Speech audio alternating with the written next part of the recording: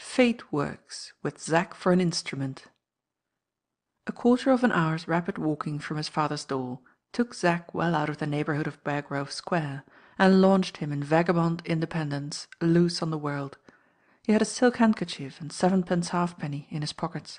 His available assets consisted of a handsome gold watch and chain. His only article of baggage was a blackthorn stick, and his anchor of hope was the pawnbroker. His first action, now that he had become his own master, was to go direct to the nearest stationer's shop that he could find, and there to write the penitent letter to his mother over which his heart had failed him in the library at Beargrove Square. It was about as awkward, scrambling, and incoherent an epistolary production as ever was composed, but Zack felt easier when he had completed it, easier still when he had actually dropped it into the post-office along with his other letter to Mr. Valentine Blyth. The next duty that claimed him was the first great duty of civilized humanity, the filling of an empty purse.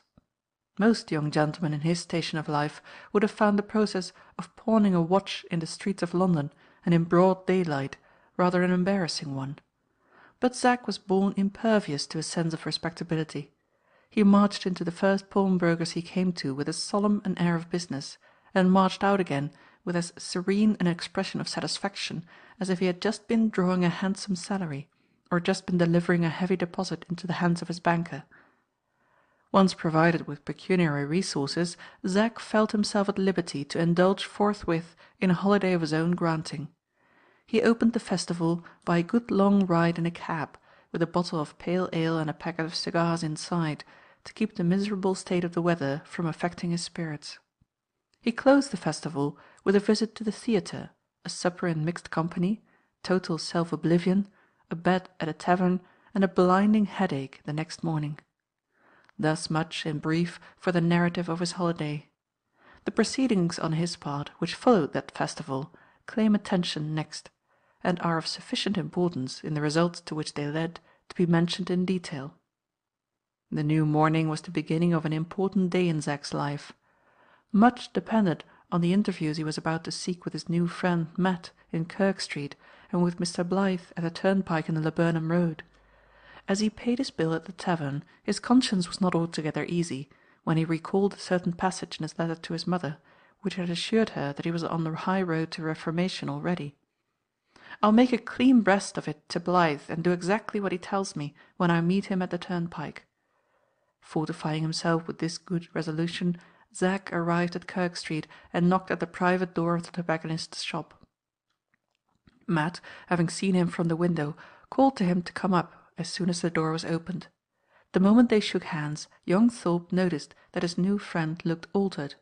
His face seemed to have grown downcast and weary, heavy and vacant since they had last met. "What's happened to you?" asked Zack. "You've been somewhere in the country, haven't you? What news do you bring back, my dear fellow? Good, I hope." "Bad as can be," returned Matt gruffly. "Don't you say another word to me about it. If you do, we part company again. Talk of something else, anything you like, and the sooner the better."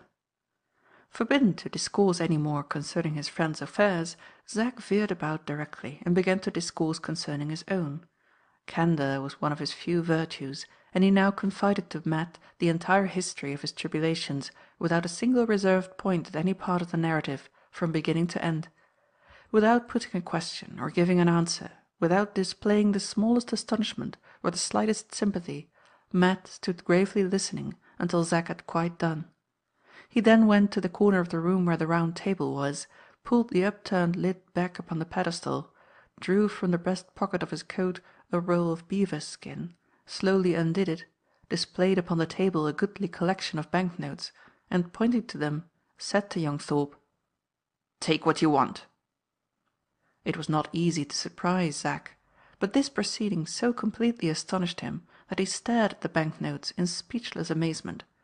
Matt took his pipe from a nail in the wall, filled the bowl with tobacco, and pointing with the stem towards the table, gruffly repeated, "Take what you want." This time Zack found words in which to express himself, and used them pretty freely to praise his new friend's unexampled generosity and to decline taking a single farthing. Matt deliberately lit his pipe in the first place, and then bluntly answered in these terms: "Take my advice, young un, and keep all that talking for somebody else. It's gibberish to me. Don't bother, and help yourself to what you want. Money's what you want, though you won't own it. That's money. When it's gone, I can go back to California and get more. While it lasts, make it spin. What is there to stare at? I told you I'd be brothers with you because of what you done for me the other night. Well, I'm being brothers with you now. Get your watch out of pawn and shake a loose leg at the world. Will you take what you want? And when you have, just tie up the rest and chuck 'em over here." With those words the man at the black skull-cap sat down on his bearskins and sulkily surrounded himself with clouds of tobacco smoke. Finding it impossible to make Matt understand those delicacies and refinements of civilized life which induce one gentleman, always excepting a clergyman at Easter time, to decline accepting money from another gentleman as a gift, perceiving that he was resolved to receive all remonstrances as so many declarations of personal enmity and distrust, and well knowing, moreover, that a little money to go on with would be really a very acceptable accommodation under existing circumstances, Zack consented to take 2 10-pound notes as a loan. At this reservation Matt chuckled contemptuously, but young Thorpe enforced it by tearing a leaf out of his pocket-book and writing an acknowledgment for the sum he had borrowed. Matt roughly and resolutely refused to receive the document, but Zack tied it up along with the banknotes and threw the beaver skin roll back to its owner as requested. "Do you want a bed to sleep in?" asked Matt. "Say yes or no at once. I won't have no more gibberish. I'm not a gentleman, and I can't shake up along with them as are. It's no use trying it on with me, young un. I'm not much better than a cross between a savage and a Christian.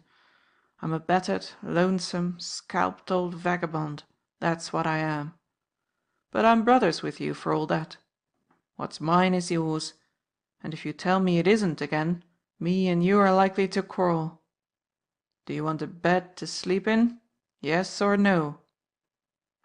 Yes, Zack certainly wanted a bed, but "There's one for you," remarked Matt, pointing through the folding doors into the back room. "I don't want it.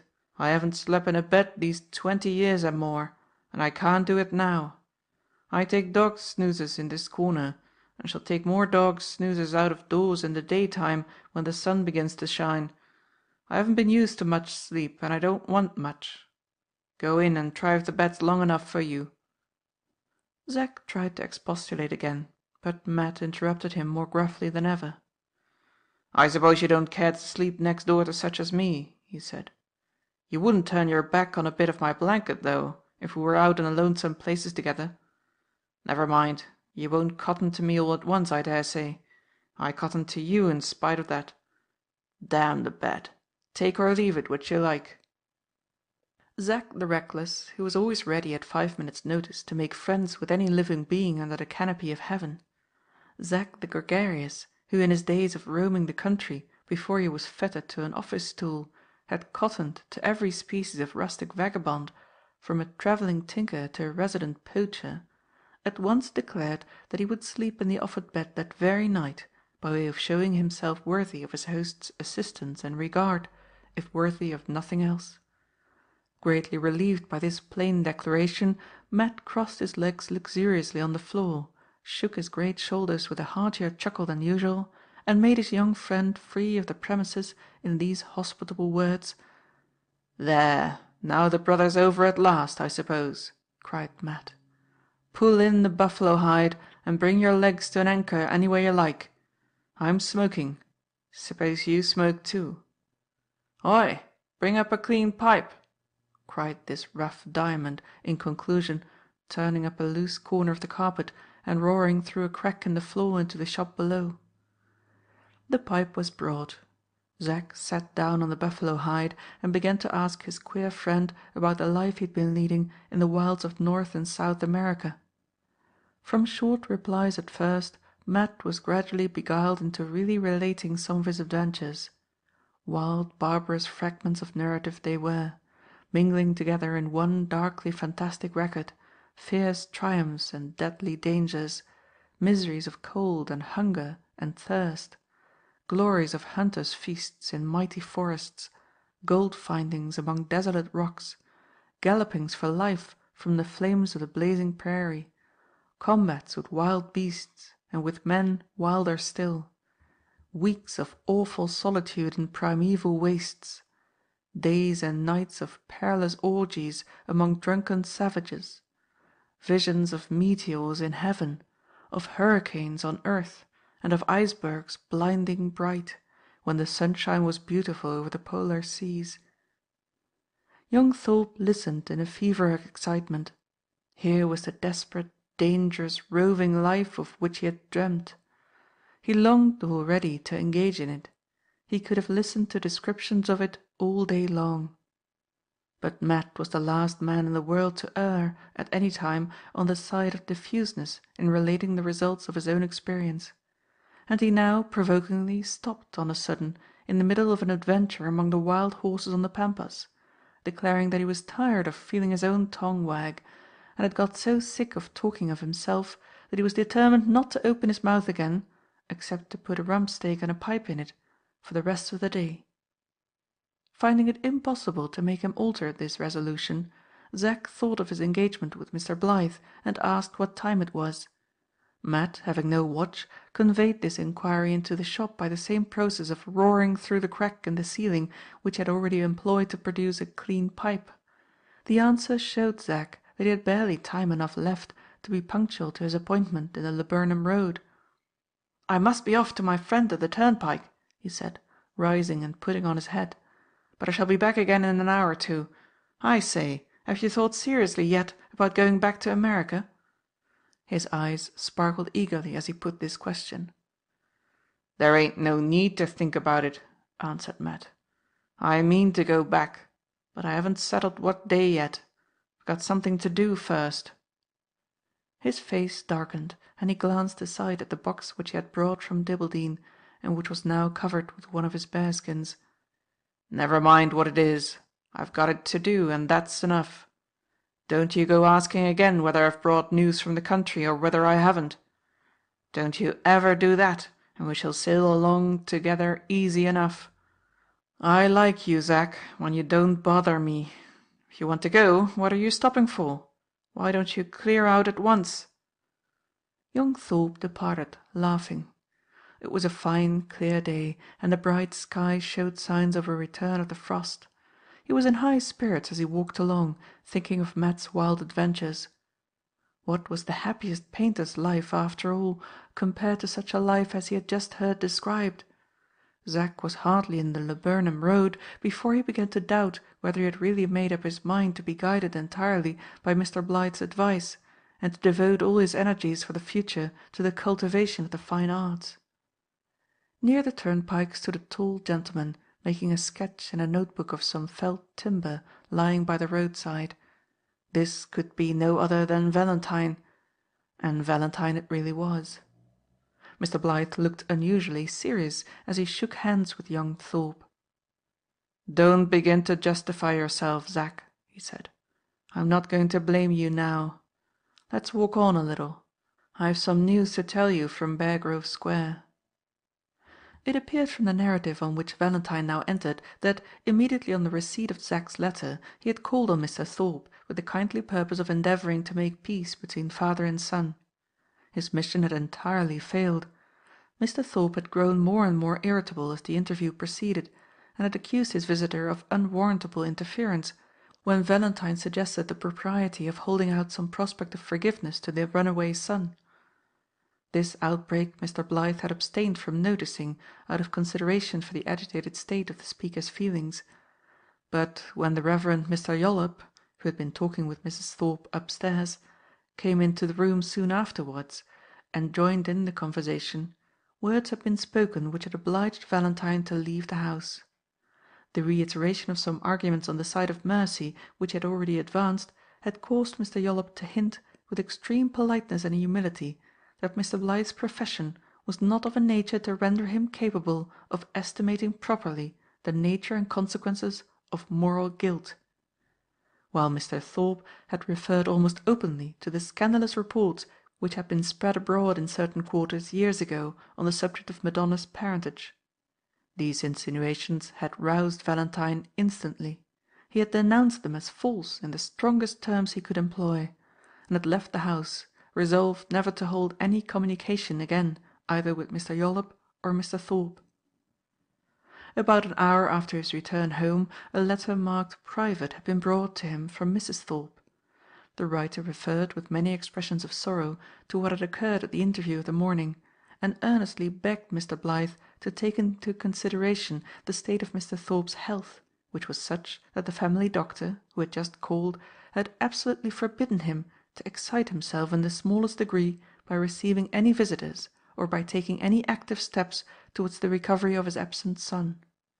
If these rules were not strictly complied with for many days to come, the doctor declared that the attack of palpitation of the heart from which Mr. Thorpe had suffered on the night of Zack's return might occur again, and might be strengthened into a confirmed malady. As it was, if proper care was taken, nothing of an alarming nature need be apprehended. Having referred to her husband in these terms, Mrs. Thorpe next reverted to herself. She mentioned the receipt of a letter from Zack, but said it had done little towards calming her anxiety and alarm. Feeling certain that Mr. Blyth would be the first friend her son would go to, she now begged him to use his influence to keep Zack from abandoning himself to any desperate courses, or from leaving the country, which she greatly feared he might be tempted to do. She asked this of Mr. Blyth as a favour to herself, and hinted that if he would only enable her, by granting it, to tell her husband, without entering into details, that their son was under safe guidance for the present, half the anxiety from which she was now suffering would be alleviated. Here the letter ended abruptly, a request for a speedy answer being added in the postscript. "Now, Zack," said Valentine, after he had related the result of his visit to Beargrove Square and had faithfully reported the contents of Mrs. Thorpe's letter, "I shall only add that whatever has happened between your father and me makes no difference in the respect I have always felt for your mother, and in my earnest desire to do her every service in my power. I tell you fairly, as between friends, that I think you have been very much to blame, but I have sufficient confidence and faith in you to leave everything to be decided by your own sense of honour, and by the affection which I am sure you feel for your mother." This appeal, and the narrative which had preceded it, had their due effect on Zack. His ardour for a wandering life of excitement and peril began to cool in the quiet temperature of the good influences that were now at work within him. "It shan't be my fault, Blyth, if I don't deserve your good opinion," he said warmly.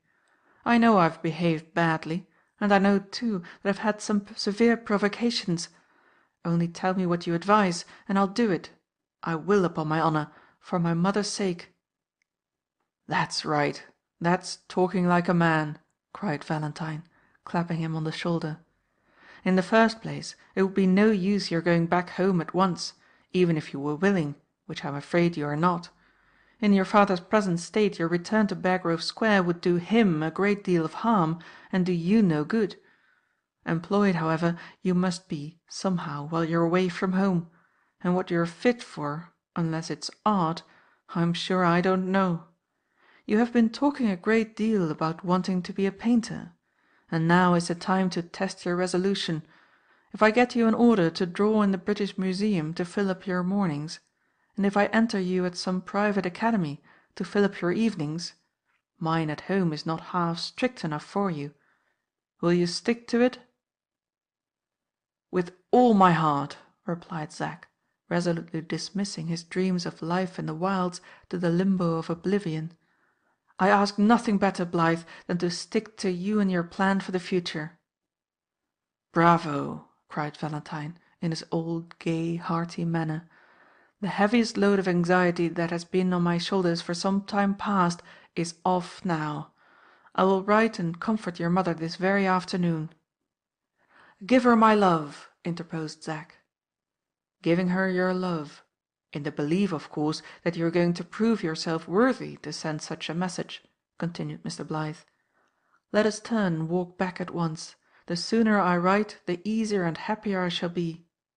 By the by, there's another important question starts up now, which your mother seems to have forgotten in the hurry and agitation of writing her letter. What are you going to do about money matters? Have you thought about a place to live in for the present? Can I help you in any way?" These questions admitted of but one candid form of answer, which the natural frankness of Zack's character led him to adopt without hesitation. He immediately related the whole history of his first meeting with Matt, formally describing him on this occasion as Mr. Matthew Marksman, and of the visit to Kirk Street which had followed it that very morning. Though in no way remarkable for excess of caution or for the possession of any extraordinary fund of worldly wisdom, Mr. Blyth frowned and shook his head suspiciously while he listened to the curious narrative now addressed to him. As soon as it was concluded, he expressed the most decided disapprobation of the careless readiness with which Zack had allowed a perfect stranger to become intimate with him, reminding him that he had met his new acquaintance, of whom by his own confession he knew next to nothing, in a very disreputable place, and concluded by earnestly recommending him to break off all connection with so dangerous an associate at the earliest possible opportunity. Zack, on his side, was not slow in mustering arguments to defend his conduct. He declared that Mr. Marksman had gone into the snuggery innocently and had been grossly insulted before he became the originator of the riot there. As to his family affairs and his real name, he might have good and proper reasons for concealing them, which was the more probable as his account of himself in other respects was straightforward and unreserved enough. He might be a little eccentric, and might have led an adventurous life, but it was surely not fair to condemn him on that account only as a bad character. In conclusion, Zack cited the loan he had received as a proof that the stranger could not be a swindler at any rate, and referred to the evident familiarity with localities and customs in California which he had shown in conversation that afternoon, as affording satisfactory proof in support of his own statement that he had gained his money by gold-digging.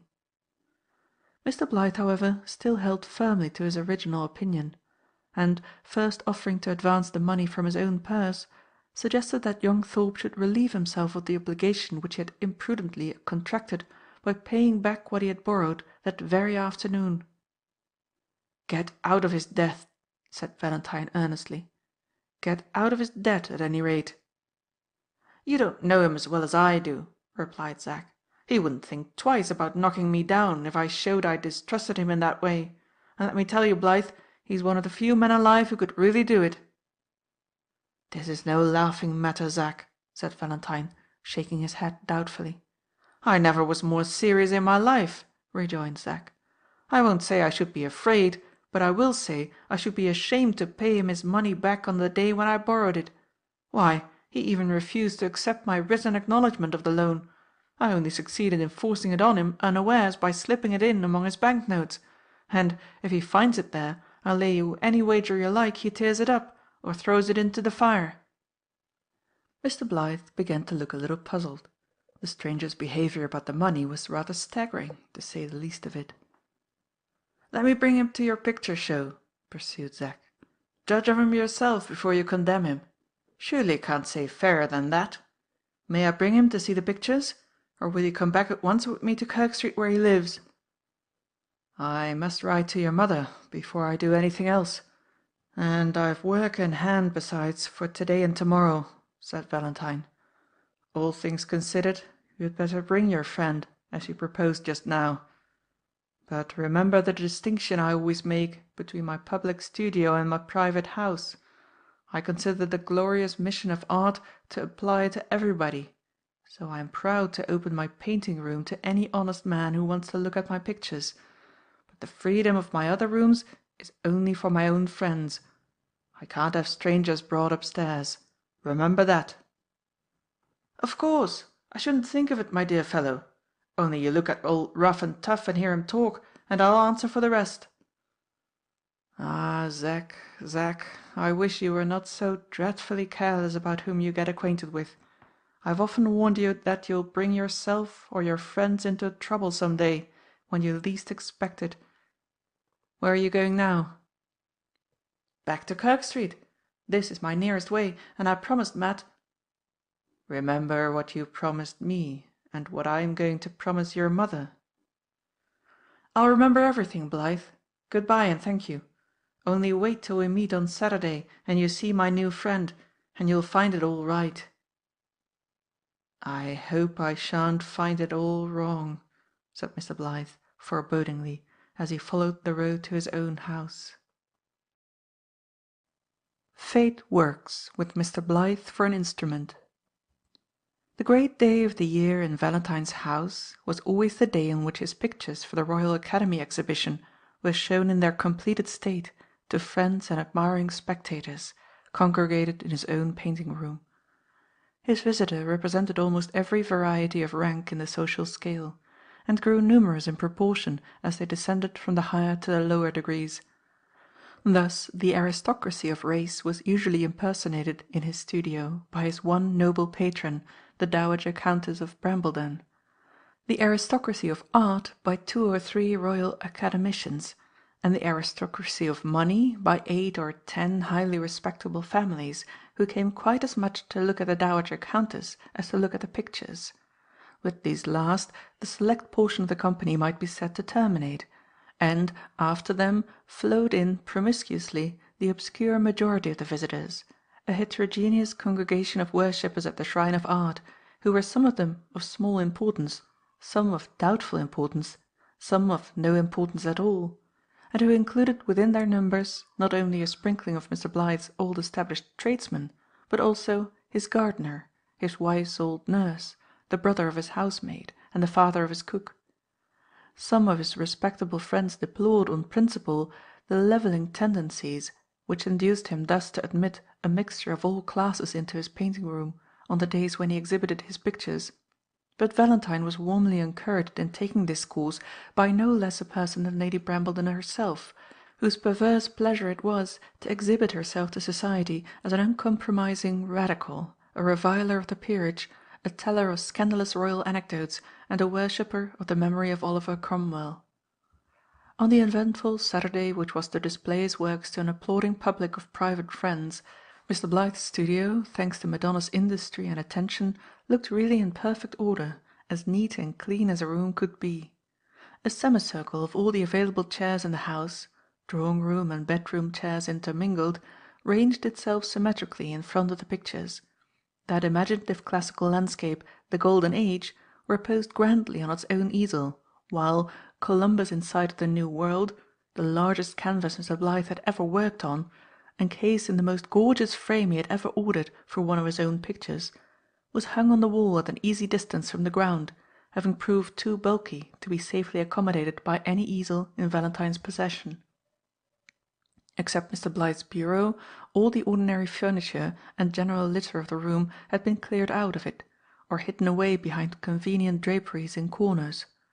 Backwards and forwards over the open space thus obtained, Mr. Blythe walked expectant, with the elastic skip peculiar to him, looking ecstatically at his pictures as he passed and repassed them, now singing, now whistling, sometimes referring mysteriously to a small manuscript which he carried in his hand, jauntily tied round with blue ribbon, sometimes following the lines of the composition in Columbus by flourishing his right hand before it in the air with dreamy artistic grace; always, turn where he would, instinct from top to toe with an excitable activity which defied the very idea of rest, and always hospitably ready to rush to the door and receive the first enthusiastic visitor with open arms at a moment's notice. Above stairs, in the invalid room, the scene was of a different kind. Here also the arrival of the expected visitors was an event of importance, but it was awaited in perfect tranquillity and silence. Mrs. Blythe lay in her usual position on the couch side of the bed, turning over a small portfolio of engravings, and Madonna stood at the front window, where she could command a full view of the garden gate and of the approach from it to the house. This was always her place on the days when the pictures were shown, for, while occupying this position, she was able, by signs, to indicate the arrival of the different guests to her adopted mother, who lay too far from the window to see them. On all other days of the year it was Mrs. Blythe who devoted herself to Madonna's service, by interpreting for her advantage the pleasant conversations that she could not hear. On this day it was Madonna who devoted herself to Mrs. Blythe's service, by identifying for her amusement the visitors whose approach up the garden walk she could not safely leave her bed to see. No privilege that the girl enjoyed under Valentine's roof was more valued by her than this, for by the exercise of it she was enabled to make some slight return in kind for the affectionate attention of which she was the constant object. Mrs. Blythe always encouraged her to indicate who the different guests were, as they followed each other, by signs of her own choosing, these signs being almost invariably suggested by some characteristic peculiarity of the person represented, which her quick observation had detected at a first interview, and which she copied with the quaintest exactness of imitation. The correctness with which her memory preserved these signs, and retained, after long intervals, the recollection of the persons to whom they alluded, was very extraordinary. The name of any mere acquaintance who came seldom to the house she constantly forgot, having only perhaps had it interpreted to her once or twice, and not hearing it, as others did, whenever it accidentally occurred in conversation. But if the sign by which she herself had once designated that acquaintance, no matter how long ago, happened to be repeated by those about her, it was then always found that the forgotten person was recalled to her recollection immediately. From 11 till 3 had been notified in the invitation cards as the time during which the pictures would be on view. It was now long past 10. Madonna still stood patiently by the window, going on with a new purse which she was knitting for Valentine, and looking out attentively now and then towards the road. Mrs. Blythe, humming a tune to herself, slowly turned over the engravings in her portfolio, and became so thoroughly absorbed in looking at them that she forgot altogether how time was passing, and was quite astonished to hear Madonna suddenly clap her hands at the window as a signal that the first punctual visitor had passed the garden gate. Mrs. Blythe raised her eyes from the prints directly, and smiled as she saw the girl puckering up her fresh, rosy face into a childish imitation of old age, bending her light figure gravely in a succession of formal bows, and kissing her hand several times with extreme suavity and deliberation. These signs were meant to indicate Mrs. Blythe's father, the poor engraver, whose old-fashioned habit it was to pay homage to all his friends among the ladies by saluting them from afar off with tremulous bows and gallant kissings of the hand. "Ah," thought Mrs. Blythe, nodding to show that she understood the signs.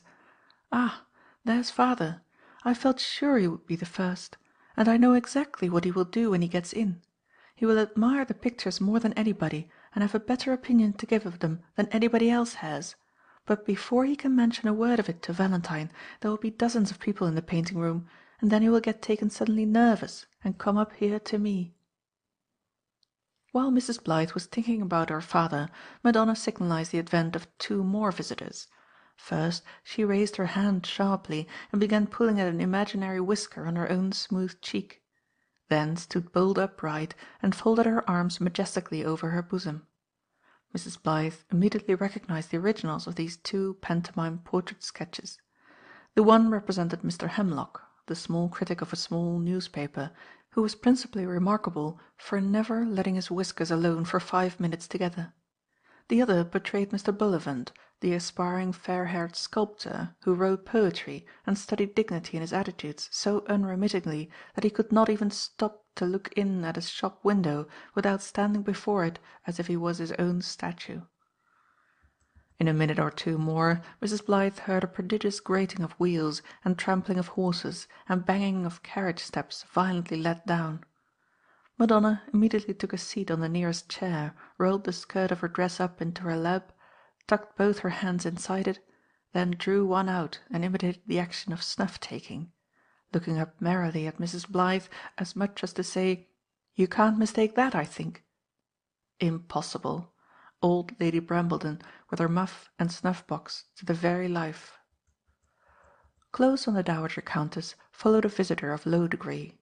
Madonna, looking as if she was a little afraid of the boldness of her own imitation, began chewing an imaginary quid of tobacco, then pretended to pull it suddenly out of his mouth and throw it away behind her. It was all over in a moment, but it represented to perfection Mangles, the gardener, who, though an inveterate chewer of tobacco, always threw away his quid whenever he confronted his betters, as a duty that he owed to his own respectability.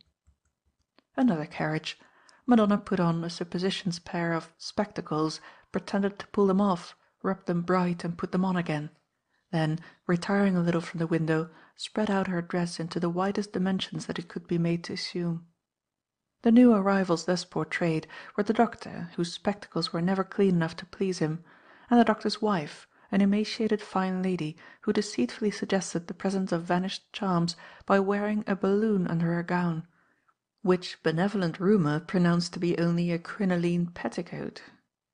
Here there was a brief pause in the procession of visitors. Mrs. Blythe beckoned to Madonna and began talking on her fingers. "No signs of Zack yet, are there, love?" The girl looked anxiously towards the window and shook her head. "If he ventures up here when he does come, we must not be so kind to him as usual. He's been behaving very badly, and we must see if we can't make him ashamed of himself." Madonna's colour rose directly. She looked amazed, sorry, perplexed, and incredulous by turns. Zack behaving badly? She would never believe it. "I mean to make him ashamed of himself if he ventures near me," pursued Mrs. Blythe. "And I shall try if I can't console him afterwards," thought Madonna, turning away her head for fear her face should betray her. Another ring at the bell. "There he is, perhaps," continued Mrs. Blythe, nodding in the direction of the window as she signed those words. Madonna ran to look, then turned round, and with a comic air of disappointment hooked her thumbs in the armholes of an imaginary waistcoat. Only Mr. Gimble, the picture dealer, who always criticised works of art with his hands in that position. Just then a soft knock sounded at Mrs. Blythe's door, and her father entered, sniffing with a certain perpetual cold of his which nothing could cure, bowing, kissing his hand, and frightened upstairs by the company, just as his daughter had predicted. "Oh, Lavvy, the Dowager Countess is downstairs, and her ladyship likes the pictures," exclaimed the old man, snuffling and smiling infirmly in a flutter of nervous glee. "Come and sit down by me, father, and see Madonna doing the visitors. It's funnier than any play that ever was acted."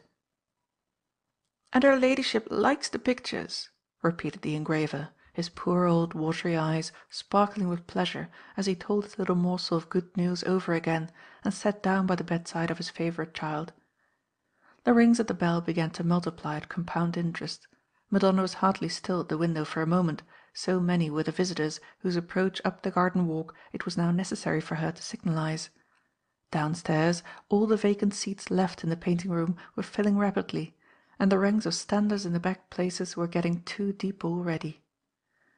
There was Lady Brambledon, whose calls at the studio always lasted the whole morning, sitting in the centre, or place of honour, taking snuff fiercely, talking liberal sentiments in a cracked voice, and apparently feeling extreme pleasure in making the respectable middle classes stare at her in reverent amazement.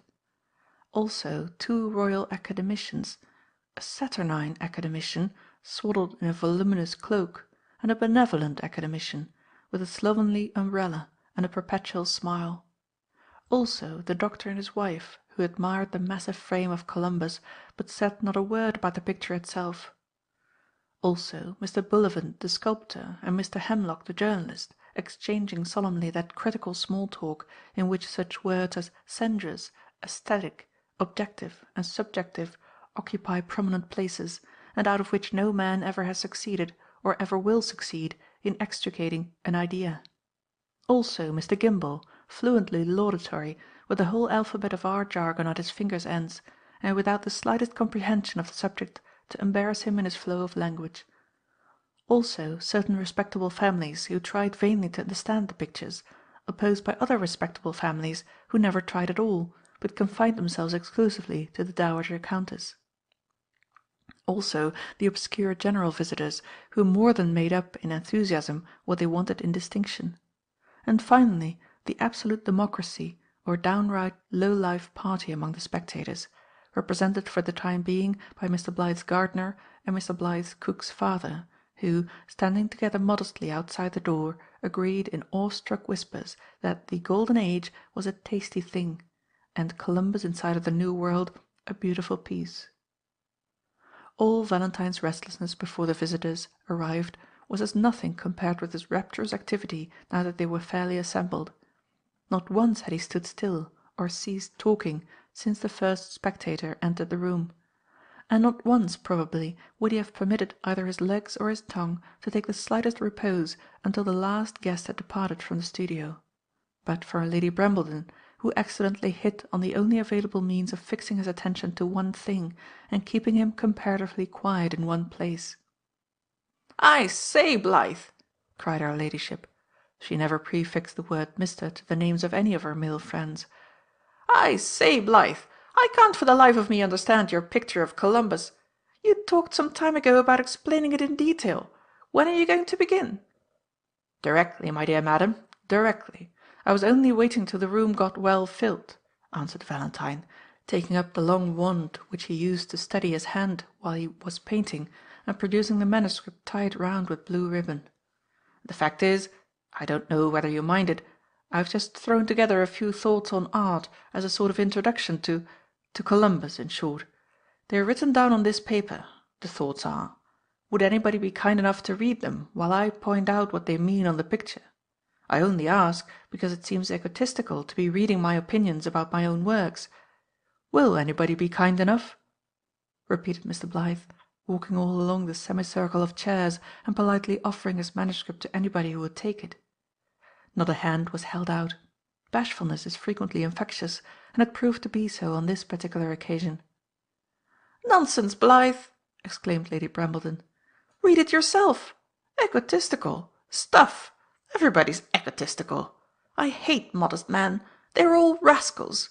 Read it and assert your own importance. You have a better right to do so than most of your neighbours, for you belong to the aristocracy of talent, the only aristocracy, in my opinion, that is worth a straw." Here her ladyship took a pinch of snuff and looked at the middle-class families as much as to say, "There, what do you think of that from a member of your darling peerage?"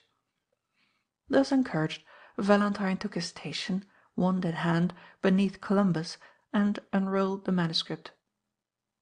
"What a very peculiar man Mr. Blythe is," whispered one of the lady visitors to an acquaintance behind her.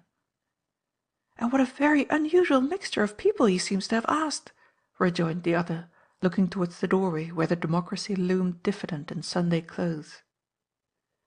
"The pictures which I have the honour to exhibit," began Valentine from the manuscript, "have been painted on a principle—" "I beg your pardon, Blythe," interrupted Lady Brambledon, whose sharp ears had caught the remark made on Valentine and his mixture of people, and whose liberal principles were thereby instantly stimulated into publicly asserting themselves.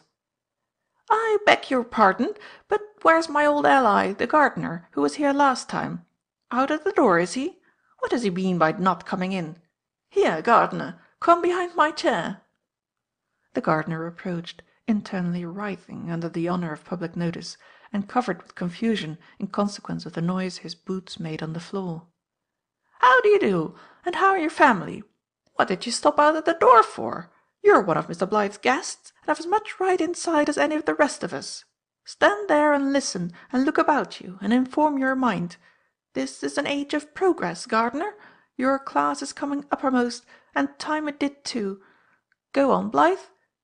And again the Dowager Countess took a pinch of snuff, looking contemptuously at the lady who had spoken of the mixture of people.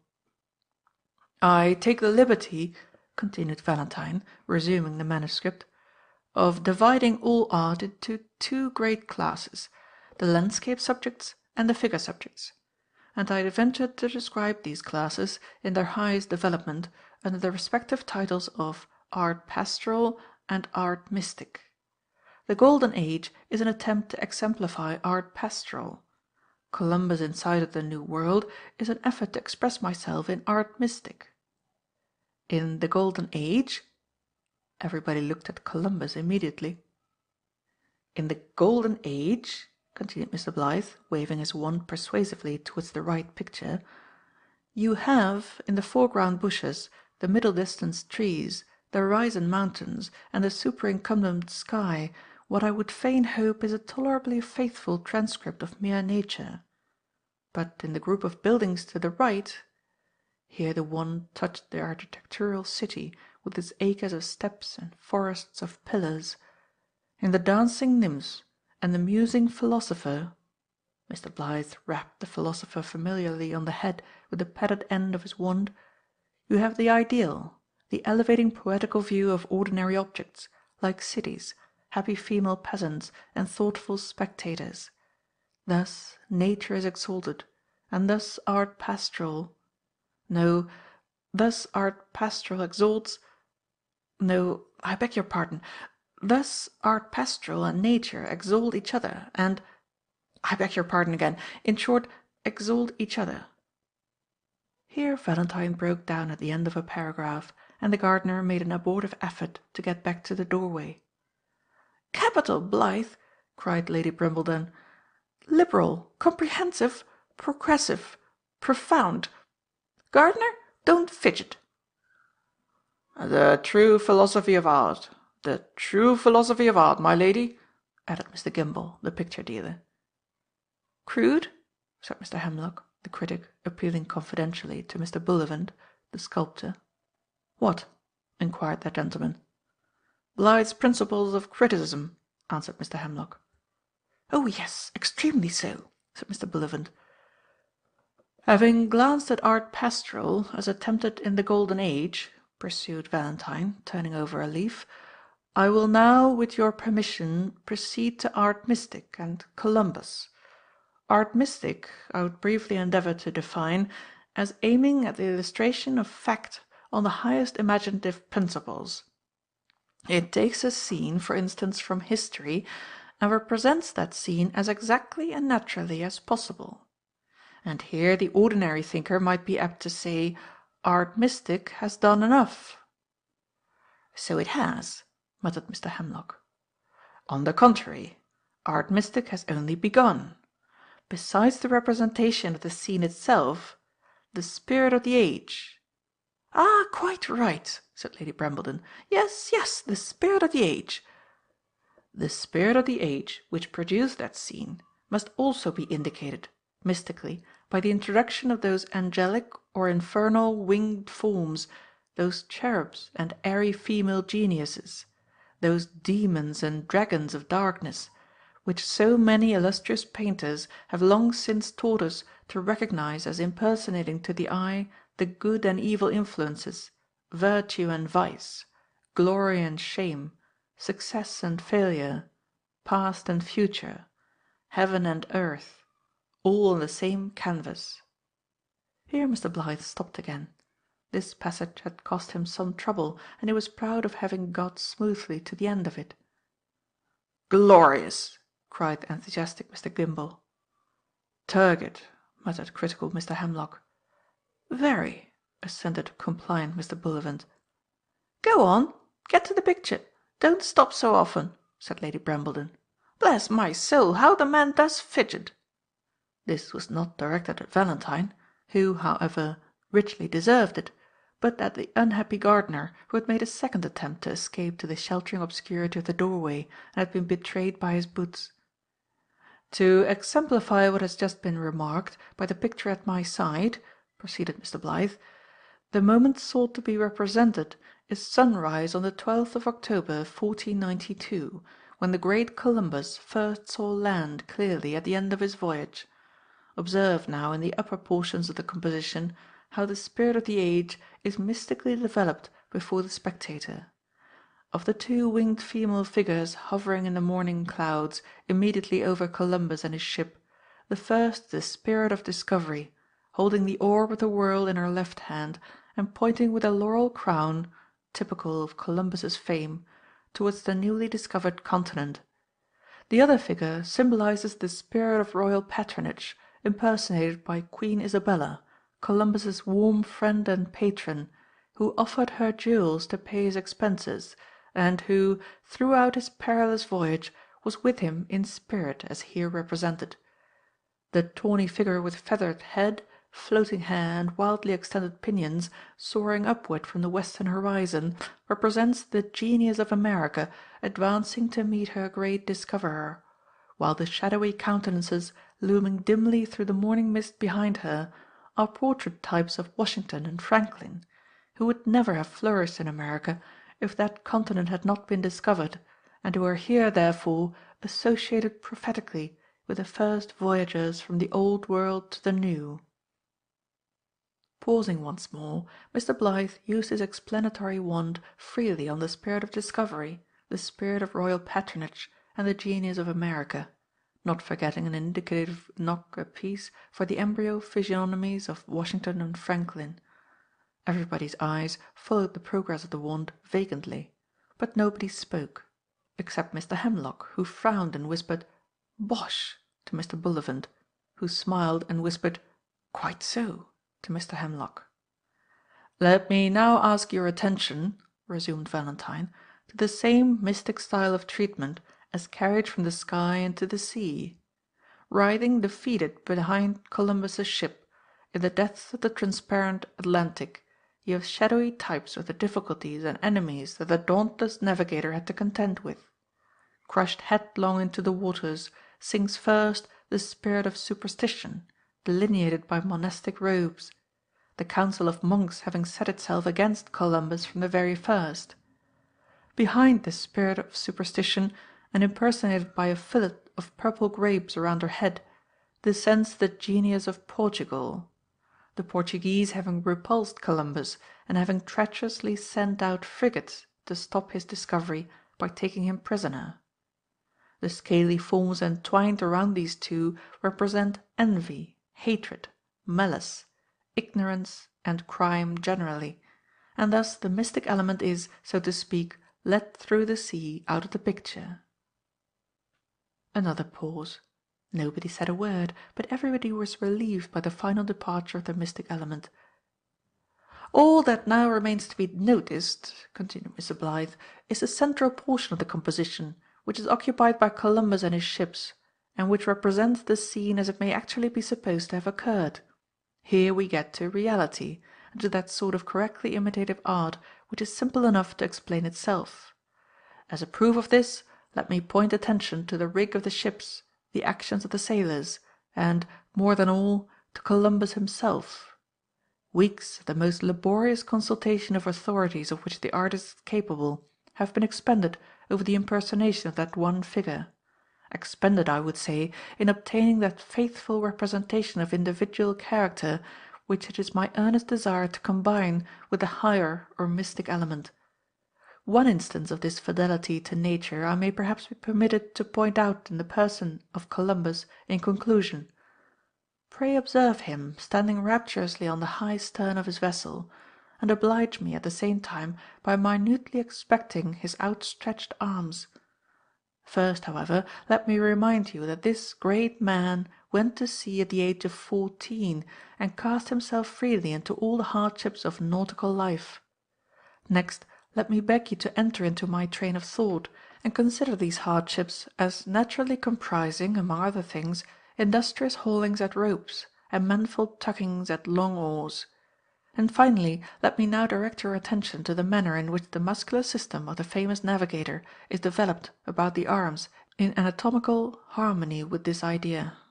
Follow the wand closely, and observe, bursting, as it were, through his sleeves, the characteristic vigour of Columbus's bicep flexor cubiti." "Mercy on us, what's that?" cried Lady Brambledon. "Anything improper?"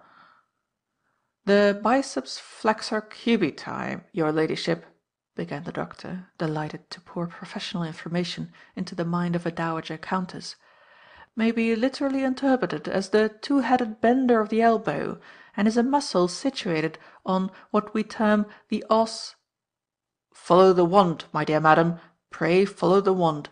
This is the biceps," interrupted Valentine, tapping till the canvas quivered again on the upper part of Columbus's arms, which obtruded their muscular condition through a pair of tight-fitting chamois leather sleeves. "The biceps, Lady Brambledon, is a tremendously strong muscle—" "Which arises in the human body, your ladyship," interposed the doctor, "by two heads. Which is used," continued Valentine, cutting him short. "I beg your pardon, doctor, but this is important. Which is used—" "I beg yours," rejoined the doctor testily. "The origin of the muscle or place where it arises is the first thing to be described. The use comes afterwards. It's an axiom of anatomical science—" "But, my dear sir," cried Valentine. "No," said the doctor peremptorily. You must really excuse me. This is a professional point. If I allow erroneous explanations of the muscular system to pass unchecked in my presence—" "I don't want to make any," cried Mr. Blyth, gesticulating violently in the direction of Columbus. "I only want to describe the use of a muscle before you describe the place of its origin in the human body," persisted the doctor. "No, my dear sir, I can't sanction it. No, indeed, I really cannot sanction it." "Will you let me say 2 words?" asked Valentine. 200,000, my good sir, on any other subject," assented the doctor, with a sarcastic smile. "But on this subject—" "On art," shouted Mr. Blyth, with a tap on Columbus, which struck a sound from the canvas like a thump on a muffled drum. "On art, doctor. I only want to say that, as Columbus's early life must have exercised him considerably in hauling ropes and pulling oars, I have shown the large development of his biceps muscle, which is principally used in those actions, through his sleeves, as a good characteristic point to insist on in his physical formation. That's all. As to the origin—" "The origin of the biceps flexor cubiti, your ladyship," resumed the pertinacious doctor, "is by 2 heads. The first begins, if I may so express myself, tendinous from the glenoid cavity of the scapula." "That man is a pedantic jackass," whispered Mr. Hemlock to his friend. "And yet he hasn't a bad head for a bust," rejoined Mr. Bullivant. "Pray, Mr. Blyth," pleaded the polite and ever-admiring Mr. Gimble, "pray let me beg you, in the name of the company, to proceed with your most interesting and suggestive explanations and views on art." "Indeed, Mr. Gimble," said Valentine, a little crestfallen under the anatomical castigation inflicted on him by the doctor, "I am very much delighted and gratified by your approval, but I have nothing more to read. I thought that point about Columbus a good point to leave off with, and considered that I might safely allow the rest of the picture to explain itself to the intelligent spectator." Hearing this, some of the spectators, evidently distrusting their own intelligence, rose to take leave, new visitors making their appearance, however, to fill the vacant chairs and receive Mr. Blyth's hearty welcome. Meanwhile, through all the bustle of departing and arriving friends, and through all the fast strengthening hum of general talk, the voice of the unyielding doctor still murmured solemnly of capsular ligaments, adjacent tendons, and coracoid processes to Lady Brambledon, who listened to him with satirical curiosity, as a species of polite medical buffoon whom it rather amused her to become acquainted with. Among the next applicants for admission at the painting-room door were 2 whom Valentine had expected to see at a much earlier period of the day, Mr. Matthew Marksman and Zack. "How late you are," he said, as he shook hands with young Thorpe. "I wish I could have come earlier, my dear fellow," answered Zack, rather importantly, "but I had some business to do." He had been recovering his watch from the pawnbroker. "And my friend here had some business to do also." Mr. Marksman had been toasting red herrings for an early dinner. "And so somehow we couldn't get here before. Matt, let me introduce you. This is my old friend Mr. Blyth, whom I told you of." Valentine had barely time to take the hand of the new guest before his attention was claimed by fresh visitors. Young Thorpe did the honours of the painting-room in the artist's absence. "Lots of people, as I told you. My friend's a great genius," whispered Zack, wondering as he spoke whether the scene of civilized life now displayed before Mr. Marksman would at all tend to upset his barbarian self-possession. No, not in the least. There stood Matt, just as grave, cool, and quietly observant of things about him as ever. Neither the pictures, nor the company, nor the staring of many eyes that wondered at his black skull-cap and scarred swarthy face were capable of disturbing the Olympian serenity of this Jupiter of the backwoods. "There!" cried Zack, pointing triumphantly across the room to Columbus. "Cudgel your brains, old boy, and guess what that is a picture of, without coming to me to help you." Matt attentively surveyed the figure of Columbus, the rig of his ship, and the wings of the typical female spirits, hovering overhead in the morning clouds, thought a little, then gravely and deliberately answered, "Peter Wilkins taking a voyage along with his flying wives." Zack pulled out his handkerchief and stifled his laughter as well as he could out of consideration for Matt, who, however, took not the smallest notice of him, but added, still staring intently at the picture, "Peter Wilkins was the only book I had when I was a lad aboard ship. I used to read it over and over again at odds and ends of spare time till I pretty nigh got it by heart. That was many a year ago, and a good lot of what I knowed then I don't know now. But mind ye, it's my belief that Peter Wilkins was something of a sailor." "Well," whispered Zack, humouring him, "suppose he was. What of that?" "Do you think a man as was anything of a sailor would ever be fool enough to put to sea in such a craft as that?" asked Mr. Marksman, pointing scornfully to Columbus's ship. "Hush, old rough and tough. The picture hasn't anything to do with Peter Wilkins," said Zack. "Keep quiet and wait here a minute for me. There are some friends of mine at the other end of the room that I must go and speak to. And I say, if Blythe comes up to you and asks you about the picture, say it's Columbus and remarkably like him." Left by himself, Matt looked about for better standing room than he then happened to occupy, and seeing a vacant space left between the doorpost and Mr. Blythe's bureau, retreated to it. Putting his hands in his pockets, he leaned comfortably against the wall and began to examine the room and everything in it at his leisure. It was not long, however, before he was disturbed. One of his neighbours, seeing that his back was against a large paper sketch nailed on the wall behind him, told him bluntly that he was doing mischief there, and made him change his position. He moved accordingly to the doorpost, but even here he was not left in repose. A fresh relay of visitors arrived and obliged him to make way for them to pass into the room, which he did by politely rolling himself round the doorpost into the passage. As he disappeared in this way, Mr. Blythe bustled up to the place where Matt had been standing, and received his guests there, with great cordiality, but also with some appearance of flurry and a perplexity of mind. The fact was that Lady Brambledon had just remembered that she had not examined Valentine's works yet, through one of those artistic tubes which effectively concentrate the rays of light on a picture when applied to the eye. Knowing, by former experience, that the studio was furnished with one of these little instruments, her ladyship now intimated her ardent desire to use it instantly on Columbus. Valentine promised to get it, with his usual ready politeness, but he had not the slightest idea where it actually was, for all that. Among the litter of small things that had been cleared out of the way when the painting room was put in order, there were several which he vaguely remembered having huddled together for safety in the bottom of his bureau. The tube might possibly have been among them, so in this place he determined to look for it, being quite ignorant, if the search turned out unsuccessful, where he ought to look next.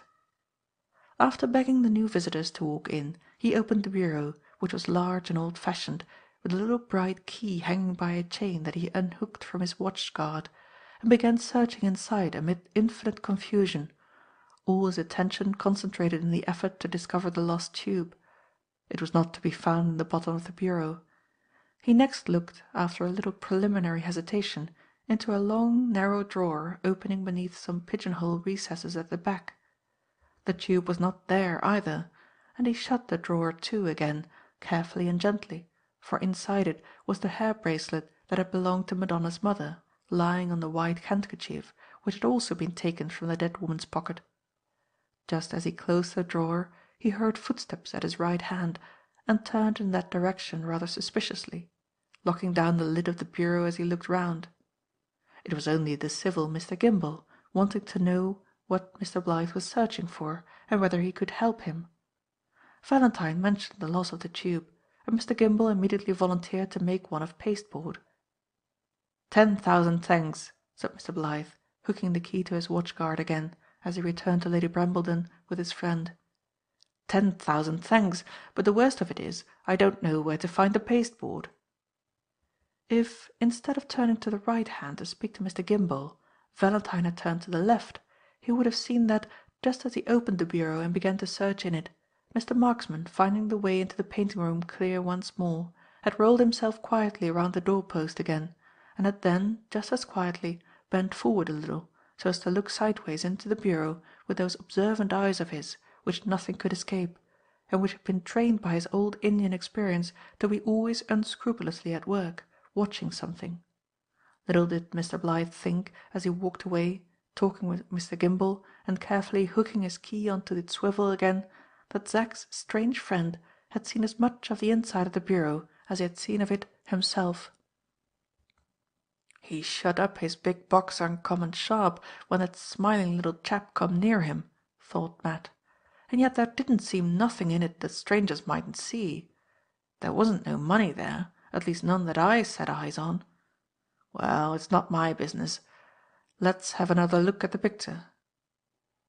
In the affairs of art, as in other matters, important discoveries are sometimes made, and great events occasionally accomplished, by very ignoble agencies. Matt's deplorable ignorance of painting in general, and grossly illiterate misunderstanding of the subject represented by Columbus in particular, seemed to mark him out as the last man in the world who could possibly be associated with art mystic in the character of guardian genius. Yet such was the proud position which he was now selected by fate to occupy. In plain words, Mr. Blyth's greatest historical work had been for some little time in imminent danger of destruction by falling, and Matt's look at the picture was the all-important look which enabled him to be the first person in the room who perceived that it was in peril. The eye with which Mr. Marksman now regarded the picture was certainly the eye of a barbarian, but the eye with which he afterwards examined the supports by which it was suspended was the eye of a sailor and of a good practical carpenter to boot.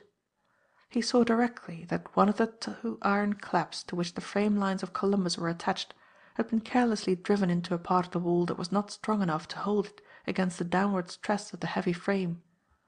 Little warning driblets of loosened plaster had been trickling down rapidly behind the canvas, but nobody heard them fall in the general buzz of talking, and nobody noticed the thin, fine crack of the iron clamp, which was now lengthening stealthily minute by minute. "Just let me by, will you?" said Matt quietly to some of his neighbours. "I want to stop those flying women and the man in the crank ship from coming down by the long run." Dozens of alarmed ladies and gentlemen started up from their chairs. Matt pushed through them unceremoniously, and was indebted to his want of politeness for being in time to save the picture.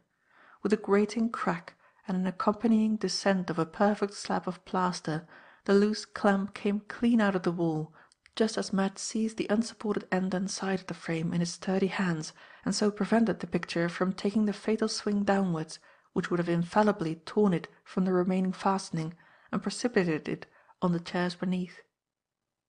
A prodigious confusion and clamouring of tongues ensued, Mr. Blyth being louder, wilder, and more utterly useless in the present emergency than any of his neighbours. Matt, cool as ever, kept his hold of the picture, and, taking no notice of the confused advice and cumbersome help offered to him, called to Zack to fetch a ladder, or, failing that, to get a hoist on some chairs and cut the rope from the clamp that remained firm. Wooden steps, as young Thorpe knew, were usually kept in the painting room. Where had they been removed to now? Mr. Blyth's memory was lost altogether in his excitement. Zack made a speculative dash at the flowing draperies which concealed the lumber in one corner, and dragged out the steps in triumph. "All right, take your time, young un. There's a knife in my left-hand breeches pocket," said Matt. "Now then, cut away at that bit of rope's end, and hold on tight at top, while I lower away at bottom. Steady! Take it easy, and there you are." With which words the guardian genius left art mystic resting safely on the floor, and began to shake his coat-tails free of the plaster that had dropped on them. "My dear sir, you have saved the finest picture I ever painted," cried Valentine, warmly seizing him by both hands. "I can't find words to express my gratitude and admiration." "Don't worry yourself about that," answered Matt. "I don't suppose I should understand you if you could find them. If you want the picture put up again, I'll do it.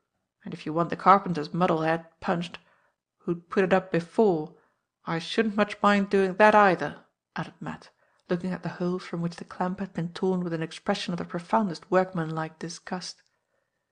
A new commotion in the room, near the door this time, prevented Mr. Blyth from giving an immediate answer to the 2 friendly propositions just submitted to him.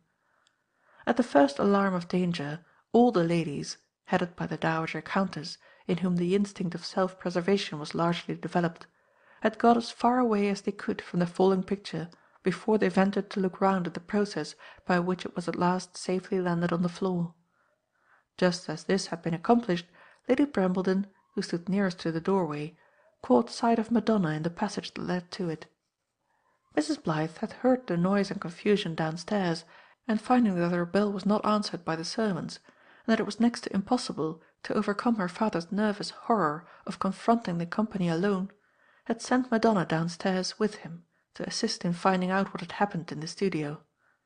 While descending the stairs with her companion, the girl had anticipated that they might easily discover whether anything was amiss without going further than the passage, by merely peeping through the studio door. But all chance of escaping the ordeal of the painting-room was lost the moment Lady Brambledon set eyes on her. The Dowager Countess was one of Madonna's warmest admirers, and now expressed that admiration by pouncing on her with immense affection and enthusiasm from the painting-room doorway. Other people, to whom the deaf and dumb girl was a much more interesting sight than Columbus or the Golden Age, crowded round her, all trying together, with great amiability and small intelligence, to explain what had happened by signs which no human being could possibly understand. Fortunately for Madonna, Zack, who ever since he had cut the picture down had been assailed by an incessant fire of questions about his strange friend from dozens of inquisitive gentlemen, happened to look towards her over the ladies' heads, and came directly to explain the danger from which Columbus had escaped. She tried hard to get away and bear the intelligence to Mrs. Blyth, but Lady Brambledon, feeling amiably unwilling to resign her too soon, pitched on the poor engraver standing tremulous in the passage as being quite clever enough to carry a message upstairs, and sent him off to take the latest news from the studio to his daughter immediately. Thus it was that when Mr. Blyth left Zack's friend to see what was going on near the door, he found Madonna in the painting-room, surrounded by sympathizing and admiring ladies. The first words of explanation by which Lady Brambledon answered his mute look of inquiry reminded him of the anxiety and alarm that his wife must have suffered, and he ran upstairs directly, promising to be back again in a minute or two. Matt carelessly followed Valentine to the group at the doorway, carelessly looked over some ladies' bonnets, and saw Madonna offering her slate to the Dowager Countess at that moment. The sweet feminine gentleness and youthful softness of the girl's face looked inexpressibly lovely as she now stood shy and confused under the eager eyes that were all gazing on her. Her dress, too, had never more powerfully aided the natural attractions of her face and figure by its own lovable charms of simplicity and modesty than now, when the plain grey merino gown and neat little black silk apron which she always wore were contrasted with the fashionable frippery of fine colours shining all round her. Was the rough Mr. Marksman himself lured at first sight into acknowledging her influence? If he was, his face and manner showed it very strangely. Almost at the instant when his eyes fell on her, that clay-cold change which had altered the colour of his swarthy cheeks in the hosier's shop at Dibbledene passed over them again. The first amazed look that he cast on her slowly darkened, while his eyes rested on her face into a fixed, heavy, vacant stare of superstitious awe. He never moved, he hardly seemed to breathe, until the head of a person before him accidentally intercepted his view. Then he stepped back a few paces, looked about him bewildered as if he had forgotten where he was, and turned quickly towards the door as if resolved to leave the room immediately. But there was some inexplicable influence at work in his heart that drew him back in spite of his own will. He retraced his steps to the group round Madonna, looked at her once more, and from that moment never lost sight of her till she went upstairs again. Whichever way her face turned, he followed the direction outside the circle so as to be always in front of it. When Valentine reappeared in the studio, and Madonna besought him by a look to set her free from general admiration and send her back to Mrs. Blyth, Matt was watching her over the painter's shoulder. And when young Thorpe, who had devoted himself to helping her in communicating with the visitors, nodded to her as she left the room, his friend from the backwoods was close behind him. The finding of the clue. Mr. Blyth's visitors, now that their common centre of attraction had disappeared, either dispersed again in the painting-room or approached the door to take their departure. Zack, turning round sharply after Madonna had left the studio, encountered his queer companion, who had not stirred an inch while other people were all moving about him. "In the name of wonder, what has come to you now? Are you ill? Have you hurt yourself with that picture?" asked Zack, startled by the incomprehensible change which he beheld in his friend's face and manner. "Come out," said Matt. Young Thorpe looked at him in amazement. Even the sound of his voice had altered. "What's wrong?" asked Zack. No answer. They went quickly along the passage and down to the garden gate in silence. As soon as they had got into one of the lonely by-roads of the new suburb, Matt stopped short and, turning full on his companion, said, "Who is she?" The sudden eagerness with which he spoke, so strangely at variance with his usual deliberation of tone and manner, made those three common words almost startling to hear. "She? Who do you mean?" enquired young Thorpe. "I mean that young woman they're all staring at." For a moment Zack contemplated the anxiety visible in his friend's face with an expression of blank astonishment, then burst into one of his loudest, heartiest and longest fits of laughter. "Oh, by Jove, I wouldn't have missed this for £50. Here's old Rough and Tough, smitten with a tender passion, like all the rest of us. Blush, you brazen old beggar, blush. You've fallen in love with Madonna at first sight." "Damn your laughing. Tell me who she is." "Tell you who she is? That's exactly what I can't do." "Why not? What do you mean? Does she belong to Painter Man?" "Oh, fie, Matt. You mustn't talk of a young lady belonging to anybody as if she was a piece of furniture or money in the 3%, or something of that sort. Confound it, man, don't shake me in that way. You'll pull my arm off. Let me have my laugh and I'll tell you everything." "Tell it then, and be quick about it." "Well, first of all, she's not Blyth's daughter, though some scandal-mongering people have said she is." "Nor yet his wife?" "Nor yet his wife. What a question! He adopted her, as they call it, years ago, when she was a child, but who she is, or where he picked her up, or what is her name, Blyth never has told anybody and never will. She's the dearest, kindest, prettiest little soul that ever lived, and that's all I know about her. It's a short story, old boy, but surprisingly romantic, isn't it?" Matt did not immediately answer. He paid the most breathless attention to the few words of information which Zack had given him, repeated them over again to himself, reflected for a moment, then said, "Why won't the Painter Man tell anybody who she is?" "How should I know? It's a whim of his. And, I'll tell you what, here's a piece of serious advice for you. If you want to go there again and make her acquaintance, don't you ask Blyth who she is, or let him fancy you want to know. He's touchy on that point. Can't say why, but he is. Every man has a raw place about him somewhere.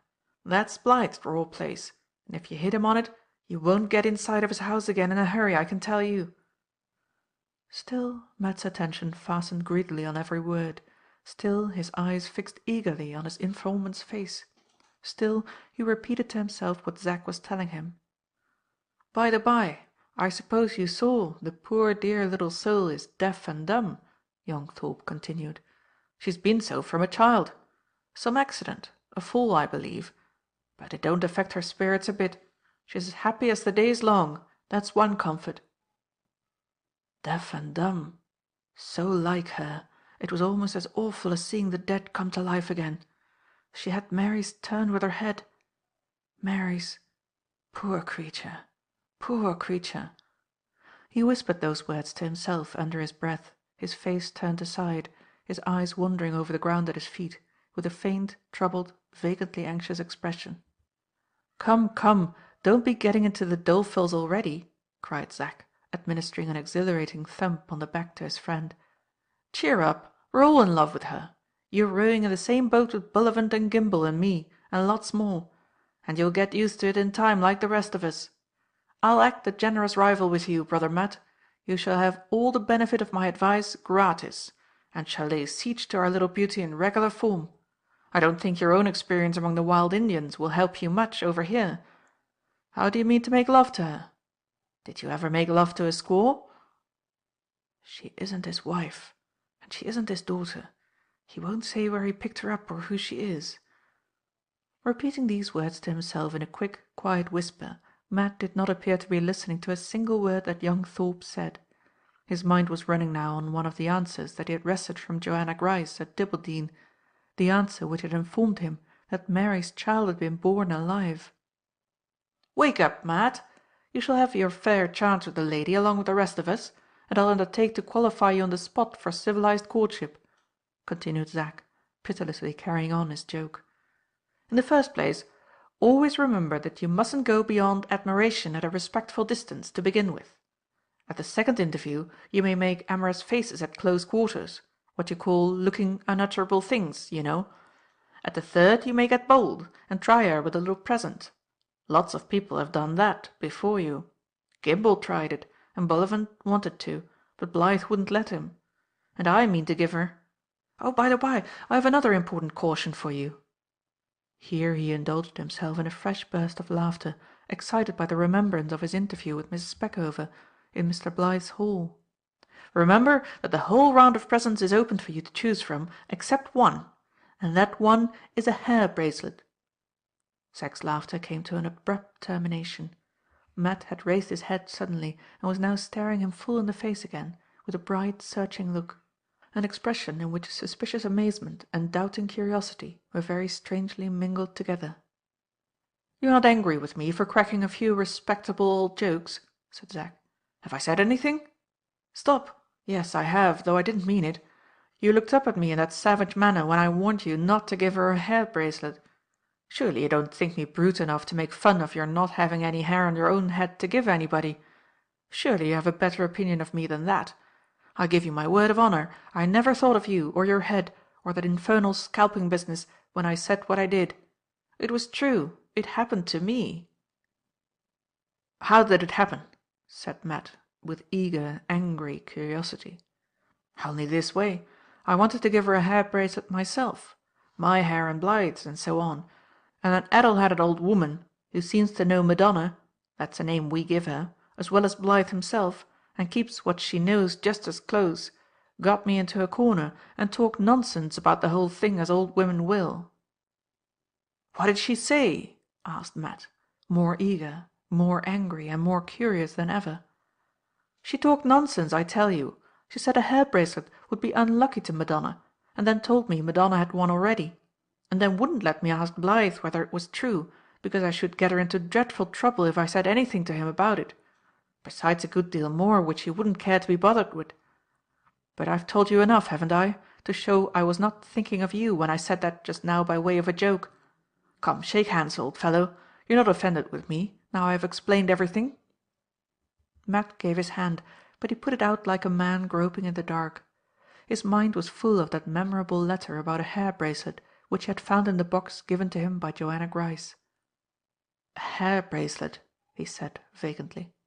"Don't be sulky," cried Zack, clapping him on the shoulder. "A hair bracelet is unlucky to the young woman, and she's got one already." He was weighing attentively the lightest word that Zack had spoken to him. "What's it like?" he asked aloud, turning suddenly to young Thorpe. "What's what like?" "A hair bracelet." "Still harping on that after all my explanations? Like?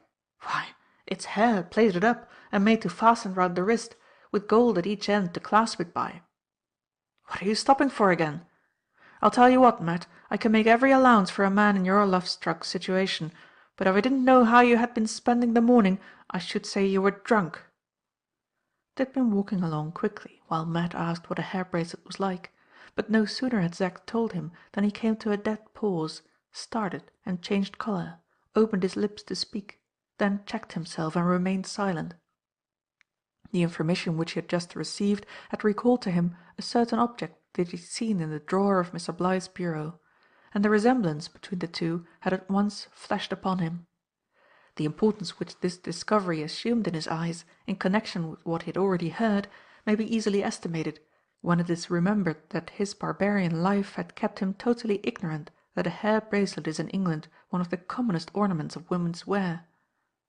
"Are we going to stop here all day?" asked Zack. "If you are turning from sulky to sentimental again, I shall go back to Blythe's and pave the way for you with Madonna, old boy." He turned gaily in the direction of Valentine's house as he said those words. Matt did not offer to detain him, did not say a word at parting. He passed his hand wearily over his eyes as Zack left him. "I am sober," he said vacantly to himself. "I am not dreaming. I am not light-headed, though I feel almost like it. I saw that young woman as plain as I see them houses in front of me now. And by God, if she had been Mary's ghost, she couldn't have been more like her." He stopped. His hand fell to his side, then fastened mechanically on the railings of a house near him. His rough, misshapen fingers trembled round the iron.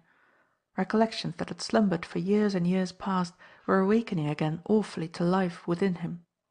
Through the obscurity and oblivion of long absence, through the changeless darkness of the tomb, there was shining out now, vivid and solemn on his memory, the image, as she had been in her youth-time, of the dead woman whose name was Mary. And it was only the sight of that young girl, of that poor, shy, gentle, deaf and dumb creature, that had wrought the miracle.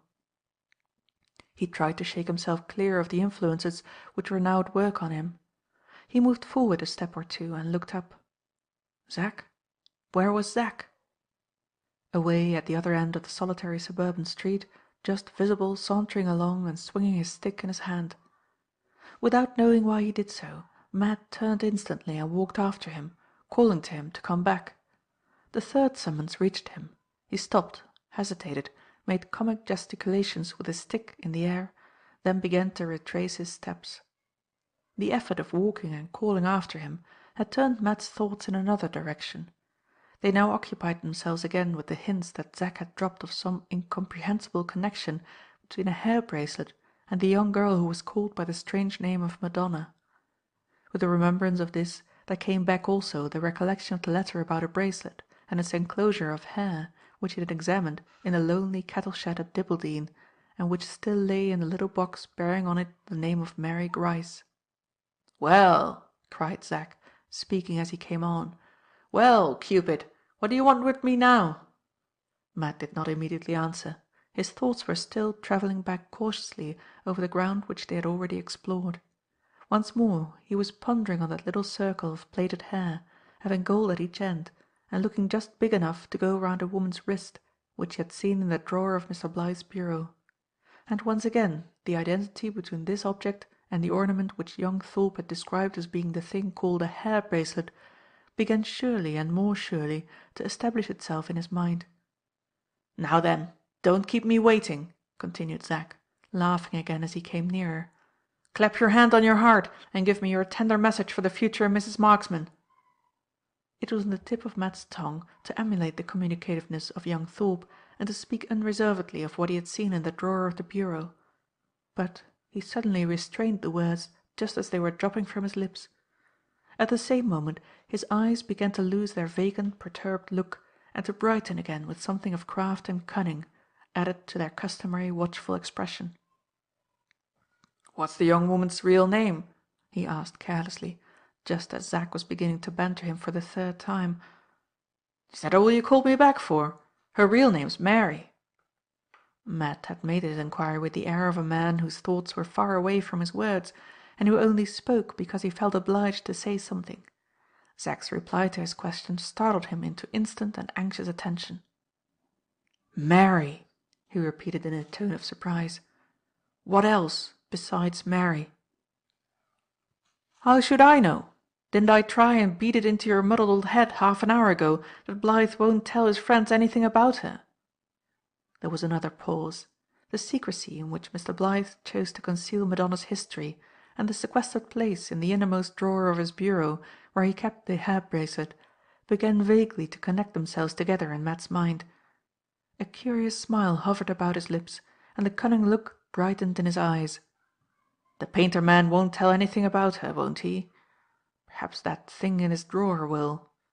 He muttered the words to himself, putting his hands in his pockets and mechanically kicking away a stone which happened to lie at his feet on the pavement. "What are you grumbling about now?" asked Zack. "Do you think I'm going to stop here all day for the pleasure of hearing you talk to yourself?" As he spoke he vivaciously rapped his friend on the shoulder with his stick. "Trust me to pave the way for you with Madonna," he called out mischievously, as he turned back in the direction of Mr. Blythe's house. "Trust me to have another look at your friend's hair bracelet," said Matt quietly to himself.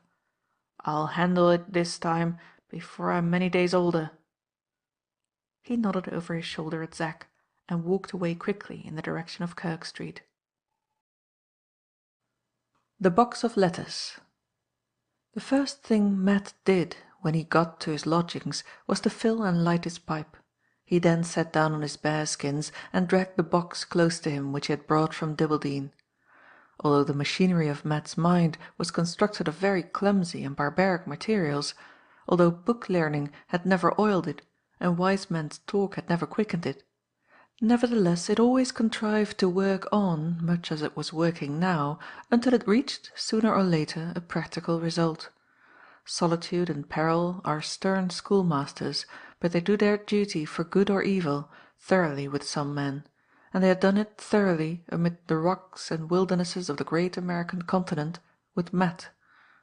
Many a pipe did he empty and fill again, many a dark change passed over his heavy features as he now pondered long and laboriously over every word of the dialogue that had just been held between himself and Zack. But not so much as 5 minutes out of all the time he thus consumed was, in any true sense of the word, time wasted. He had sat down to his first pipe, resolved that, if any human means could compass it, he would find out how the young girl whom he had seen in Mr. Blyth's studio had first come there, and who she really was. When he rose up at last and put the pipe away to cool, he had thought the matter fairly out from beginning to end, had arrived at his conclusions, and had definitely settled his future plans. Reflection had strengthened him in the resolution to follow his first impulse when he parted from Zack in the street, and begin the attempt to penetrate the suspicious secret that hid from him and from every one the origin of Valentine's adopted child, by getting possession of the hair bracelet which he had seen laid away in the inner drawer of the bureau. As for any assignable reason for justifying him in associating this hair bracelet with Madonna, he found it, to his own satisfaction, in young Thorpe's account of the strange words spoken by Mrs. Peckover in Mr. Blyth's hall, the suspicions resulting from these hints being also immensely strengthened by his recollections of the letter signed Jane Holdsworth, and containing an enclosure of hair which he had examined in the cattle shed at Dibbleden. According to that letter, a hair bracelet, easily recognizable if still in existence by comparing it with the hair enclosed in Jane Holdsworth's note, had once been the property of Mary Gryce. According to what Zack had said, there was apparently some incomprehensible confusion and mystery in connection with the hair bracelet and the young woman whose extraordinary likeness to what Mary Gryce had been in her girlhood had first suggested to him the purpose he was now pursuing. Lastly, according to what he himself now knew, there was actually a hair bracelet lying in the innermost drawer of Mr. Blyth's bureau. This latter fragment of evidence, assuming in his mind, as has been already remarked, an undue significance in relation to the fragments preceding it, from his not knowing that hair bracelets are found in most houses where there are women in a position to wear any jewellery ornament at all. Vague as they might be, these coincidences were sufficient to startle him at first, then to fill him with an eager, devouring curiosity, and then to suggest to him the uncertain and desperate course which he was now firmly resolved to follow. How he was to gain possession of the hair bracelet without Mr. Blyth's knowledge, and without exciting the slightest suspicion in the painter's family, he had not yet determined. But he was resolved to have it. He was perfectly unscrupulous as to means, and he felt certain beforehand of attaining his object. Whither or to what excesses that object might lead him, he never stopped and never cared to consider. The awful face of the dead woman, now fixed for ever in his memory by the living copy of it that his own eyes had beheld, seemed to be driving him on swiftly into unknown darkness, to bring him out into unexpected light at the end. The influence which was thus sternly at work in him was not to be questioned, it was to be obeyed. His resolution in reference to the hair bracelet was not more firmly settled than his resolution to keep his real sensations on seeing Madonna, and the purpose which had grown out of them, a profound secret from young Thorpe, who was too warmly Mr. Blyth's friend to be trusted. Every word that Zack had let slip had been of vital importance hitherto. Every word that might yet escape him might be of the most precious use for future guidance. "If it's his fun and fancy," mused Matt, "to go on thinking I'm sweet on the girl, let him think it. The more he thinks, the more he'll talk. All I've got to do is to hold in, and then he's sure to let out." While schooling himself thus as to his future conduct towards Zack, he did not forget another person who was less close at hand certainly, but who might also be turned to good account. Before he fairly decided on his plan of action, he debated with himself the propriety of returning to Dibbledy and forcing from the old woman, Joanna Gryce, more information than she had been willing to give him at their first interview. But on reflection he considered that it was better to leave this as a resource to be tried in case of the failure of his first experiment with the hair bracelet. One look at that, one close comparison of the hair it was made of with the surplus hair which had not been used by the jeweller in Mary Grace's bracelet, and which had been returned to her in her friend's letter, was all he wanted in the first place, for this would be enough to clear up every present uncertainty and suspicion connected with the ornament in the drawer of Mr. Blythe's bureau. These were mainly the resolutions to which his long meditation had now crookedly and clumsily conducted him.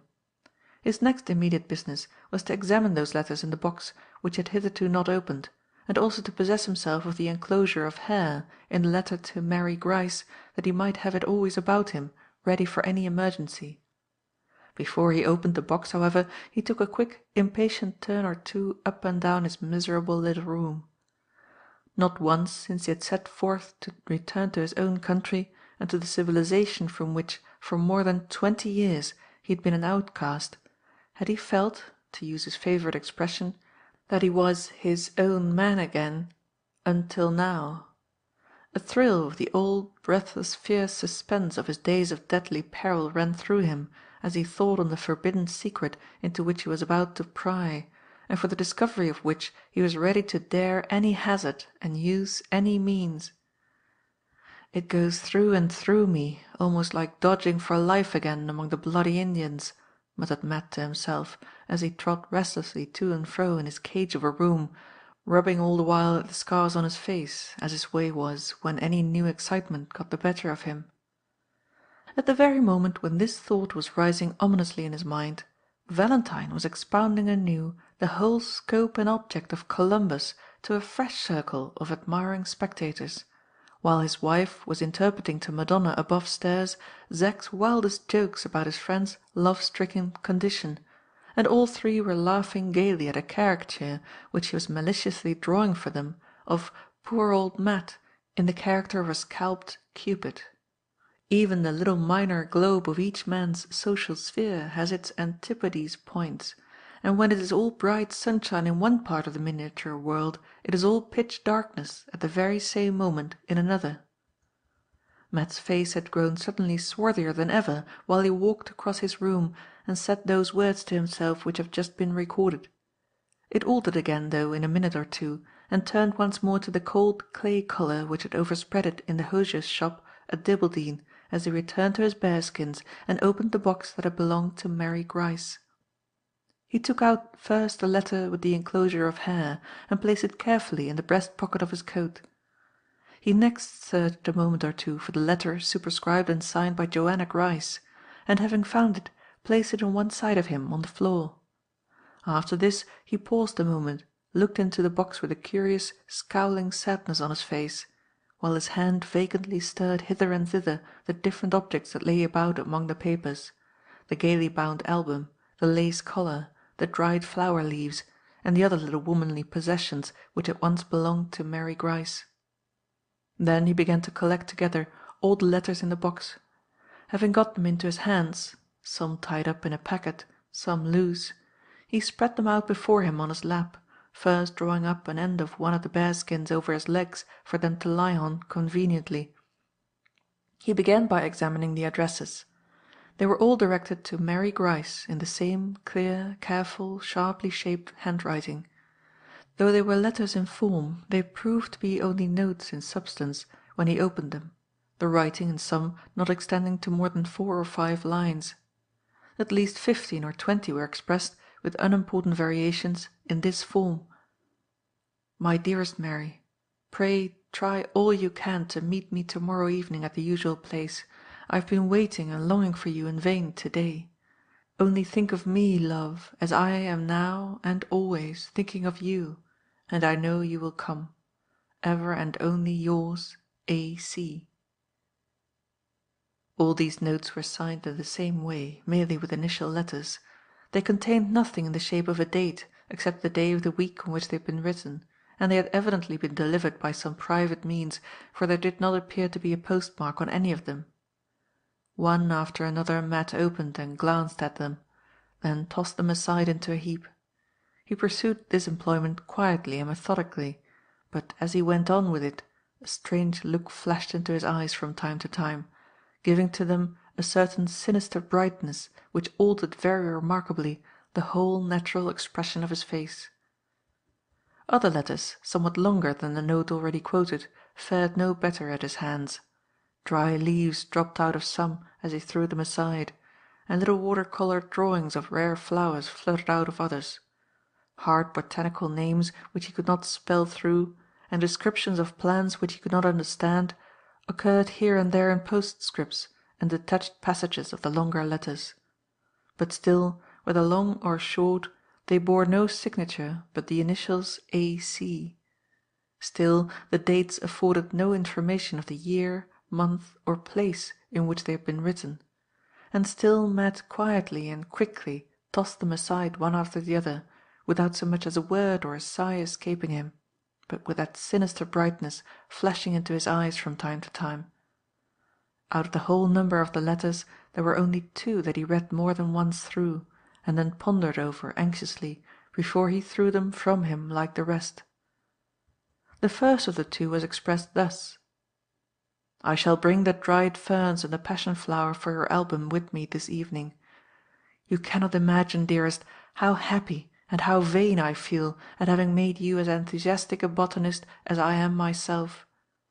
Since you have taken an interest in my favourite pursuit, it has been more exquisitely delightful to me than any words can express. I believe that I never really knew how to touch tender leaves tenderly until now, when I gather them with the knowledge that they are all to be shown to you, and all to be placed in your dear hand. Do you know, my own love, I thought I detected an alteration in you yesterday evening. I never saw you so serious. And then your attention often wandered, and besides, you looked at me once or twice quite strangely, Mary. I mean strangely, because your colour seemed to be coming and going constantly, without any imaginable reason. I really fancied as I walked home, and I fancy still, that you had something to say and were afraid to say it. Surely, love, you can have no secrets from me. But we shall meet to-night, and then you will tell me everything, will you not? Without reserve. Farewell, dearest, till 7 o'clock."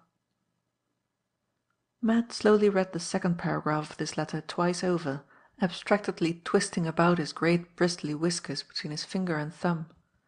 There was evidently something in the few lines which he was thus poring over that half saddened, half perplexed him.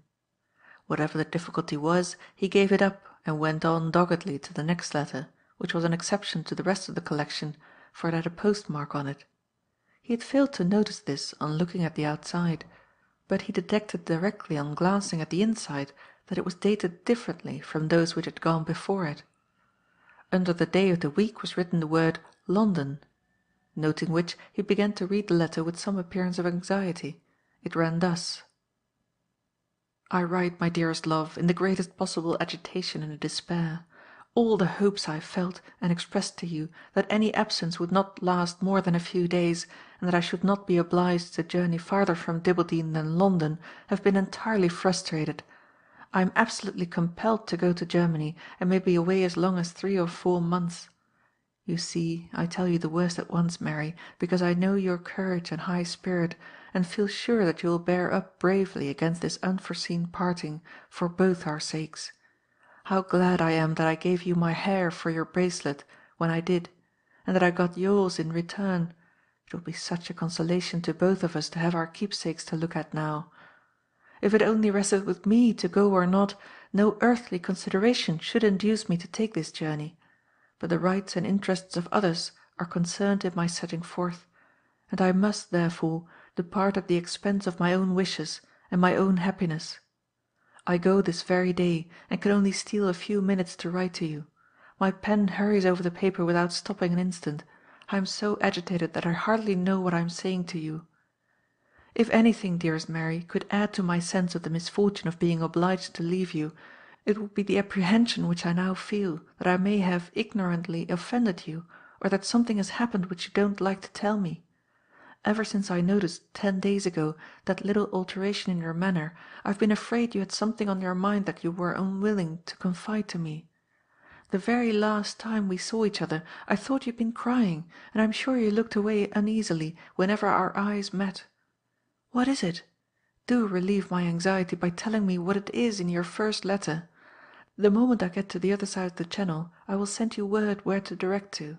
I will write constantly. Mind, you write constantly too. Love me, and remember me always till I return, never, I hope, to leave you again. A. C. Over this letter Matt meditated long before he quietly cast it away among the rest. When he had at last thrown it from him, there remained only 3 more to examine. They proved to be notes of no consequence, and had been evidently written at an earlier period than the letters he had just read.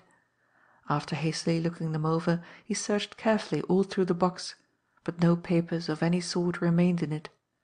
That hurried letter, with its abrupt announcement of the writer's departure from England, was the latest in date, the last of the series.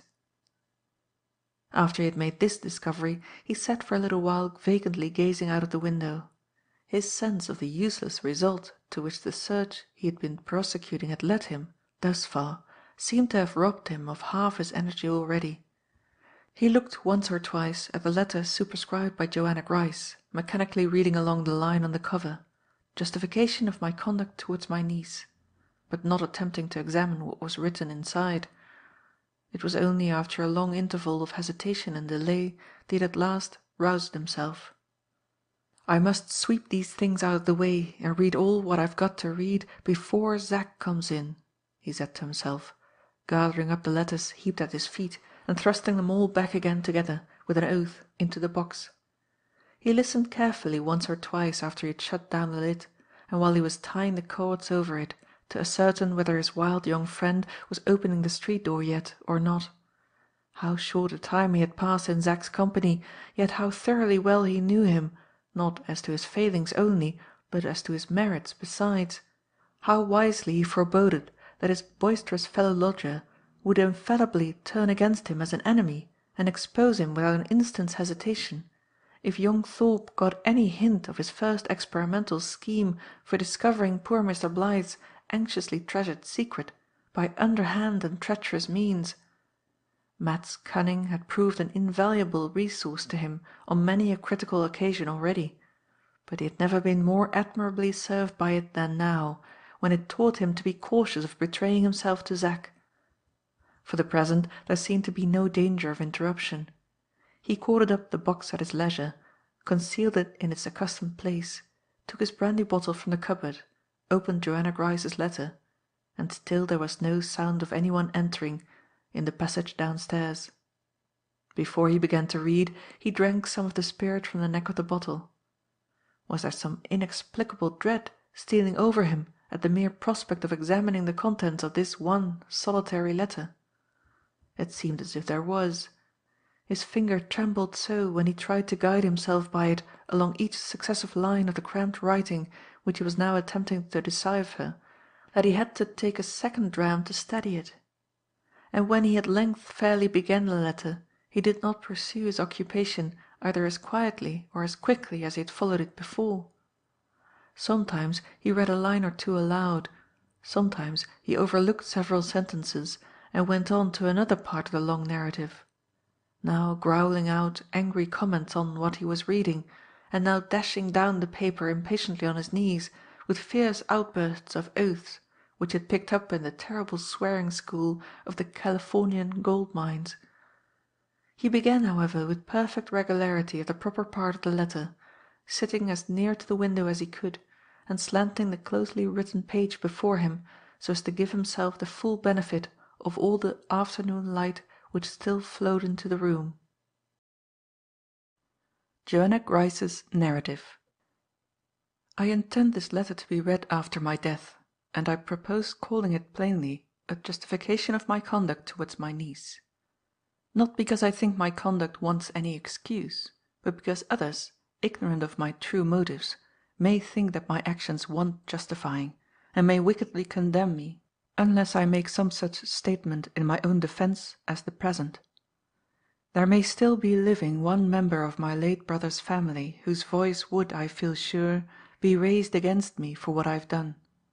The relation to whom I refer has been— Here Matt, who had read carefully thus far, grew impatient, and growling out some angry words, guided himself hastily down the letter with his finger till he arrived at the second paragraph.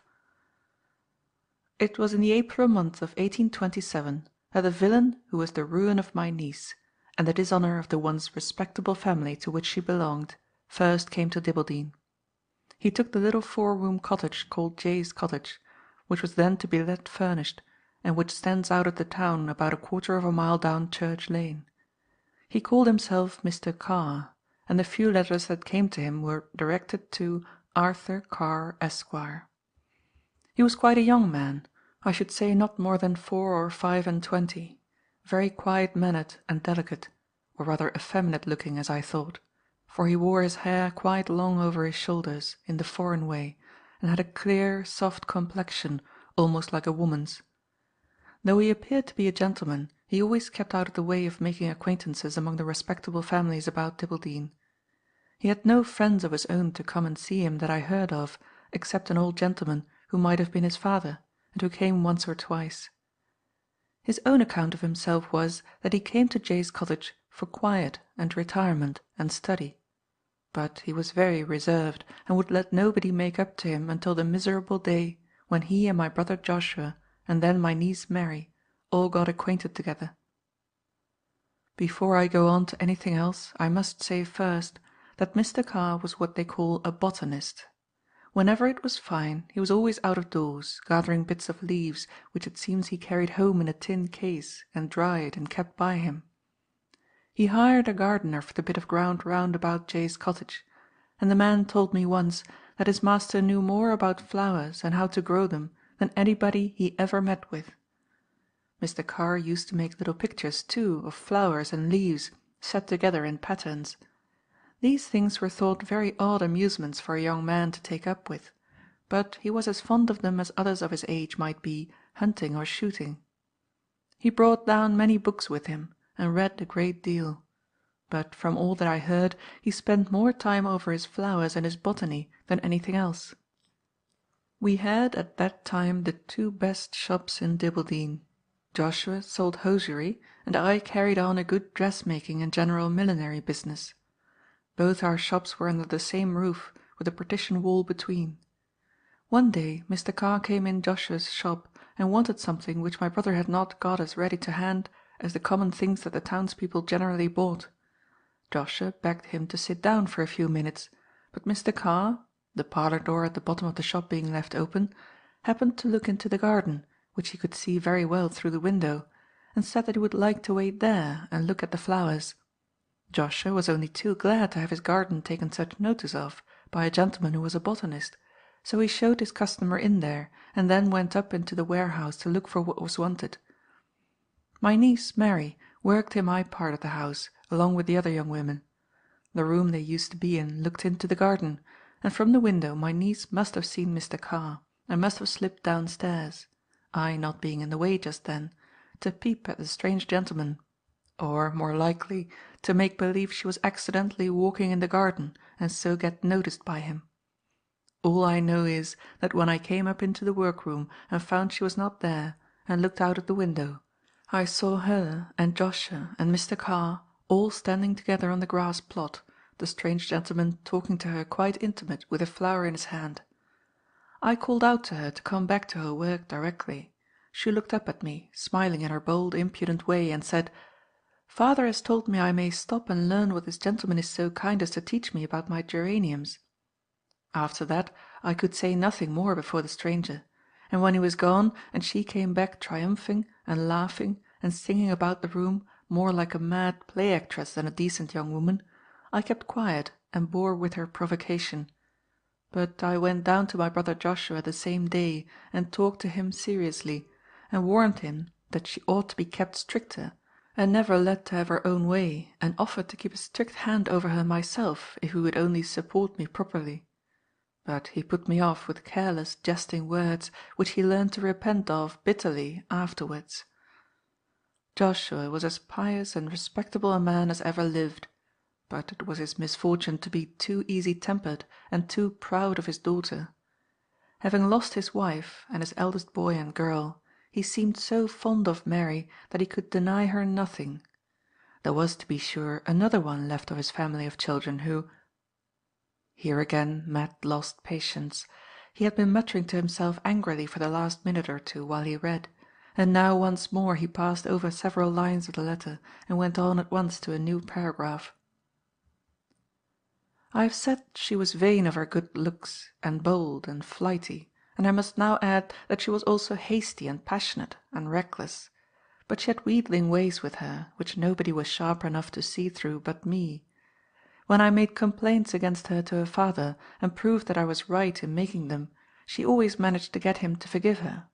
She behaved from the outset, though I stood in the place of a mother to her, as perversely towards me as usual in respect to Mr. Carr. It had flattered her pride to be noticed and bowed to, just as if she was a born lady, by a gentleman and a customer at the shop. And the very same evening, at tea-time, she undid before my face the whole effect of the good advice I had been given her father. What with jumping on his knee, kissing him, tying and untying his cravat, sticking flowers in his buttonhole, and going on altogether more like a child than a grown-up young woman, she wheedled him into promising that he would take her next Sunday to see Mr. Carr's garden, for it seems the gentleman had invited them to look at his flowers. I had tried my best, when I heard it, to persuade my brother not to accept the invitation and let her scrape acquaintance with a stranger under her father's own nose, but all that I could say was useless now. She had got the better of me, and when I put in my word, she had her bold laugh and her light answer ready to insult me with directly. Her father said he wondered I was not amused at her high spirits. I shook my head, but said nothing in return. Poor man! He lived to see where her high spirits led her to. On the Sunday after church they went to Mr. Carr's. Though my advice was set at defiance in this way, I determined to persevere in keeping a stricter watch over my niece than ever. I felt that the maintaining the credit and reputation of the family rested with me, and I determined that I would try my best to uphold our good name. It is some little comfort to me, after all that has happened, to remember that I did my utmost to carry out this resolution. The blame of our dishonour lies not at my door. I disliked and distrusted Mr. Carr from the very first, and I tried hard to make others as suspicious of him as I was, but all I could say and all I could do availed nothing against the wicked cunning of my niece. Watch and restrain her as I might, she was sure— Once more Matt broke off abruptly in the middle of a sentence. This time, however, it was to strike a light. The brief day of winter was fast fading out.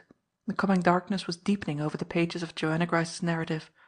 When he had lit his candle and had sat down to read again, he lost his place and, not having patience to look for it carefully, went on at once with the first lines that happened to strike his eye. Things were now come then to this pass, that I felt certain she was in the habit of meeting him in secret, and yet I could not prove it to my brother's satisfaction. I had no help that I could call in to assist me against the diabolical cunning that was used to deceive me. To set other people to watch them, when I could not, would only have been spreading through Dibbleden the very scandal that I was most anxious to avoid. As for Joshua, his infatuation made him deaf to all that I could urge. He would see nothing suspicious in the fondness Mary had suddenly taken for botany and drawing flowers. He let Mr. Carr lend her paintings to copy from, just as if they had known each other all their lives. Next to his blind trust in his daughter, because he was so fond of her, was his blind trust in this stranger, because the gentleman's manners were so quiet and kind, and because he sent us presents of expensive flowers to plant in our garden. He would not authorize me to open Mary's letters, or to forbid her ever to walk out alone, and he even told me once that I did not know how to make proper allowances for young people. Allowances! I knew my niece better, and my duty as one of an honest family better, than to make allowances for such conduct as hers. I kept the tightest hand over her that I could. I advised her, argued with her, ordered her, portioned out her time for her, watched her, warned her, told her in the plainest terms that she should not deceive me, she or her gentleman. I was honest and open, and said I disapproved so strongly of the terms she kept up with Mr. Carr, that if ever it lay in my power to cut short their acquaintance together, I would most assuredly do it. I even told her plainly that if she once got into mischief, it would then be too late to reclaim her; and she answered in her reckless, sluttish way that if she ever did get into mischief, it would be nothing but my aggravation that would drive her to it, and that she believed her father's kindness would never find it too late to reclaim her again. This is only one specimen of the usual insolence and wickedness of all her replies to me. As he finished this paragraph, Matt dashed the letter down angrily on his knee, and cursed the writer of it with some of those gold-digger's imprecations which it had been his misfortune to hear but too often in the past days of his Californian wanderings. It was evidently only by placing considerable constraint upon himself that he now refrained from crumpling up the letter and throwing it from him in disgust. However, he spread it out flat before him once more, looked first at one paragraph, then at another, but did not read them, hesitated, and then irritably turned over the leaf of paper before him, and began at a new page. When I told Joshua generally what I had observed, and particularly what I myself had seen and heard on the evening in question, he seemed at last a little staggered, and sent for my niece to insist on an explanation. On his repeating to her what I had mentioned to him, she flung her arms round his neck, looked first at me and then at him, burst out sobbing and crying, and so got from bad to worse till she had a sort of fit. I was not at all sure that this might not be one of her tricks, but it frightened her father so that he forgot himself, and threw all the blame on me, and said my prudery and conspiring had tormented and frightened the poor girl out of her wits. After being insulted in this way, of course the only thing I could do was to leave the room and let her have it all her own way with him. It was now the autumn, the middle of September, and I was at my wits' end to know what I ought to think and do next, when Mr. Carr left Dibbledy. He had been away once or twice before in the summer, but only for a day or two at a time. On this occasion my niece received a letter from him. He had never written to her when he was away in the summer, so I thought this looked like a longer absence than usual, and I determined to take advantage of it to try if I could not break off the intimacy between them, in case it went the length of any more letter-writing. I most solemnly declare, and could affirm on oath if necessary, that in spite of all I had seen and all I suspected for these many months, I had not the most distant idea of the wickedness that had really been committed. I thank God I was not well enough versed in the ways of sin to be as sharp in coming to the right conclusion as other women might have been in my situation. I only believed that the course she was taking might be fatal to her at some future day, and acting on that belief, I thought myself justified in using any means in my power to stop her in time. I therefore resolved with myself that if Mr. Carr wrote again, she should get none of his letters, and I knew her passionate and proud disposition well enough to know that if she could once be brought to think herself neglected by him, she would break off all intercourse with him if ever he came back, immediately. I thought myself perfectly justified, standing towards her as I did in the place of a mother, and having only her good at heart, in taking these measures. On that head my conscience is still quite easy. I cannot mention what the plan was that I now adopted without seriously compromising a living person. All I can say is, that every letter from Mr. Carr to our house passed into my hands only, and was by me committed to the flames unread. These letters were at first all for my niece, but towards the end of the year 2 came, at different intervals, directed to my brother. I distrusted the cunning of the writer and the weakness of Joshua, and I put both those letters into the fire, unread like the rest. After that, no more came, and Mr. Carr never returned to Jay's cottage. In reference to this part of my narrative, therefore, I have only now to add, before proceeding to the miserable confession of our family dishonour, that I never afterwards saw, and only once heard of, the man who tempted my niece to commit the deadly sin which was her ruin in this world and will be her ruin in the next. I must return first, however, to what happened from my burning of the letters. When my niece found that week after week passed and she never heard from Mr. Carr, she fretted about it much more than I had fancied she would; and Joshua unthinkingly made her worse by wondering, in her presence, at the long absence of the gentleman of Jay's cottage. My brother was a man who could not abide his habits being broken in on. He had been in the habit of going on certain evenings to Mr. Carr's, and I grieve to say, often taking his daughter with him, to fetch the London paper, to take back drawings of flowers, and to let my niece bring away new ones to copy. And now he fidgeted and was restless and discontented, as much as so easy-tempered a man could be, at not taking his usual walks to Jay's cottage. This, as I have said, made his daughter worse. She fretted and cried in secret, as I could tell by her eyes, till she grew to be quite altered. Now and then the angry fit that I had expected to see came upon her, but it always went away again in a manner not at all natural to one of her passionate disposition. All this time she led me as miserable a life as she could, provoking and thwarting and insulting me at every opportunity. I believe she suspected me in the matter of the letters, but I had taken my measures so as to make discovery impossible, and I determined to wait and be patient and persevering, and get the better of her and her wicked fancy for Mr. Carr, just as I had made up my mind to do. At last, as the winter drew on, she altered so much and got such a strange look in her face, which never seemed to leave it, that Joshua became alarmed and said he must send for the doctor. She seemed to be frightened out of her wits at the mere thought of it, and declared, quite passionately all of a sudden, that she had no want of a doctor, and would see none and answer the questions of none. No, not even if her father himself insisted on it. This astonished me as well as Joshua, and when he asked me privately what I thought was the matter with her, I was obliged of course to tell him the truth, and say I believed that she was almost out of her mind with love for Mr. Carr. For the first time in his life my brother flew into a violent rage with me.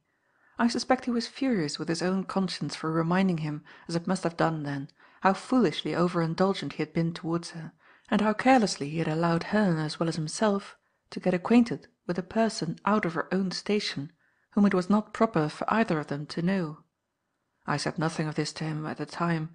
He was not fit to listen to it, and still less fit, even had I been willing to confide it to him, to hear what the plan was which I had adopted for working her cure. As the weeks went on and she still fretted in secret and still looked unlike herself, I began to doubt whether this very plan, from which I had hoped so much, would after all succeed.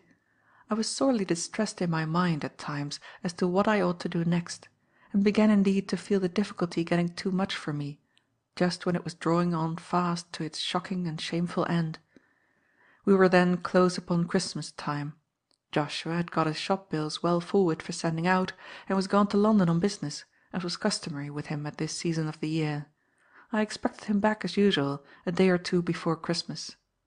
For a little while past I had noticed some change in my niece.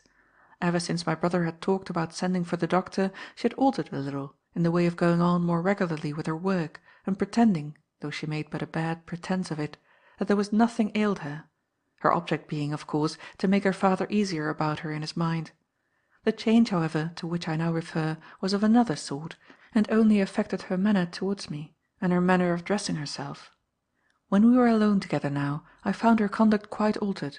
She spoke soft to me, and looked humble, and did what work I set her without idleness or murmuring, and once even made as if she wanted to kiss me. But I was on my guard, suspecting that she wanted to entrap me, with her wheedling ways, into letting out something about Mr. Carr's having written, and my having burned his letters. It was at this time also, and a little before it, that I noticed the alteration in her dress. She fell into wearing her things in a slovenly way, and sitting at home in her shawl, on account of feeling cold, she said, when I reprimanded her for such untidiness. I don't know how long things might have lasted like this, or what the end might have been, if events had gone on in their own way. But the dreadful truth made itself known at last suddenly, by a sort of accident. She had a quarrel with one of the other young women in the dressmaking room, named Ellen Guff, about a certain disreputable friend of hers, one Jane Holdsworth, whom I had once employed and had dismissed for impertinence and slatternly conduct. Ellen Gough, having, it seems, been provoked past all bearing by something my niece said to her, came away to me in a passion and in so many words told me the awful truth, that my brother's only daughter had disgraced herself and her family for ever. The horror and misery of that moment is present to me now at this distance of time. The shock I then received struck me down at once.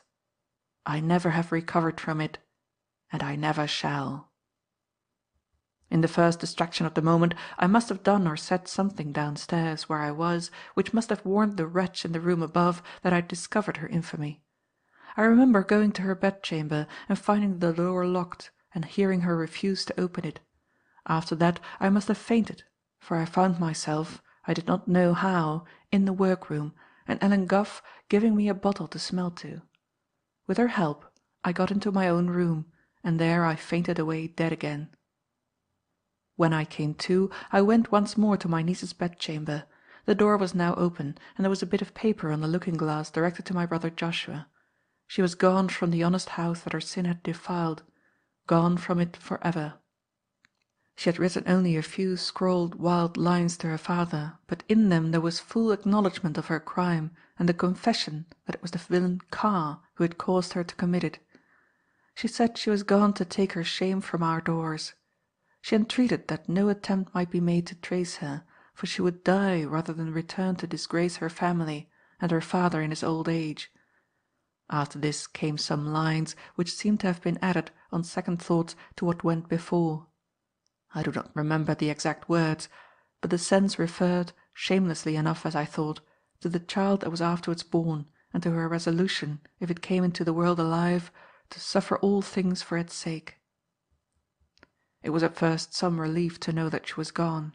The dreadful exposure and degradation that threatened us seemed to be delayed at least by her absence. On questioning Ellen Gough, I found that the other two young women who worked under me, and who were most providentially absent on a Christmas visit to their friends, were not acquainted with my niece's infamous secret. Ellen had accidentally discovered it, and she had therefore been obliged to confess to Ellen, and put trust in her. Everybody else in the house had been as successfully deceived as I had been myself. When I heard this, I began to have some hope that our family disgrace might remain unknown in the town. I wrote to my brother, not telling him what had happened, but only begging him to come back instantly.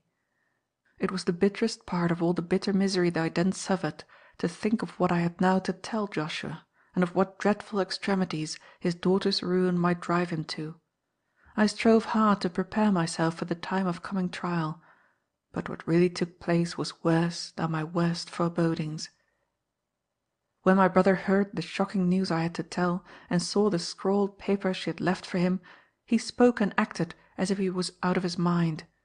It was only charitable, only fair to his previous character, to believe, as I then believed, that distress had actually driven him, for the time, out of his senses.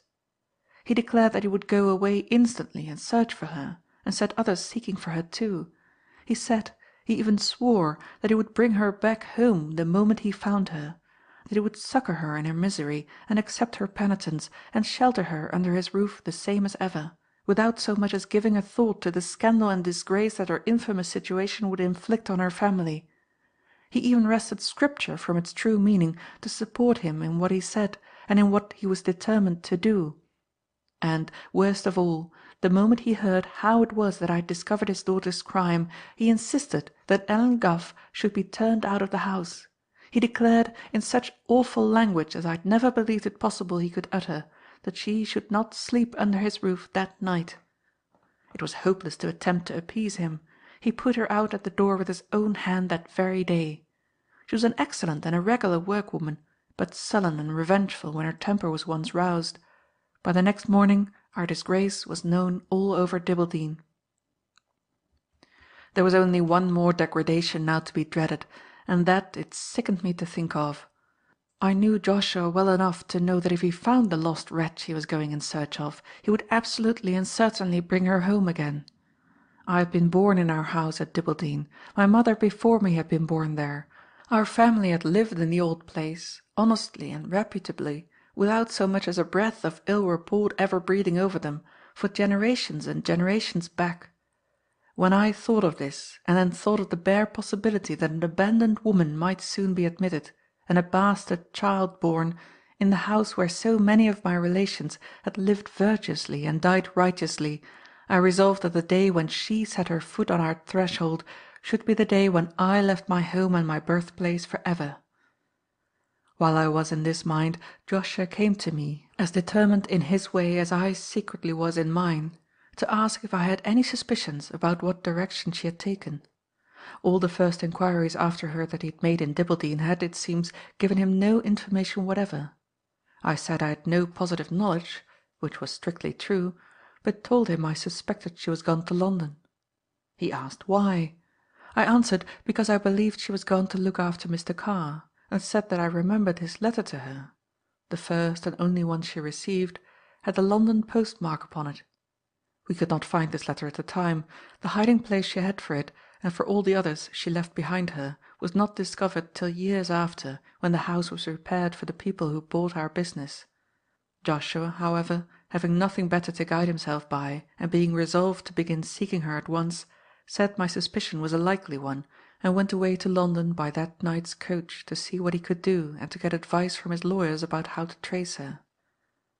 This, which I have been just relating, is the only part of my conduct in the time of our calamity which I now think of with an uneasy conscience. When I told Joshua I suspected she was gone to London, I was not telling him the truth. I knew nothing certainly about where she was gone, but I did assuredly suspect that she had turned her steps exactly in the contrary direction to London, that is to say, far out Banbury way. She had been constantly asking all sorts of questions of Ellen Gough, who told me of it, about roads and towns and people in that distant part of the country, and this was my only reason for thinking she had taken herself away in that direction. Though it was but a matter of bare suspicion at the best, still I deceived my brother as to my real opinion when he asked it of me, and this was a sin which I now humbly and truly repent of. But the thought of helping him, by so little even as a likely guess, to bring our infamy home to our own doors, by actually bringing his degraded daughter back with him into my presence, in the face of the whole town, this thought, I say, was too much for me. I believed that the day when she crossed our threshold again would be the day of my death, as well as the day of my farewell to home, and under that conviction I concealed from Joshua what my real opinion was. I deserved to suffer for this, and I did suffer for it. 2 or 3 days after the lonely Christmas day that I passed in utter solitude at our house in Dibbleden, I received a letter from Joshua's lawyer in London, telling me to come up and see my brother immediately, for he was taken dangerously ill. In the course of his inquiries, which he would pursue himself, although the lawyers, who knew better what ought to be done, were doing their utmost to help him, he had been misled by some false information, and had been robbed and ill-used in some place near the river, and then turned out at night in a storm of snow and sleet. It is useless now to write about what I suffered from this fresh blow, or to speak of the awful time I passed by his bedside in London. Let it be enough to say that he escaped out of the very jaws of death, and that it was the end of February before he was well enough to be taken home to Dibbleden. He soon got better in his own air, better as to his body, but his mind was in a sad way.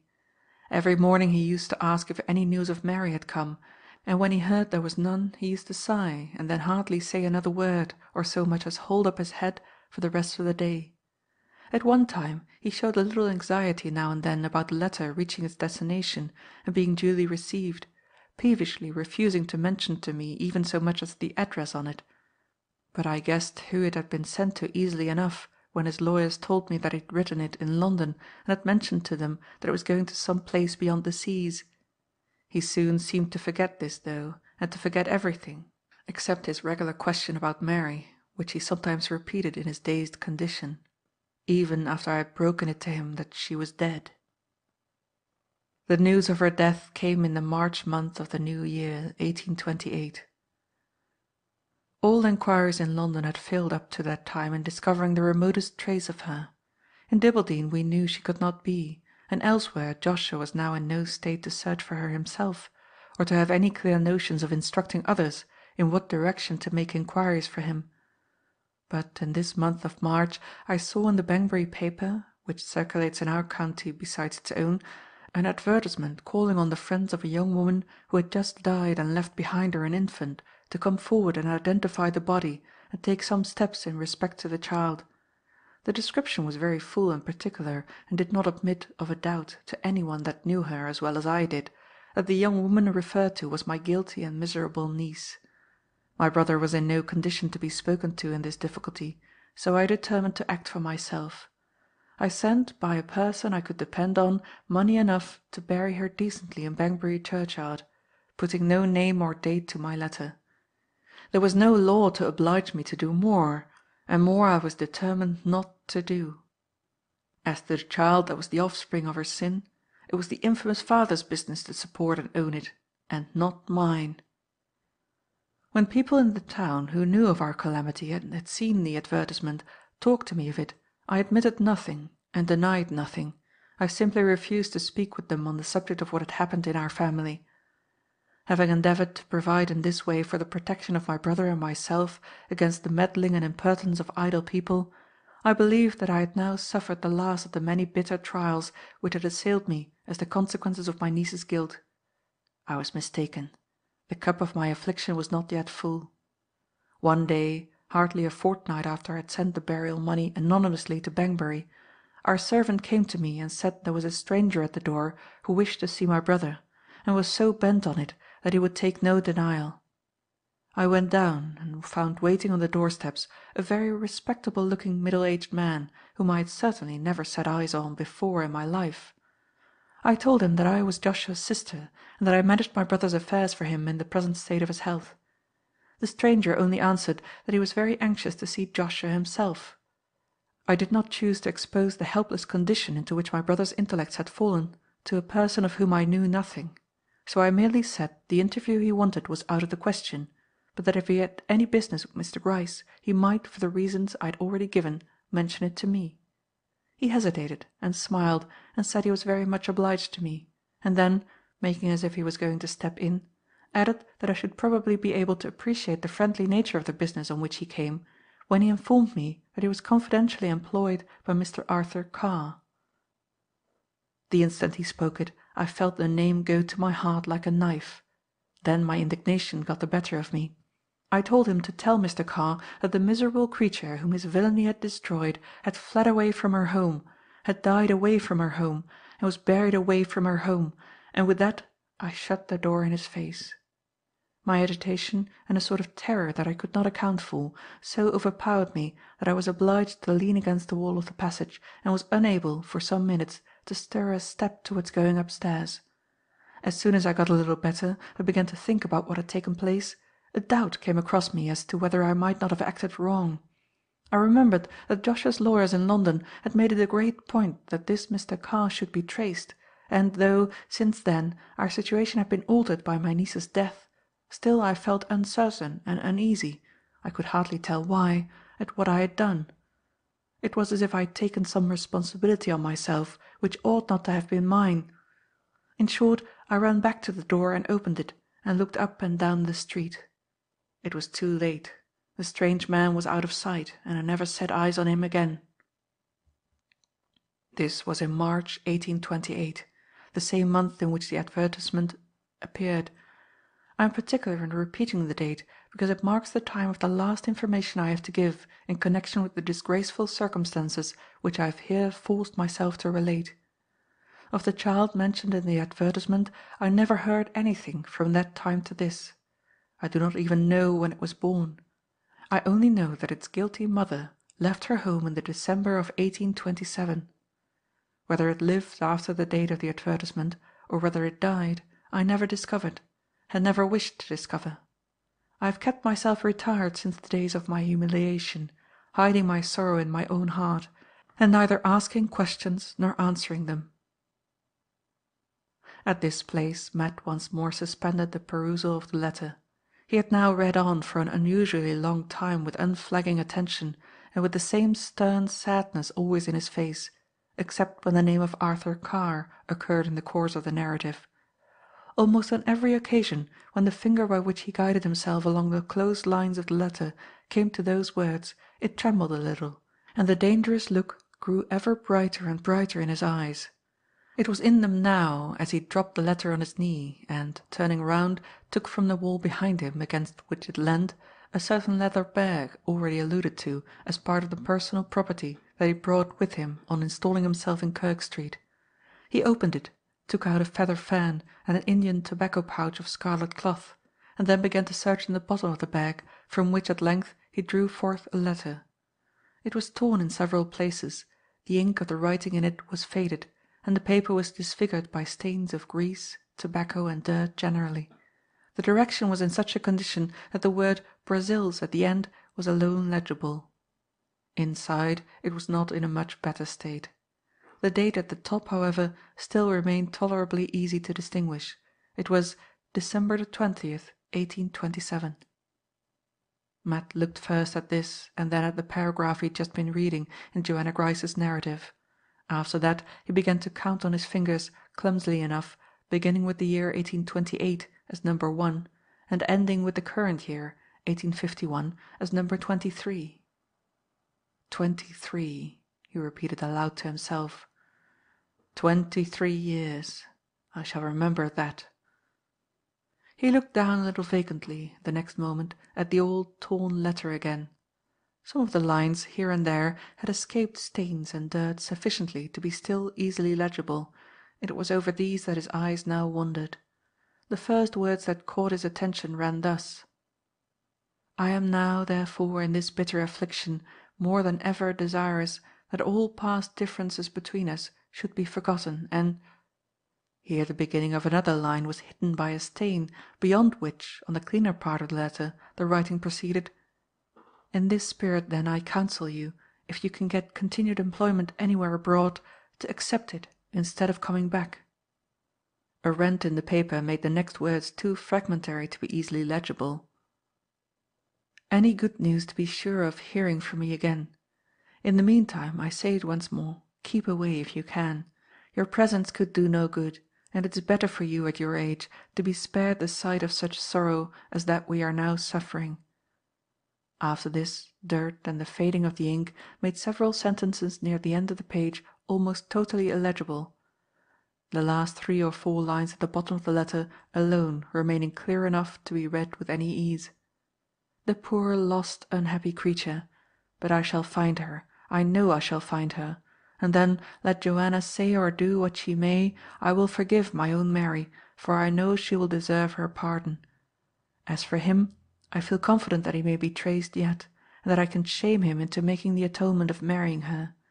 If he should refuse, then the black-hearted villain shall—" At this point Matt abruptly stopped in his reading, and hastily folding up the letter, put it back in the bag again, along the feather fan and the Indian pouch. "I can't go on that part of the story now, but the time may come—" He pursued the thought which thus expressed itself in him no further, but sat still for a few minutes, with his head on his hand and his heavy eyebrows contracted by an angry frown, staring sullenly at the flame of the candle. Joanna Gryce's letter still remained to be finished.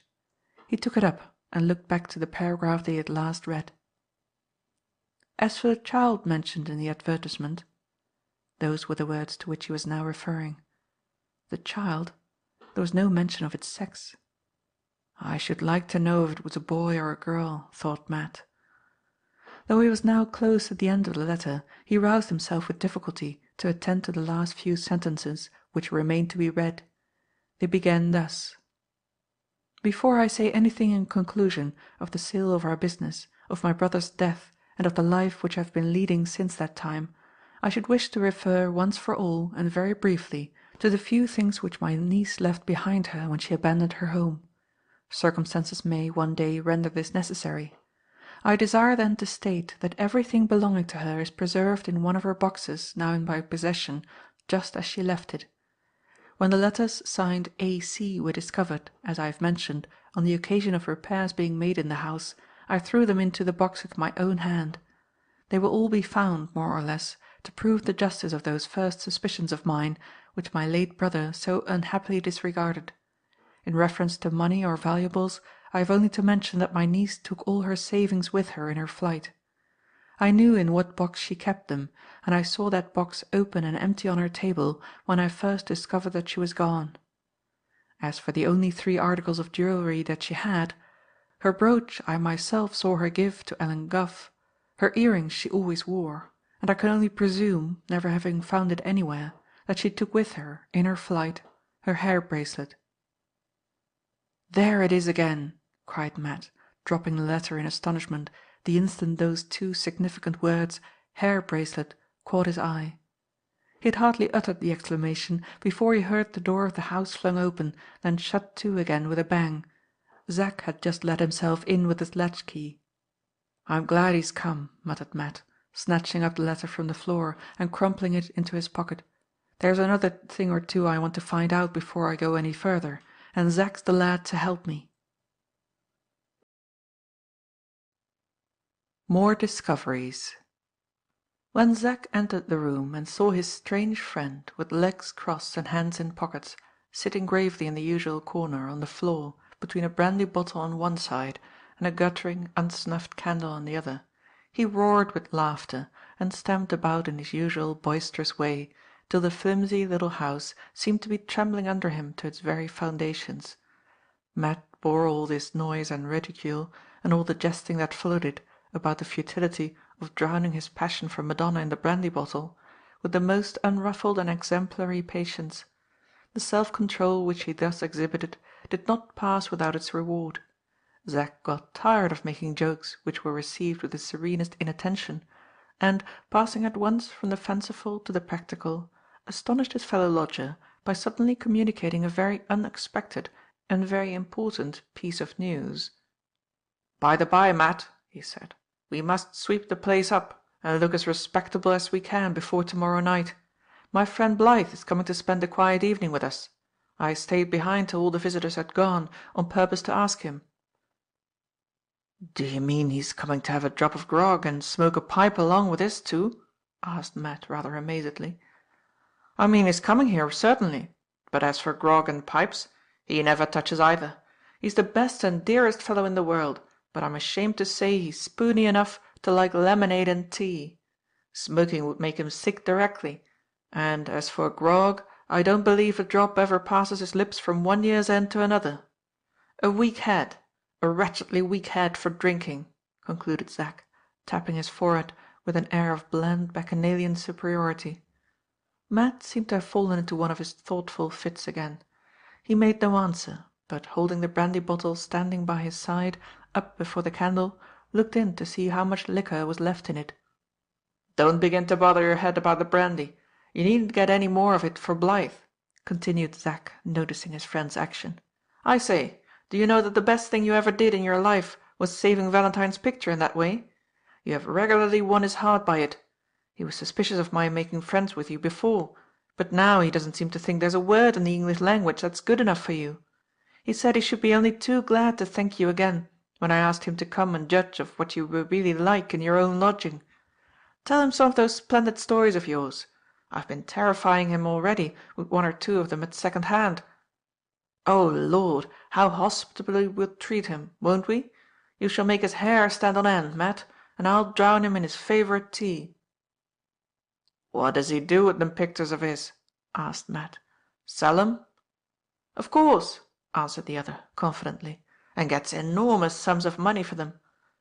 Whenever Zack found an opportunity of magnifying a friend's importance, he always rose grandly superior to mere matter-of-fact restraints, and seized the golden moment without an instant of hesitation or a syllable of compromise. "Gets lots of money, does he?"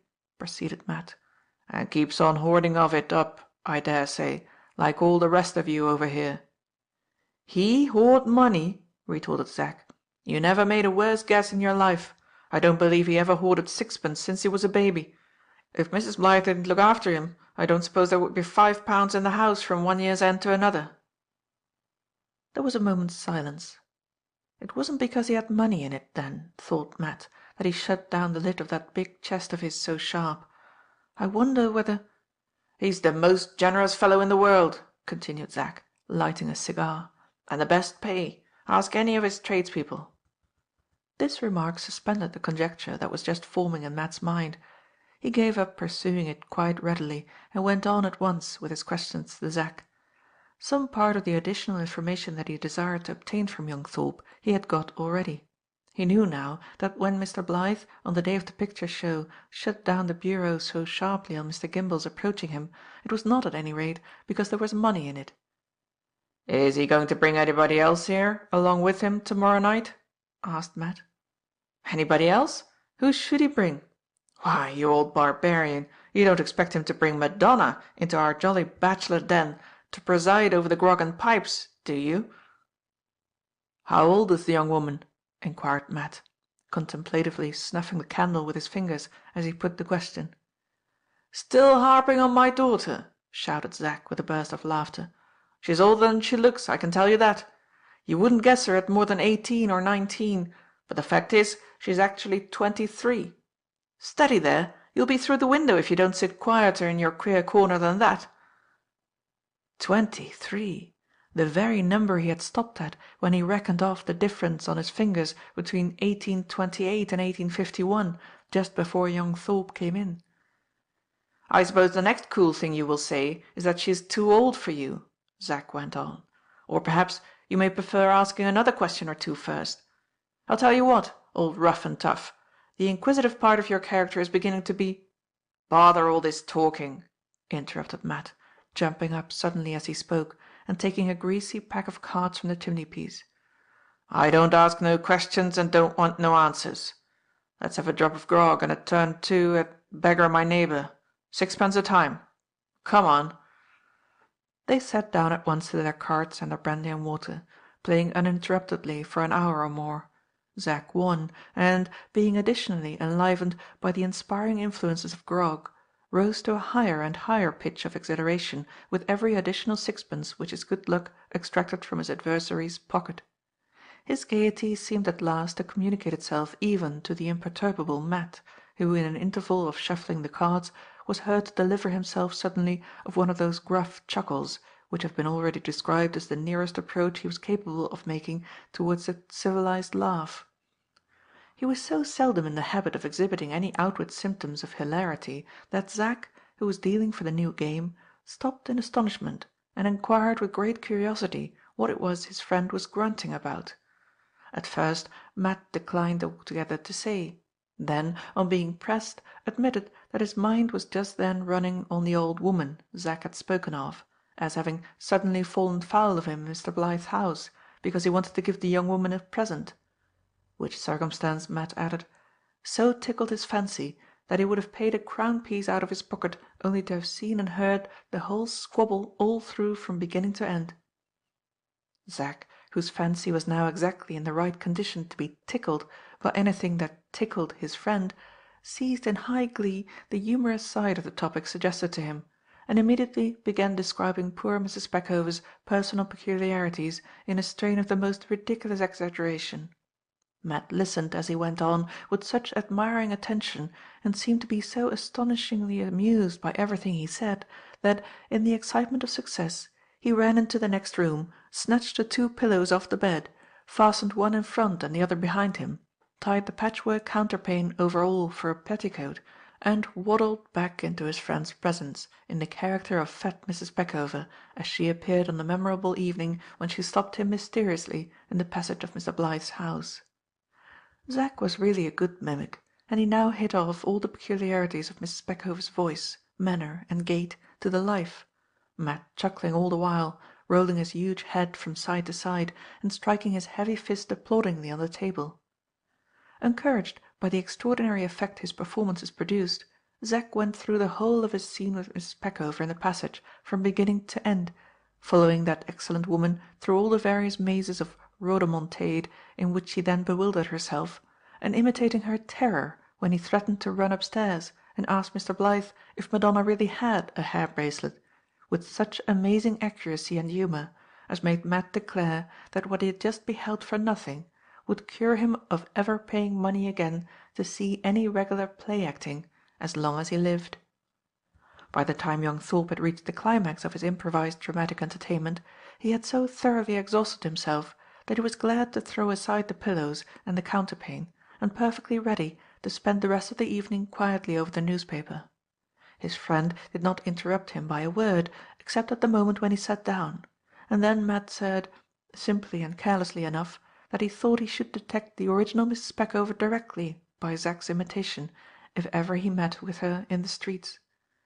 To which young Thorpe merely replied that he was not very likely to do anything of the sort, because Mrs. Peckover lived at Rubbleford, where her husband had some situation, and where she herself kept a little dairy and muffin shop. "She don't come to town above once a year," concluded Zack as he lit a cigar, "and then the old beauty stops indoors all the time at Blyth's." Matt listened to this answer attentively, but offered no further remark. He went into the back room, where the water was, and busied himself in washing up all the spare crockery of the bachelor household in honour of Mr. Blyth's expected visit. In process of time, Zack, on whom literature of any kind, high or low, always acted more or less as a narcotic, grew drowsy over his newspaper, let his grog get cold, dropped his cigar out of his mouth, and fell fast asleep in his chair. When he woke up, shivering, his watch had stopped, the candle was burning down in the socket, the fire was out, and his fellow lodger was not to be seen either in the front or the back room. Young Thorpe knew his friend's strange fancy for "going out overnight," as Matt phrased it, to catch the morning the first thing in the fields, too well to be at all astonished at now finding himself alone. He moved away sleepily to bed, yawning out these words to himself: "I shall see the old boy back again as usual to-morrow morning as soon as I wake." When the morning came, this anticipation proved to be fallacious. The first objects that greeted Zack's eyes when he lazily awoke about 11 o'clock were an arm and a letter, introduced cautiously through his partially opened bedroom door. Though by no means contemptible in regard to muscular development, this was not the hairy and herculean arm of Matt. It was only the arm of the servant of all work, who held the barbarian lodger in such salutary awe that she had never been known to venture her whole body into the forbidden region of his apartments since he had first inhabited them. Zack jumped out of bed and took the letter. It proved to be from Valentine, and summoned him to repair immediately to the painter's house to see Mrs. Thorpe, who earnestly desired to speak with him. His colour changed as he read the few lines Mr. Blyth had written, and thought of the prospect of meeting his mother face to face for the first time since he had left his home. He hurried on his clothes, however, without a moment's delay, and went out directly, now walking at the top of his speed, now running, in his anxiety not to appear dilatory or careless in paying obedience to the summons that had just reached him. On arriving at the painter's house, he was shown into one of the parlours on the ground floor, and there sat Mrs. Thorpe, with Mr. Blyth to keep her company. The meeting between mother and son was characteristic on both sides. Without giving Valentine time enough to get from his chair to the door, without waiting an instant to ascertain what sentiments towards him were expressed in Mrs. Thorpe's face, without paying the smallest attention to the damage he did to her cap and bonnet, Zack saluted his mother with the old shower of hearty kisses and the old boisterously affectionate hug of his nursery and schoolboy days. And she, poor woman, on her side, feebly faltered over her first words of reproof, then lost her voice altogether, pressed into his hand a little paper packet of money that she had brought for him, and wept on his breast without speaking another word. Thus it had been with them long ago, when she was yet a young woman and he but a boy. Thus even as it was now in the latter and the sadder time. Mrs. Thorpe was long in regaining the self-possession which she had lost on seeing her son for the first time since his flight from home. Zack expressed his contrition over and over again, and many times reiterated his promise to follow the plan Mr. Blyth had proposed to him when they met at the turnpike, before his mother became calm enough to speak 3 words together without bursting into tears. When she at last recovered herself sufficiently to be able to address him with some composure, she did not speak, as he had expected, of his past delinquencies or of his future prospects, but of the lodging which he then inhabited, and of the stranger whom he had suffered to become his friend. Although Matt's gallant rescue of Columbus had warmly predisposed Valentine in his favour, the painter was too conscientious to soften facts on that account when he told Zack's mother where her son was now living, and what sort of companion he had chosen to lodge with. Mrs. Thorpe was timid and distrustful, as all timid people are, and she now entreated him with nervous eagerness to begin his promised reform by leaving Kirk Street and at once dropping his dangerous intimacy with the vagabond stranger who lived there. Zack defended his friend to his mother exactly as he had already defended him to Valentine, but without shaking her opinion, until he bethought himself of promising that in this matter, as in all others, he would be finally guided by the opinion of Mr. Blythe. The assurance so given, accompanied as it was by the announcement that Valentine was about to form his own judgment of Mr. Marksman by visiting the house in Kirk Street that very night, seemed to quiet and satisfy Mrs. Thorpe. Her last hopes for her son's future, now that she was forced to admit the sad necessity of conniving at his continued absence from home, rested one and all on Mr. Blythe alone. This first difficulty smoothed over, Zack asked with no little apprehension and anxiety whether his father's anger showed any symptoms of subsiding as yet. The question was an unfortunate one. Mrs. Thorpe's eyes began to fill with tears again the moment she heard it. The news she had now to tell her son in answering his inquiries was of a very melancholy and a very hopeless kind. The attack of palpitations in the heart which had seized Mr. Thorpe on the day of his son's flight from Bear Grove Square had been immediately and successfully relieved by the medical remedies employed, but it had been followed, within the last day or two, by a terrible depression of spirits, under which the patient seemed to have given way entirely, and for which the doctor was unable to suggest any speedy process of cure. Few in number at all times, Mr. Thorpe's words had now become fewer than ever. His usual energy appeared to be gone altogether. He still went through all the daily business of the religious societies to which he belonged, in direct opposition to the doctor's advice, but he performed his duties mechanically and without any apparent interest in the persons or events with which he was brought in contact. He had only referred to his son once in the last 2 days, then it was not to talk of reclaiming him, not to ask where he had gone, but only to desire briefly and despairingly that his name might not be mentioned again. So far as Zack's interests or apprehensions were now concerned, there was, consequently, no fear of any new collision occurring between his father and himself. When Mrs. Thorpe had told her husband, after receiving Valentine's answer to her letter, that their runaway son was in safe hands, Mr. Thorpe never asked, as she had feared he would, what hands. And again, when she hinted that it might be perhaps advisable to assist the lad to some small extent, as long as he kept in the right way and suffered himself to be guided by the safe hands already mentioned, still Mr. Thorpe made no objections and no inquiries, but bowed his head and told her to do as she pleased, at the same time whispering a few words to himself, which were not uttered loud enough for her to hear. She could only, therefore, repeat the sad truth that, since his energies had given way, all his former plans and all his customary opinions in reference to his son seemed to have undergone some disastrous and sudden alteration. It was only in consequence of this alteration, which appeared to render him as unfit to direct her how to act as to act himself, that she had ventured to undertake the responsibility of arranging the present interview with Zack, and of bringing him the small pecuniary assistance which Mr. Blythe had considered to be necessary in the present melancholy emergency. The enumeration of all these particulars, interrupted as it constantly was by unavailing lamentations on one side and by useless self-reproaches on the other, occupied much more time than either mother or son had imagined. It was not till the clock in Mr. Blythe's hall struck that Mrs. Thorpe discovered how much longer her absence from home had lasted than she had intended it should on leaving Bear Grove Square. She rose directly in great trepidation, took a hurried leave of Valentine, who was loitering about his front garden, sent the kindest messages she could think of to the ladies above stairs, and departed at once for home.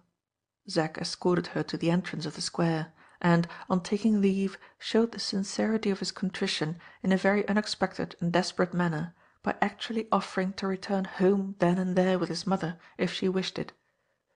Mrs. Thorpe's heart yearned to take him at his word, but she remembered the doctor's orders and the critical condition of her husband's health, and forced herself to confess to Zack that the favourable time for his return had not yet arrived.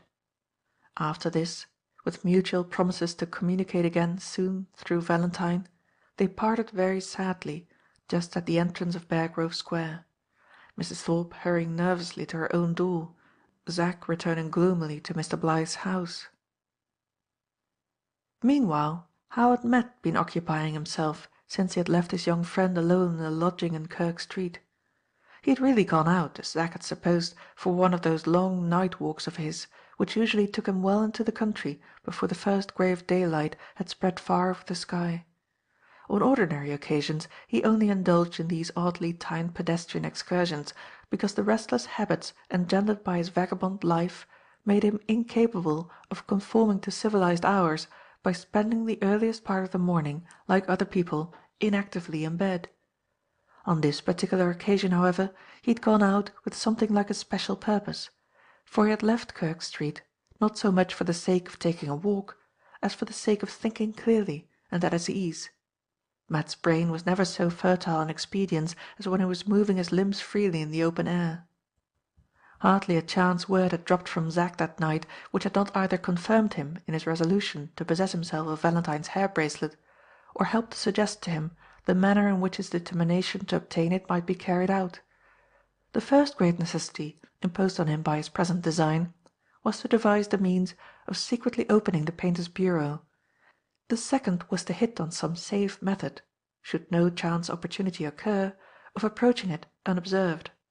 Matt had remarked that Mr. Blythe wore the key of the bureau attached to his watch-chain, and Matt had just heard from young Thorpe that Mr. Blythe was about to pay them a visit in Kirk Street.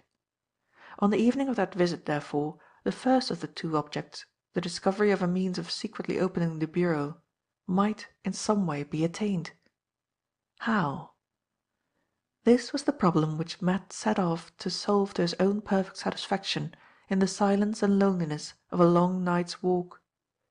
In what precise number of preliminary mental entanglements he involved himself before arriving at the desired solution, it would not be very easy to say. As usual, his thoughts wandered every now and then from his subject in the most irregular manner, actually straying away on one occasion as far as the New World itself, and unintelligibly occupying themselves with stories he had heard, and conversations he had held in various portions of that widely extended sphere, with vagabond chance comrades from all parts of civilized Europe.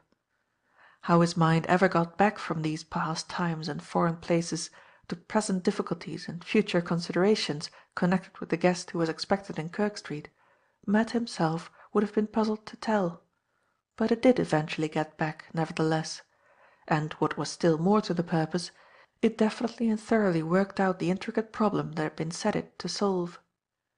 Not a whispered word of the plan he had now hit on dropped from Matt's lips as, turning it this way and that in his thoughts, he walked briskly back to town in the first fresh tranquillity of the winter morning. Discreet as he was, however, either some slight practical hints of his present project must have oozed out through his actions when he got back to London, or his notion of the sort of hospitable preparation which ought to be made for the reception of Mr. Blythe was more barbarously and extravagantly eccentric than all the rest of his notions put together. Instead of going home at once, when he arrived at Kirk Street, he stopped at certain shops in the neighbourhood to make some purchases which evidently had reference to the guest of the evening. For the first things he bought were 2 or 3 lemons and a pound of loaf sugar. So far his proceedings were no doubt intelligible enough, but they gradually became more and more incomprehensible when he began to walk up and down 2 or 3 streets, looking about him attentively, stopping at every locksmith's and ironmonger's shop that he passed, waiting to observe all the people who might happen to be inside them, and then deliberately walking on again. In this way he approached, in course of time, a very filthy little row of houses, with some very ill-looking male and female inhabitants visible in detached positions, staring out of windows or lingering about public-house doors. Occupying the lower story of one of these houses was a small grimy shop, which, judging by the visible stock in trade, dealt on a much larger scale in iron and steel ware that was old and rusty than in iron and steel ware that was new and bright. Before the counter no customer appeared. Behind it there stood alone a squalid, bushy-browed, hump-backed man, as dirty as the dirtiest bit of iron about him, sorting old nails. Matt, who had unintelligibly passed the doors of respectable ironmongers, now, as unintelligibly, entered this doubtful and dirty shop and addressed himself to the unattractive stranger behind the counter. The conference in which the two immediately engaged was conducted in low tones, and evidently ended to the satisfaction of both, for the squalid shopman began to whistle a tune as he resumed his sorting of the nails, and Matt muttered to himself, "That's all right," as he came out on the pavement again. His next proceeding, always supposing that it had reference to the reception of Mr. Blyth, was still more mysterious. He went into one of those grocers' shops which are dignified by the title of Italian warehouses, and bought a small lump of the very best refined wax. After making this extraordinary purchase, which he put into the pocket of his trousers, he next entered the public-house opposite his lodgings, and, in defiance of what Zack had told him about Valentine's temperate habits, bought and brought away with him not only a fresh bottle of brandy, but a bottle of old Jamaica rum besides. Young Thorpe had not returned from Mr. Blythe's when Matt entered the lodgings with these purchases. He put the bottles, the sugar, and the lemons in the cupboard, cast a satisfied look at the 3 clean tumblers and spoons already standing on the shelf, relaxed so far from his usual composure of aspect as to smile, lit the fire, and heaped plenty of coal on to keep it alight, then sat down on his bearskins, wriggled himself comfortably into the corner, and threw his handkerchief over his face, chuckling gruffly for the first time since the past night, as he put his hand in his pockets and so accidentally touched the lump of wax that lay in one of them. "Now I'm all ready for the painter man," growled Matt behind the handkerchief, as he quietly settled himself to go to sleep. The squaw's mixture. Like the vast majority of those persons who are favoured by nature with what is commonly termed a high flow of animal spirits, Zack was liable, at certain times and seasons, to fall from the heights of exhilaration to the depths of despair, without stopping for a moment, by the way, at any intermediate stages of moderate cheerfulness, pensive depression, or tearful gloom. After he had parted from his mother, he presented himself again at Mr. Blythe's house in such a prostrate condition of mind, and talked of his delinquencies and their effect on his father's spirit, with such vehement bitterness of self-reproach, as quite amazed Valentine, and even alarmed him a little on the lad's account. The good-natured painter was no friend to contrite desperation of any kind, and no believer in repentance which could not look hopefully forward to the future, as well as sorrowfully back at the past. So he laid down his brush just as he was about to begin varnishing the golden age, and set himself to console Zack by reminding him of all the credit and honour he might yet win if he was regular in attending to his new studies, if he never flinched from work at the British Museum and the private drawing school to which he was immediately to be introduced, and if he ended as he well might end in excusing to his father his determination to be an artist by showing Mr. Thorpe a prize medal won by the industry of his son's hand in the schools of the Royal Academy. A necessary characteristic of people whose spirits are always running into extremes is that they are generally able to pass from one change of mood to another with unusual facility. By the time Zack had exhausted Mr. Blythe's copious stores of consolation, had partaken of an excellent and plentiful hot lunch, and had passed an hour upstairs with the ladies, he predicted his own reformation just as confidently as he had predicted his own ruin about 2 hours before, and went away to Kirk Street to see that his friend Matt was at home to receive Valentine that evening, stepping along as nimbly and swinging his stick as cheerfully as if he had already vindicated himself to his father by winning every prize medal that the Royal Academy could bestow. 7 o'clock had been fixed as the hour at which Mr. Blythe was to present himself at the lodgings in Kirk Street. He arrived punctual to the appointed time, dressed jauntily for the occasion in a short blue frock-coat, famous among all his acquaintances for its smartness of cut and its fabulous old age. From what Zack had told him of Matt's lighter peculiarities of character, he anticipated a somewhat uncivilized reception from the elder of his 2 hosts, and when he got to Kirk Street he certainly found that his expectations were, upon the whole, handsomely realized.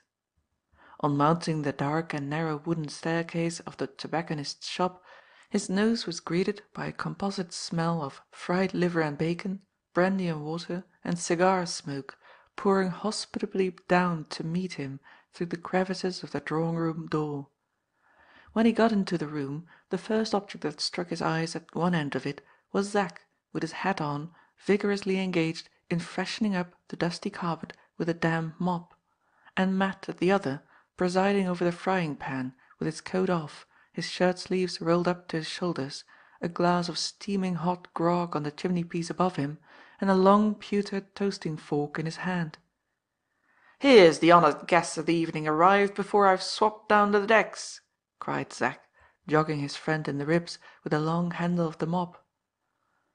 "How are you to-night?" said Matt, with familiar ease, not moving from the frying-pan, but getting his right hand free to offer to Mr. Blythe by taking the pewter toasting fork between his teeth. "Sit down anywhere you like, and just holler through the crack in the floor under the bearskins there, if you want anything out of the Bocker shop below."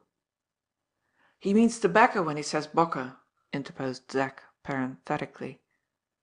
"Can you set your teeth in a baked tater or two?" continued Matt, tapping a small Dutch oven before the fire with his toasting fork. "We've got you a lot of fizzin' hot liver and bacon to ease down the taters with what you call a relish. Nice and streaky, ain't it?" Here the host of the evening stuck his fork into a slice of bacon and politely passed it over his shoulder for Mr. Blythe to inspect, as he stood, bewildered, in the middle of the room. "Oh, delicious, delicious!" cried Valentine, smelling as daintily at the outstretched bacon as if it had been a nosegay. "Really, my dear sir—" He said no more, for at that moment he tripped himself up upon one of some of 10 or a dozen bottle corks which lay about on the carpet where he was standing. There is very little doubt, if Zack had not been by to catch him, that Mr. Blythe would just then have concluded his polite remarks on the bacon by measuring his full length on the floor. "Why don't you put him into a chair?" growled Matt, looking round reproachfully from the frying-pan as Valentine recovered his erect position again with young Thorpe's assistance. "I was just going to swap up that part of the carpet when you came in," said Zack apologetically as he led Mr. Blythe to a chair. "Oh, don't mention it," answered Valentine, laughing. "It was all my awkwardness." He stopped abruptly again. Zack had placed him with his back to the fire, against a table covered with a large and dirty cloth which flowed to the floor, and under which, while he was speaking, he had been gently endeavouring to insinuate his legs. Amazement bereft him of the power of speech when, on succeeding in this effort, he found that his feet came in contact with a perfect hillock of empty bottles, oyster shells, and broken crockery, heaped under the table. "Good gracious me! I hope I'm doing no mischief," exclaimed Valentine, as a miniature avalanche of oyster shells clattered down on his intruding foot, and a plump bottle with a broken neck rolled lazily out from under the tablecloth and courted observation on the open floor.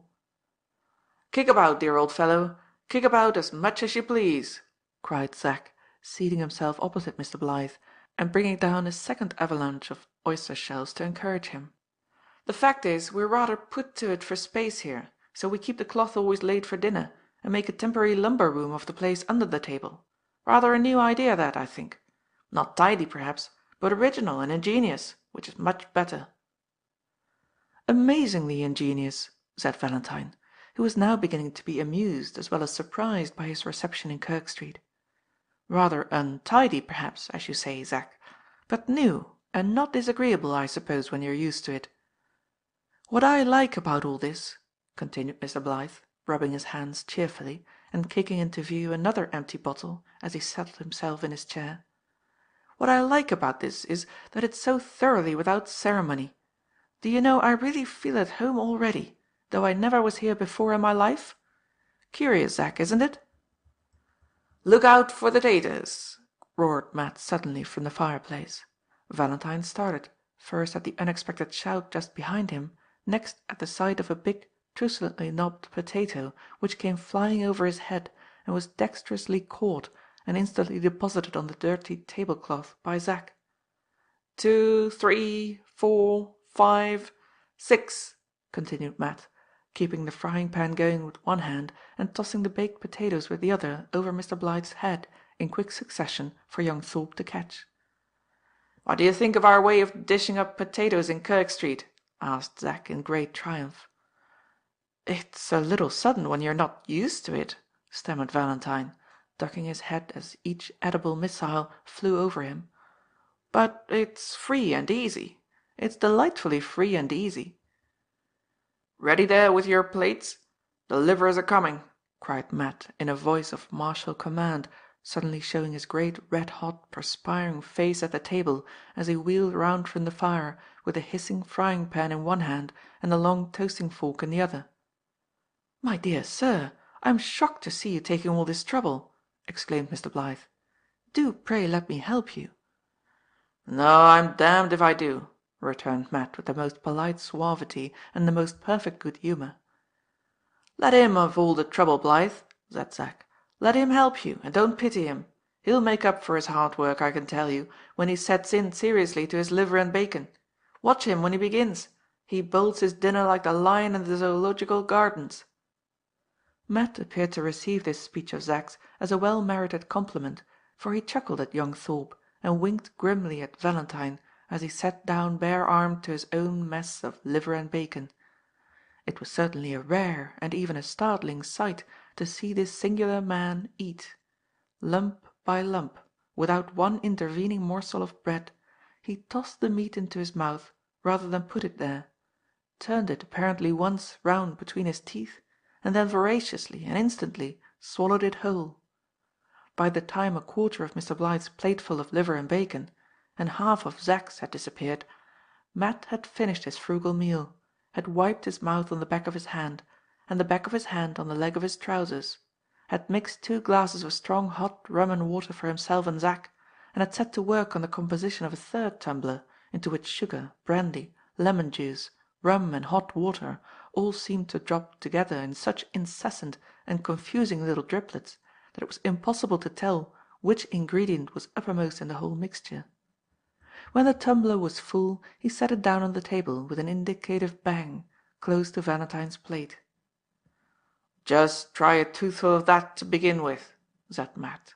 "If you like it, say yes. If you don't, say no, and I'll make it better next time." "You are very kind indeed," answered Mr. Blyth, eyeing the tumbler by his side with some little confusion and hesitation. "But really, though I should be shocked to appear ungrateful, I'm afraid I must own Zack, you ought to have told your friend—" "So I did," said Zack, sipping his rum and water with infinite relish. "The fact is, my dear sir," continued Valentine, "I have the most wretched head in the world for strong liquor of any kind." "Don't call it strong liquor," interposed Matt, emphatically tapping the rim of his guest's tumbler with his forefinger. "Perhaps," pursued Mr. Blyth with a polite smile, "I ought to have said grog." "Don't call it grog," retorted Matt, with 2 disputatious taps on the rim of the glass. "Dear me," asked Valentine, amazedly. "What is it then?" "It's squaw's mixture," answered Matt, with 3 distinct taps of asseveration. Mr. Blyth and Zack laughed, under the impression that their queer companion was joking with them. Matt looked steadily and sternly from one to the other, then repeated with the gruffest gravity: "I tell you, it's squaw's mixture." "What a very curious name. How is it made?" asked Valentine. "Enough brandy to spile the water, enough rum to spile the brandy and water, enough lemon to spile the rum and brandy and water, enough sugar to spile everything.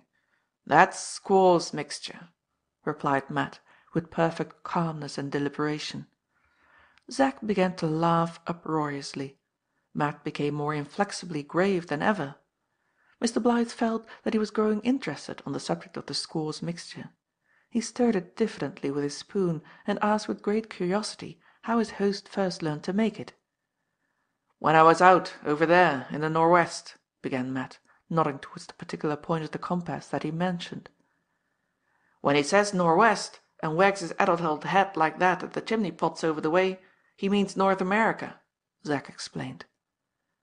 "When I was out nor'west," repeated Matt, heedless of the interruption, "working along with the exploring gang, our stock of liquor fell short, and we had to make the best of it in the cold with a spurt of spirits and a pinch of sugar, drowned in more hot water than had ever got down the throat of e'er man of the lot of us before.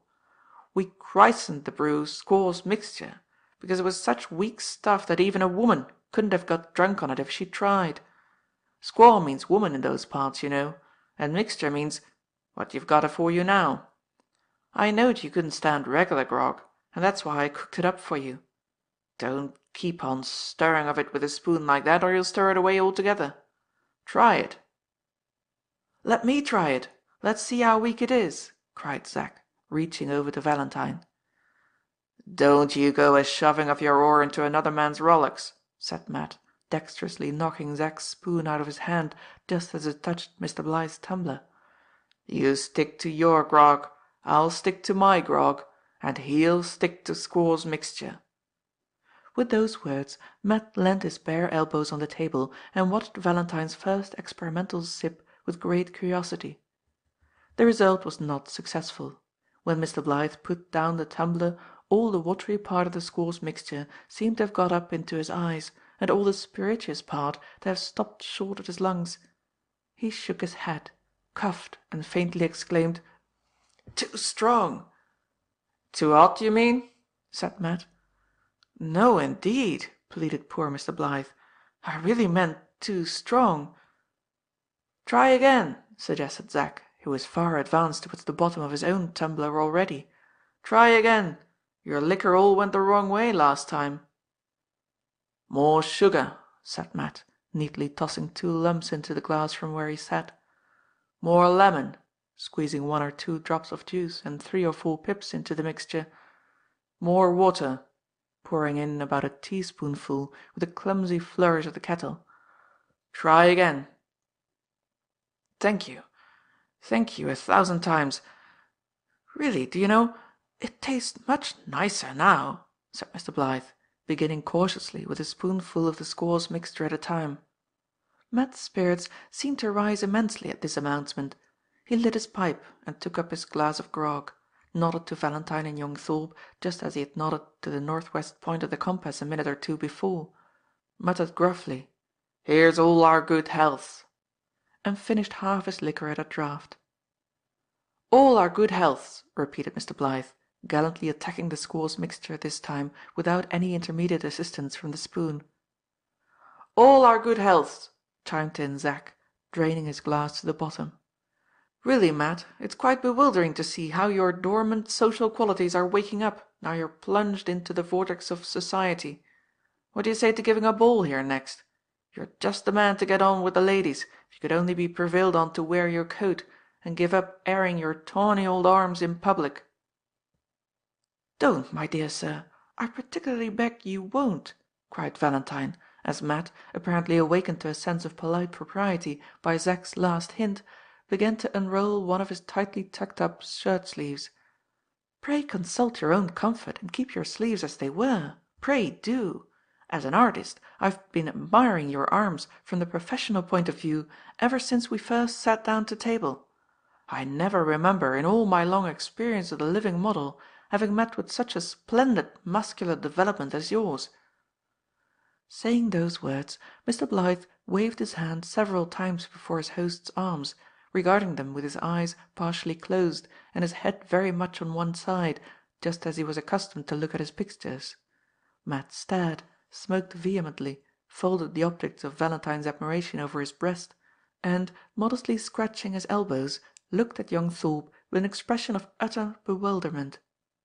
"Yes, decidedly the most magnificent muscular development I ever remember studying," reiterated Mr. Blythe, drumming with his fingers on the table, and concentrating the whole of his critical acumen in one eye by totally closing the other. "Hang it, Blythe," remonstrated Zack. "Don't keep on looking at his arms as if they were a couple of bits of prize beef. You may talk about his muscular development as much as you please, but you can't have the smallest notion of what it's really equal to till you try it. I say, old rough and tough, jump up and show him how strong you are. Just lift him on your toe like you did me." Here Zack pulled Matt unceremoniously out of his chair. "Come along, Blythe, get opposite to him. Give him hold of your hand. Stand on the toe part of his right foot. Don't wriggle about. Stiffen your hand and aim and there, what do you say to his muscular development now?" concluded Zack, with an air of supreme triumph, as Matt slowly lifted from the ground the foot on which Mr. Blythe was standing, and, steadying himself on his left leg, raised the astonished painter with his right nearly 2 feet high in the air. Any spectator observing the performance of this feat of strength, and looking only at Matt, might well have thought it impossible that any human being could present a more comical aspect than he now exhibited, with his black skull-cap pushed a little on one side, and showing an inch or so of his bald head, with his grimly grinning face empurpled by the violent physical exertion of the moment, and with his thick, heavy figure ridiculously perched on one leg. Mr. Blythe, however, was beyond all comparison the more laughable object of the two, as he soared nervously into the air on Matt's foot, tottering infirmly in the strong grasp that supported him, till he seemed to be trembling all over, from the tips of his crisp black hair to the flying tails of his frock-coat. As for the expression of his round, rosy face, with the bright eyes fixed in a startled stare, and the plump cheeks crumpled up by an uneasy smile, it was so exquisitely absurd, as young Thorpe saw it over his fellow lodger's black skull-cap, that he roared again with laughter. "Oh, look up at him!" cried Zack, falling back in his chair. "Look at his face, for heaven's sake, before you put him down." But Matt was not to be moved by this appeal. All the attention his eyes could spare during those few moments was devoted, not to Mr. Blythe's face, but to Mr. Blythe's watch-chain. There hung the bright little key of the painter's bureau, dangling jauntily to and fro over his waistcoat pocket.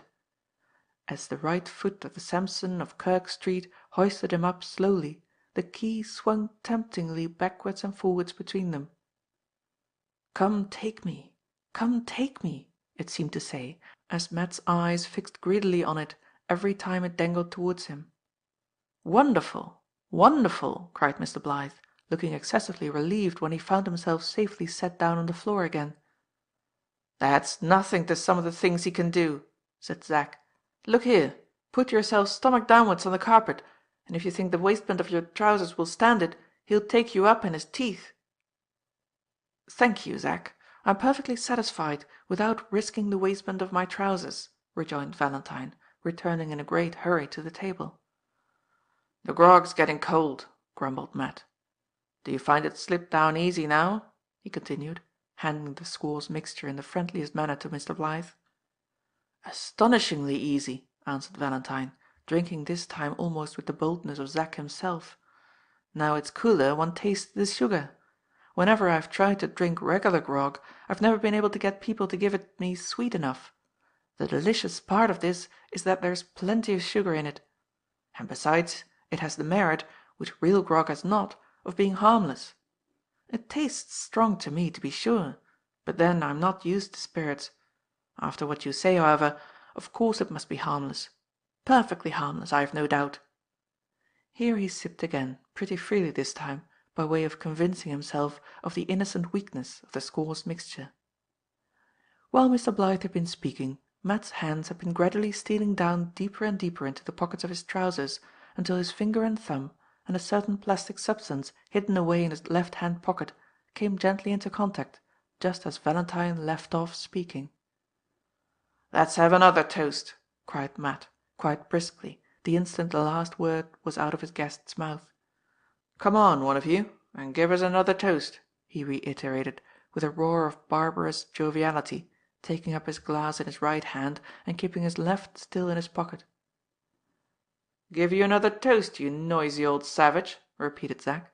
"I'll give you 5 all at once. Mr. Blythe, Mrs. Blythe, Madonna, Columbus, and the Golden Age. 3 excellent people and 2 glorious pictures. Let's lump them all together in a friendly way and drink long life and success to them in beakers of fragrant grog," shouted the young gentleman, making perilously rapid progress through his second glass as he spoke. "Do you know, I'm afraid I must change to some other place if you have no objection," said Mr. Blythe, after he had duly honoured the composite toast just proposed. "The fire here behind me is getting rather too hot." "Change along with me," said Matt. "I don't mind heat, nor cold neither, for the matter of that." Valentine accepted this offer with great gratitude. "By the by, Zack," he said, placing himself comfortably in his host's chair between the table and the wall, I was going to ask a favour of our excellent friend here, when you suggested that wonderful and matchless trial of strength which we have just had. You have been of such inestimable assistance to me already, my dear sir," he continued, turning towards Matt, with all his natural cordiality of disposition now fully developed under the fostering influence of the squaw's mixture. "You have laid me under such an inexpressible obligation in saving my picture from destruction." "I wish you could make up your mind to say what you want in plain words," interrupted Matt. "I'm one of your rough-handed, thick-headed sort, I am. I'm not gentleman enough to understand palaver. It don't do me no good. It only worrits me into a perspiration." And Matt, shaking down his shirt-sleeve, drew it several times across his forehead as a proof of the truth of his last assertion. "Quite right, quite right," cried Mr. Blythe, patting him on the shoulder in the most friendly manner imaginable.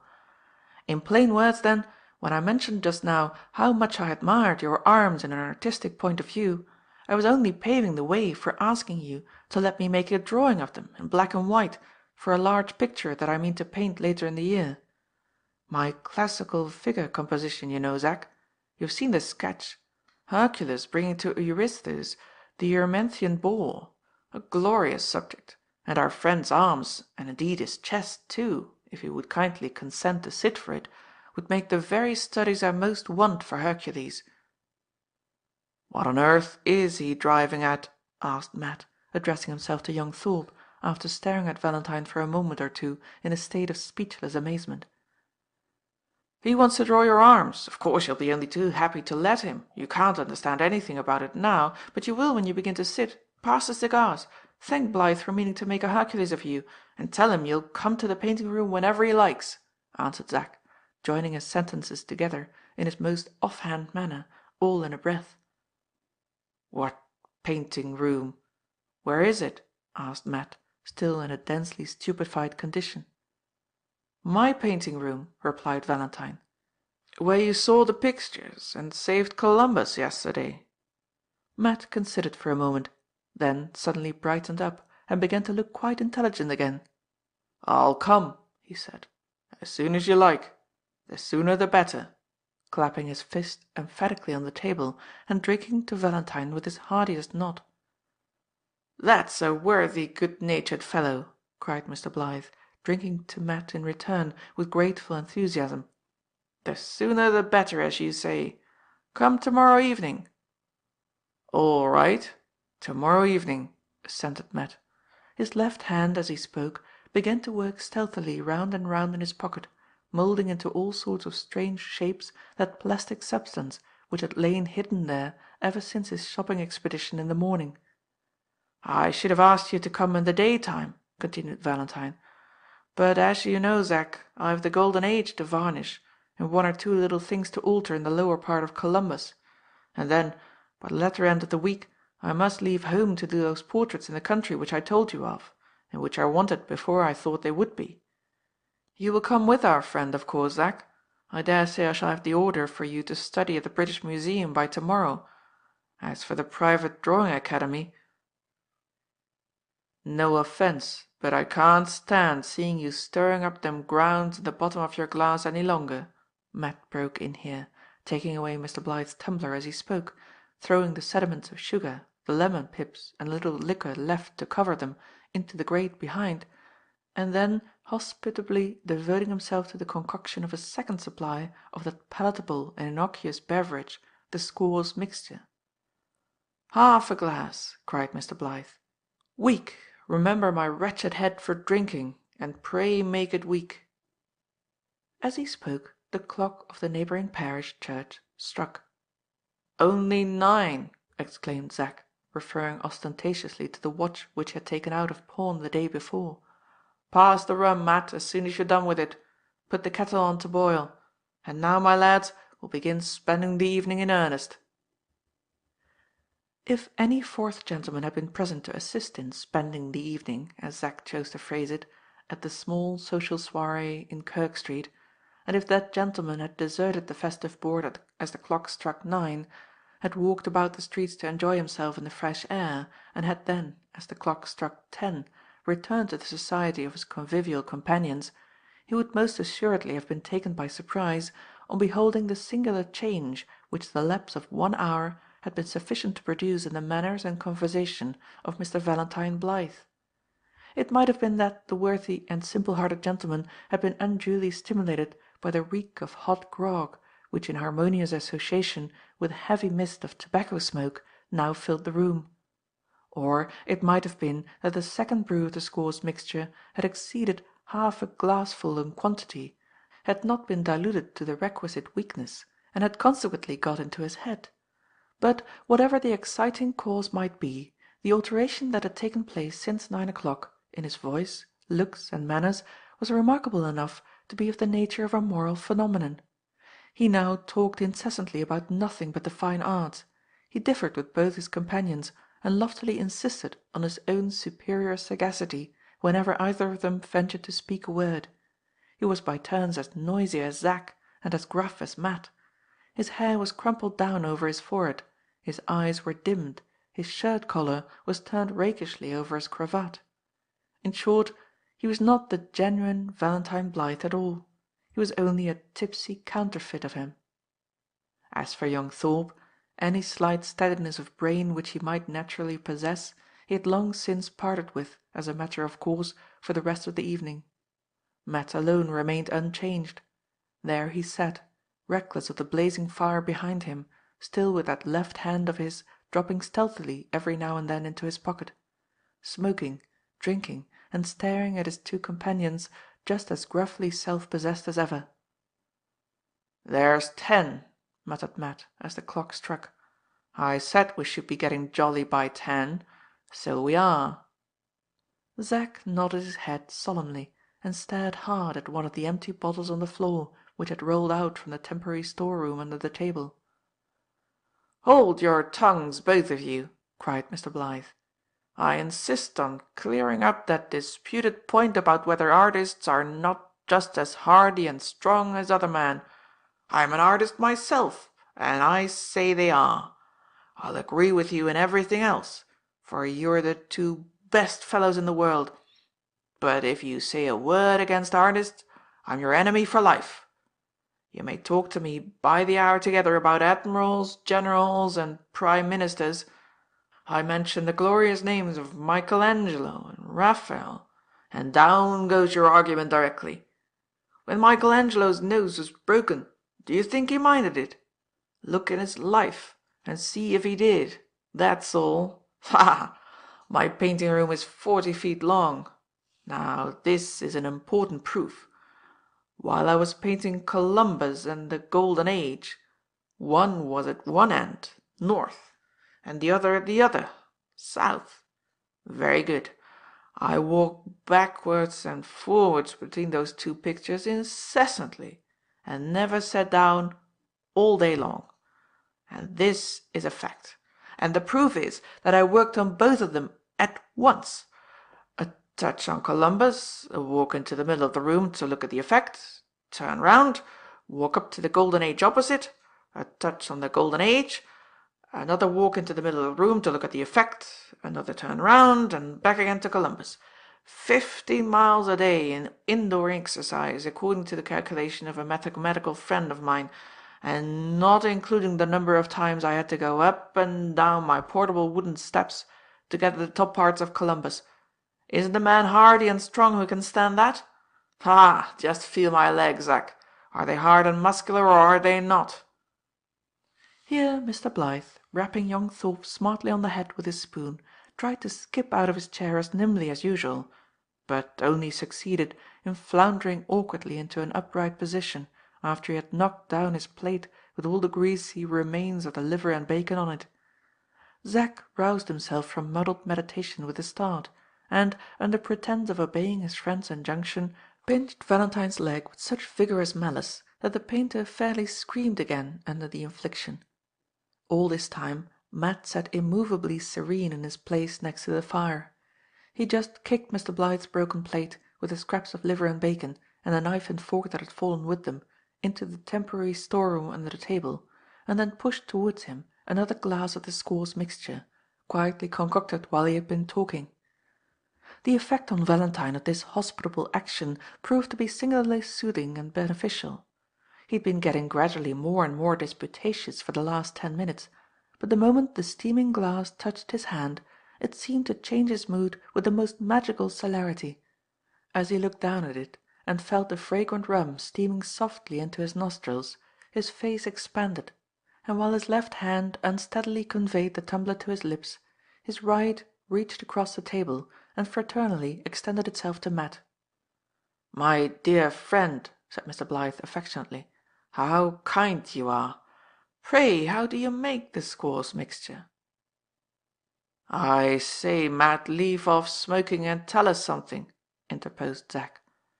"Bawl away at once with one of your tremendous stories, or Blyth will be bragging again about his rickety old legs. Talk, man. Tell us your famous story of how you lost your scalp." Matt laid down his pipe, and for a moment looked very attentively at Mr. Blyth. Then, with the most uncharacteristic readiness and docility, began his story at once, without requiring another word of persuasion.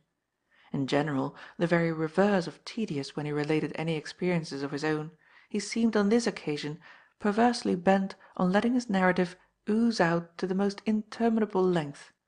Instead of adhering to the abridged account of his terrible adventure which he had given Zack when they first talked together on Blackfriars Bridge, he now dwelt drowsily on the minutest particulars of the murderous chase that had so nearly cost him his life, enumerating them one after the other in the same heavy droning voice which never changed its tone in the slightest degree as he went on.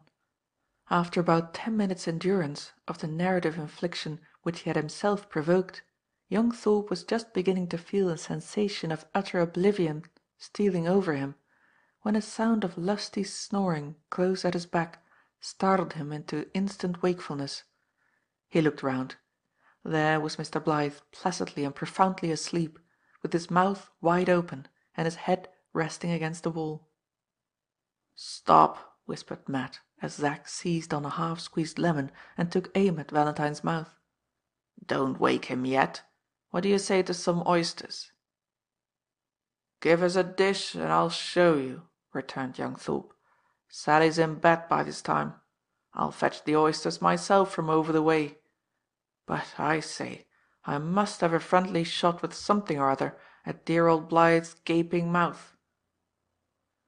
"Try him with an oyster when you come back," said Matt, producing from the cupboard behind him a large yellow pie dish.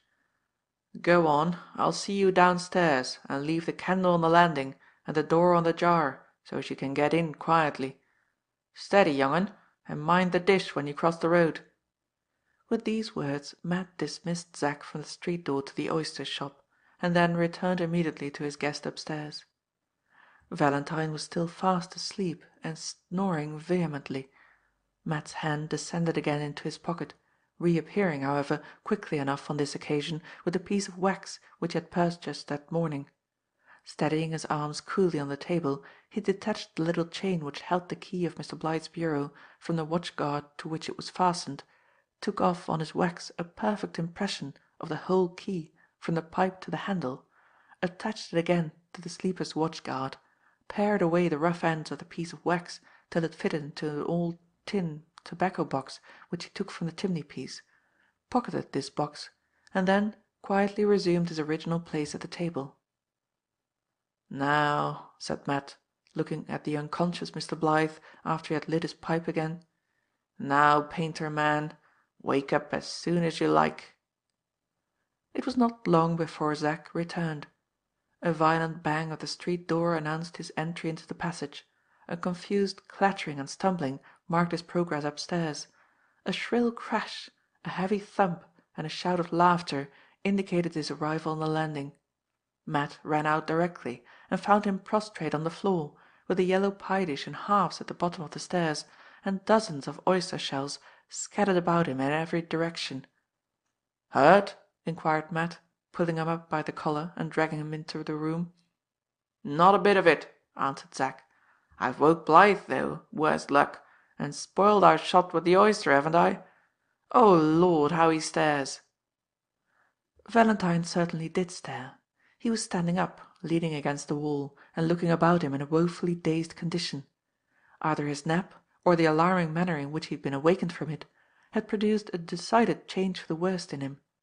As he slowly recovered what little sense he had left to make use of, all his talkativeness and cordiality seemed to desert him. He shook his head mournfully, refused to eat or drink anything, declared with sullen solemnity that his digestion was a perfect wreck in consequence of his keeping drunken society, and insisted on going home directly, in spite of everything that Zack could say to him. The landlord, who had been brought from his shop below by the noise, and who thought it very desirable to take the first opportunity that offered of breaking up the party before any more grog was consumed, officiously ran down the stairs and called a cab, the result of this manoeuvre proving in the sequel to be what the tobacconist desired. The moment the sound of wheels was heard at the door, Mr. Blythe clamoured peremptorily for his hat and coat, and, after some little demur, was at last helped into the cab in the most friendly and attentive manner by Matt himself. "Just see the lights out upstairs and the young un in bed, will you?" said Matt to his landlord, as they stood together on the doorstep. "I'm going to blow some of the smoke out of me by taking a turn in the fresh air." He walked away briskly as he said the last words, but when he got to the end of the street, instead of proceeding northwards towards the country and the cool night breeze that was blowing from it, he perversely turned southwards towards the filthiest little lanes and courts in the whole neighbourhood. Stepping along at a rapid pace, he directed his course towards that particular row of small and vile houses which he had already visited early in the day, and stopped as before at the second-hand iron shop.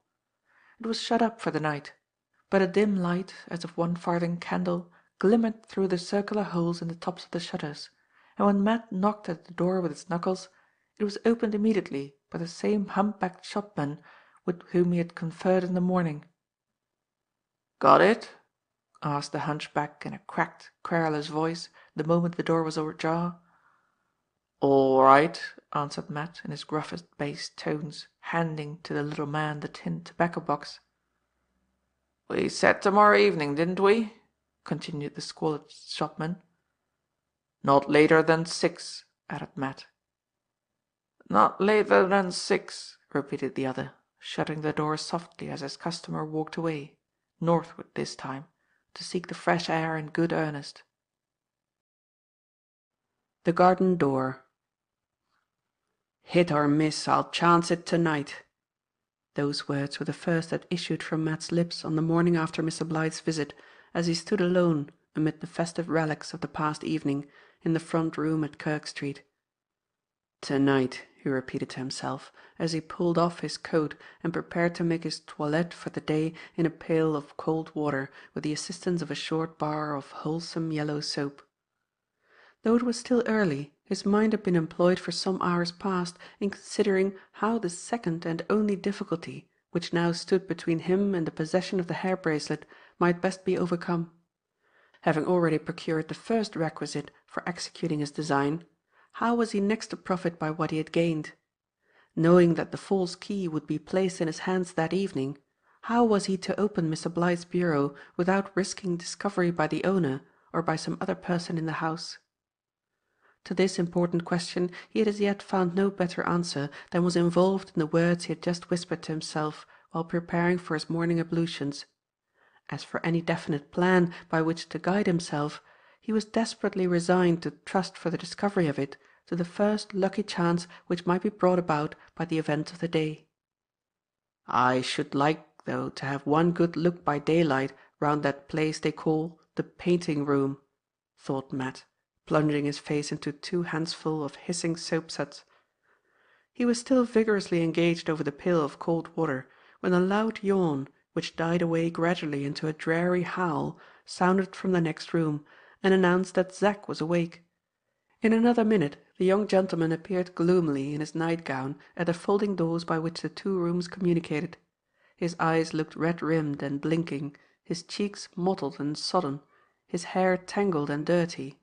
He had one hand to his forehead, and groaning with the corners of his mouth lamentably drawn down, exhibited a shocking and salutary picture of the consequences of excessive conviviality. "Oh, Lord, Matt," he moaned, "my head's coming in too." Souse it in a pail of cold water, and walk off what you can't get rid of after that along with me," suggested his friend. Zack wisely took this advice. As they left Kirk Street for their walk, Matt managed that they should shape their course so as to pass Valentine's house on their way to the fields.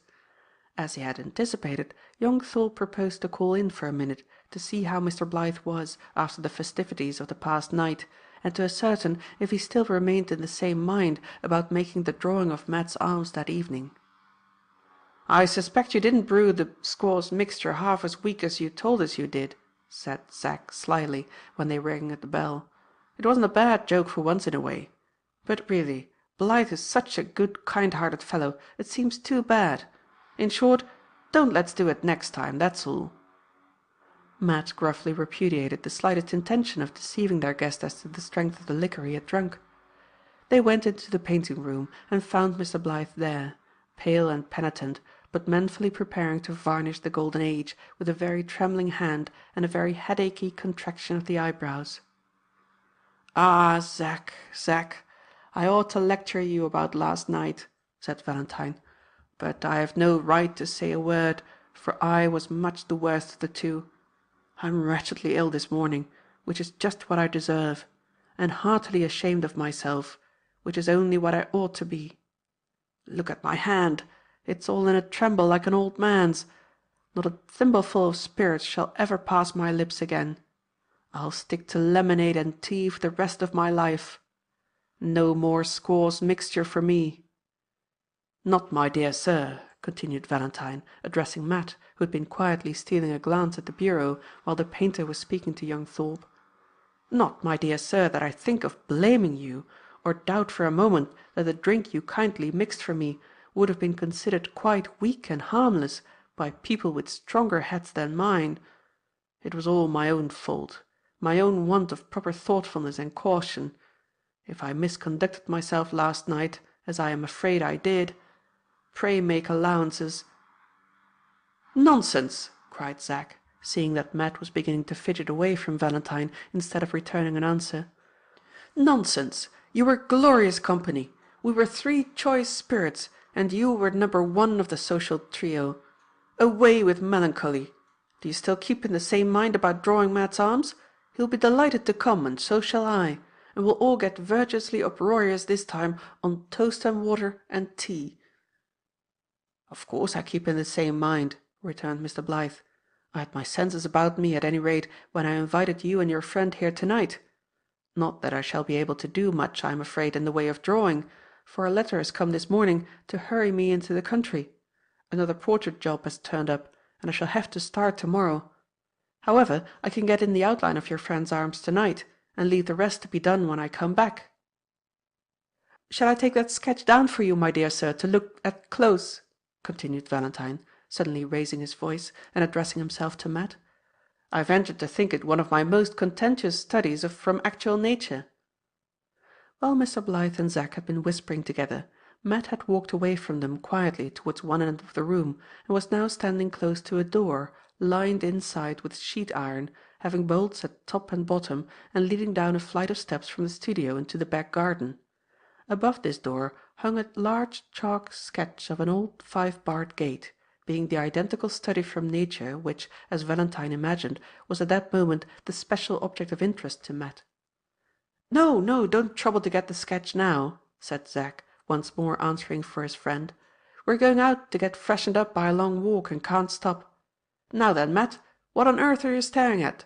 The garden door or the sketch of the 5-barred gate?" "The picture in course," answered Matt, with unusual quickness and irritability. "It shall be taken down for you to look at close tonight," said Mr. Blythe, delighted by the impression which the 5-barred gate seemed to have produced on the new visitor. On leaving Mr. Blythe's, young Thorpe and his companion turned down a lane partially built over, which led past Valentine's back garden wall. This was their nearest way to the fields and to the high road into the country beyond. Before they had taken 6 steps down the lane, Matt, who had been incomprehensibly stolid and taciturn inside the house, became just as incomprehensibly curious and talkative all on a sudden outside it. In the first place, he insisted on mounting some planks lying under Valentine's wall, to be used for the new houses that were being built in the lane, and peeping over to see what sort of garden the painter had. Zack summarily pulled him down from his elevation by the coat-tails, but not before his quick eye had travelled over the garden, had ascended the steps leading from it to the studio, and had risen above them as high as the brass handle of the door by which they were approached from the painting-room.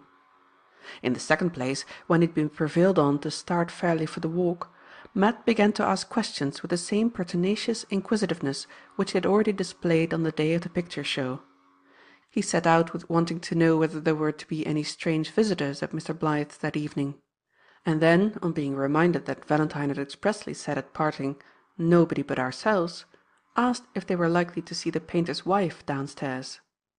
After the inquiry had of necessity been answered in the negative, he went on to a third question, and desired to know whether the young woman, as he persisted in calling Madonna, might be expected to stay upstairs with Mrs. Blyth, or to show herself occasionally in the painting-room.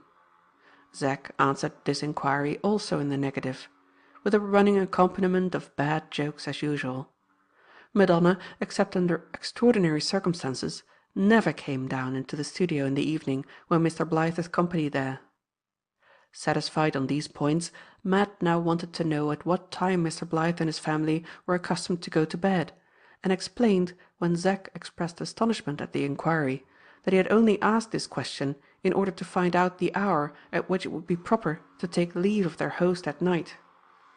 On hearing this, young Thorpe answered as readily and carelessly as usual that the painter's family were early people, who went to bed before 11 o'clock, adding that it was, of course, particularly necessary to leave the studio in good time on the occasion referred to, because Valentine would most probably start for the country next day by one of the morning trains. Matt's next question was preceded by a silence of a few minutes. Possibly he was thinking in what terms he might best put it. If this were the case, he certainly decided on using the briefest possible form of expression, for when he spoke again he asked in so many words what sort of a woman the painter's wife was. Zack characteristically answered the inquiry by a torrent of his most superlative eulogies on Mrs. Blyth, and then, passing from the lady herself to the chamber that she inhabited, wound up with a magnificent and exaggerated description of the splendour of her room. Matt listened to him attentively, then said he supposed Mrs. Blyth must be fond of curiosities and all sorts of knick-knack things from foreign parts. Young Thorpe not only answered the question in the affirmative, but added, as a private expression of his own opinion, that he believed these said curiosities and knick-knacks had helped in their way to keep her alive by keeping her amused. From this he digressed to a long narrative of poor Mrs. Blyth's first illness, and having exhausted that sad subject at last, ended by calling on his friend to change the conversation to some less mournful topic. But just at this point it seemed that Matt was perversely determined to let himself lapse into another silent fit. He not only made no attempt to change the conversation, but entirely ceased asking questions, and, indeed, hardly uttered another word of any kind, good or bad. Zack, after vainly trying to rally him into talking, lit his cigar in despair, and the two walked on together silently, Matt having his hands in his pockets, keeping his eyes bent on the ground, and altogether burying himself, as it were, from the outer world in the innermost recesses of a deep brown study. As they returned and got near Kirk Street, Matt gradually began to talk again, but only on indifferent subjects, asking no more questions about Mr. Blyth or anyone else. They arrived at their lodgings at 5:30 o'clock. Zack went into the bedroom to wash his hands. While he was thus engaged, Matt opened that leather bag of his which has been already described as lying in the corner with the bearskins, and, taking out the feather fan and the Indian tobacco pouch, wrapped them up separately in paper. Having done this, he called to Zack, and, saying that he was about to step over to the shaving shop to get his face scraped clean before going to Mr. Blyth's, left the house with his 2 packages in his hand. "If the worst comes to the worst, I'll chance it to-night with the garden door," said Matt to himself, as he took the first turning that led towards the second-hand iron shop. "This will do to get rid of the painter man with, and this will send Zack after him," he added, putting first the fan and then the tobacco pouch into separate pockets of his coat. A cunning smile hovered about his lips for a moment as he disposed of his 2 packages in this manner, and it passed away again almost immediately, and was succeeded by a curious contraction and twitching of the upper part of his face. He began muttering once again that name of Mary, which had been often on his lips lately, and quickened his pace mechanically, as it was always his habit to do when anything vexed or disturbed him. When he reached the shop, the hunchback was at the door, with a tin tobacco box in his hand. On this occasion not a single word was exchanged between the two. The squalid shopman, as the customer approached, rattled something significantly inside the box, and then handed it to Matt, and Matt put his finger and thumb into his waistcoat pocket, winked, nodded, and handed some money to the squalid shopman. The brief ceremony of giving and taking thus completed, these two originals turned away from each other without a word of farewell, the hunchback returning to the counter, and his customer proceeding to the shaving shop. Matt opened the box for an instant on his way to the barber's, and, taking out the false key, which, though made of baser metal, was almost as bright as the original, put it carefully into his waistcoat pocket. He then stopped at an oil and candle shop, and bought a wax taper and a box of matches. "The garden door's safest. I'll chance it with the garden door," thought Matt, as he sat down in the shaving shop chair and ordered the barber to operate on his chin. Punctually at 7 o'clock, Mr. Blythe's visitors rang at his bell. When they entered the studio, they found Valentine all ready for them, with his drawing board at his side, and his cartoon sketch for the proposed new picture of Hercules bringing to King Eurystheus the Erymanthian boar lying rolled up at feet. He said he had got rid of his headache and felt perfectly well now, but Zack observed that he was not in his good spirits. Matt, on his side, observed nothing but the garden door, towards which he lounged carelessly as soon as the first salutations were over. "This way, my dear sir," said Valentine, walking after him. "I have taken down the drawing you were so good as to admire this morning, as I said I would. Here it is, on this painting stand, if you would like to look at it." Matt, whose first glance at the garden door had assured him that it was bolted and locked for the night, wheeled round immediately, and, to Mr. Blythe's great delight, inspected the sketch of the old 5-barred gate with the most extraordinary and flattering attention. "Wants doing up, don't it?" said Matt, referring to the picturesquely ruinous original of the gate represented. "Yes, indeed," answered Valentine, thinking he spoke of the creased and ragged condition of the paper on which the sketch was made. "A morsel of paste and a sheet of fresh paper to stretch it on would make quite another thing of it." Matt stared. "Paste and paper for a 5-barred gate? A nice carpenter you would make," he felt inclined to say. Zack, however, spoke at that moment, so he left the sketch and wisely held his tongue. "Now then, Matt, strip to your chest, and put your arms in any position Blythe tells you. Remember, you're going to be drawn as Hercules, and mind you look as if you were bringing the Erymanthian boar to King Eurystheus for the rest of the evening," said young Thorpe, composedly warming himself at the fire. While Matt awkwardly and with many expressions of astonishment at the strange piece of service required from him by his host, divested himself of his upper garments, Valentine unrolled on the floor the paper cartoon of his classical composition, and, having refreshed his memory from it, put his model forthwith into the position of Hercules, with a chair to hold instead of an Erymanthian boar, and Zack to look at as the only available representative of King Eurystheus. This done, Mr. Blythe wasted some little time as usual, before he began to work, in looking for his drawing materials. In the course of his search over the littered studio table, he accidentally laid his hand on 2 envelopes with enclosures, which, after examining the addresses, he gave immediately to young Thorpe. "Here, Zack," he said, "these belong to you. The large envelope contains your permission to draw at the British Museum. The small one has a letter of introduction inside, presenting you, with my best recommendations, to my friend Mr. Strathern, a very pleasing artist and the curator of an excellent private drawing academy. You had better call to-morrow before 11. Mr. Strathern will go with you to the museum and show you how to begin, and will introduce you to his drawing academy the same evening. Pray, pray, Zack, be steady and careful.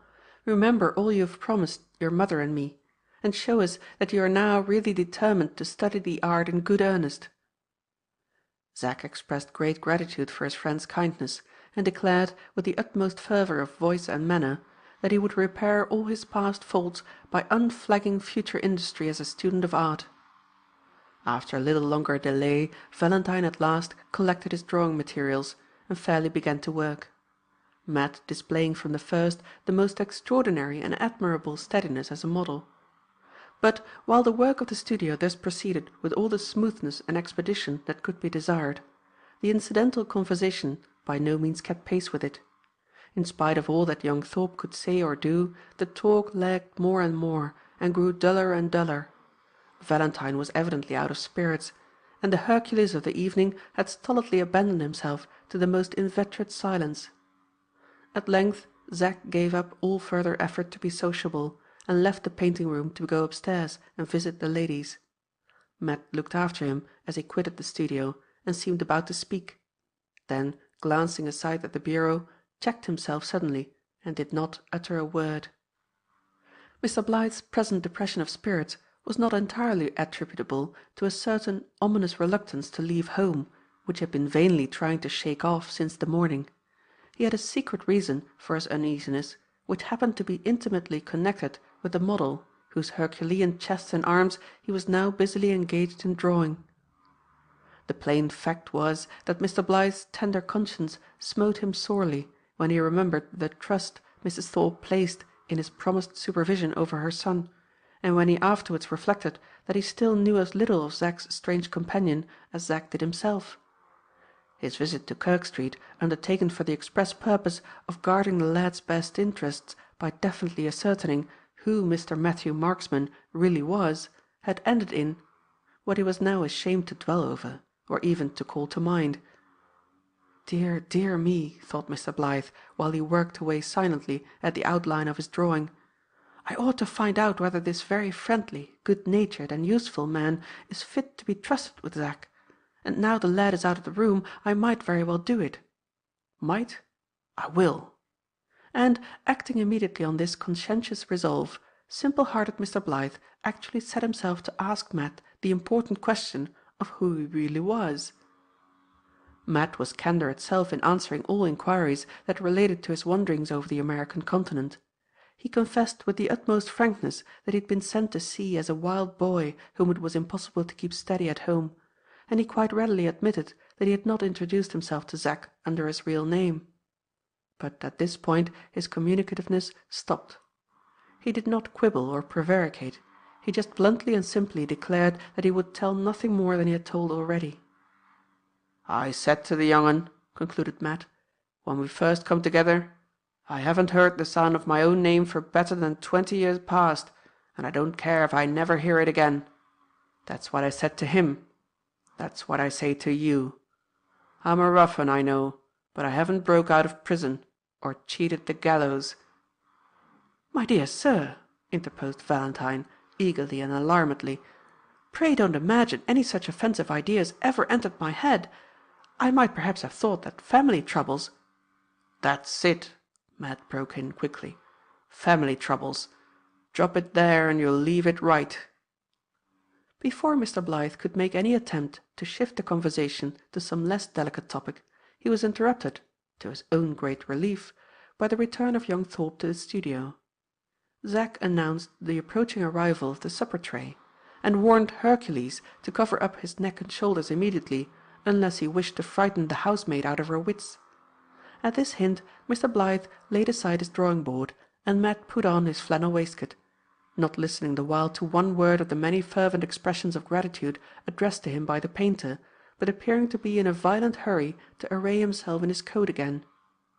As soon as he had got it on, he put his hand in one of the pockets, and looked hard at Valentine. Just then, however, the servant came in with the tray, upon which he turned round impatiently and walked away once again to the lower end of the room.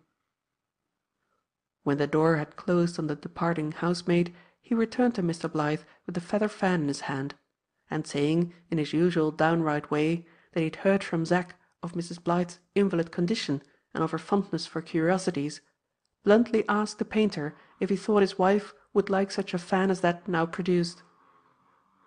I got this plaything for a woman in the old country many a long year ago, said Matt, pressing the fan roughly into Mr. Blyth's hands. When I come back, and thought for to give it her, she was dead and gone. There's not another woman in England as cares about me or knows about me. If you're too proud to let your wife have the thing, throw it into the fire. I haven't got nobody to give it to, and I can't keep it by me, and won't keep it by me no longer." In the utterance of these words there was a certain rough pathos and bitter reference to past calamity which touched Valentine in one of his tender places. His generous instincts overcame his prudent doubts in a moment, and moved him, not merely to accept the present, but also to predict warmly that Mrs. Blythe would be delighted with it. "Zack," he said, speaking in an undertone to young Thorpe, who had been listening to Matt's last speech and observing his production of the fan in silent curiosity and surprise. "Zack, I'll run upstairs with the fan to Lavvy at once, so as not to seem careless about your friend's gift. Mind you do the honours of the supper table with proper hospitality while I am away." Speaking these words, Mr. Blythe bustled out of the room as nimbly as usual. A minute or two after his departure, Matt put his hand into his pocket once more, mysteriously approached young Thorpe, and opened before him the paper containing the Indian tobacco pouch, which was made of scarlet cloth, and was very prettily decorated with coloured beads. "Do you think the young woman would fancy this for a kind of plaything?" he asked.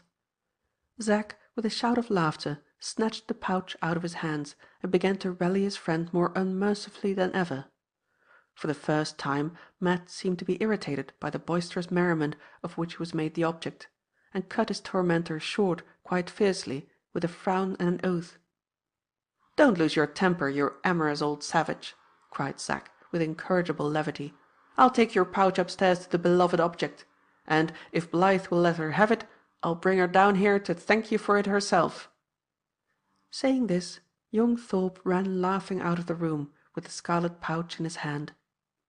Matt listened intently till the sound of Zack's rapid footsteps died away upstairs, then walked quickly and softly down the studio to the garden door, gently unlocked it, gently drew the bolts back, gently opened it and ascertained that it could also be opened from without merely by turning the handle, then, quietly closing it again, left it, to all appearance, as fast for the night as before, provided no one went near enough or had sufficiently sharp eyes to observe that it was neither bolted nor locked. "Now for the big chest," thought Matt, taking the false key out of his pocket and hastening back to the bureau. "If Zack or the painter man come down before I've time to get at the drawer inside, I've made sure of my second chance with the garden door." He had the key in the lock of the bureau as this thought passed through his mind. He was just about to turn it when the sound of rapidly descending footsteps upon the stairs struck on his quick ear. "Too late," muttered Matt. "I must chance it after all with the garden door." Putting the key into his pocket again as he said this, he walked back to the fireplace. The moment after he got there, Mr. Blythe entered the studio. "I am quite shocked that you should have been so unceremoniously left alone," said Valentine, whose naturally courteous nature prompted him to be just as scrupulously polite in his behaviour to his rough guest as if Matt had been a civilized gentleman of the most refined feeling and the most exalted rank. "I am so sorry you should have been left, through Zack's carelessness, without anybody to ask you to take a little supper," continued Valentine, turning to the table. "Mrs. Blythe, my dear sir, do take a sandwich, desires me to express her best thanks for your very pretty present. That is the brandy in the bottle and next to you. She admires the design. Sponge cake? Ah, you don't care about sweets? And thinks the colour of the centre feathers." At this moment the door opened, and Mr. Blythe, abruptly closing his lips, looked towards it with an expression of the blankest astonishment, for he beheld Madonna entering the painting room in company with Zack. Valentine had been persuaded to let the deaf and dumb girl accept the scarlet pouch by his wife, but neither she nor Zack had said a word before him upstairs about taking Madonna into the studio.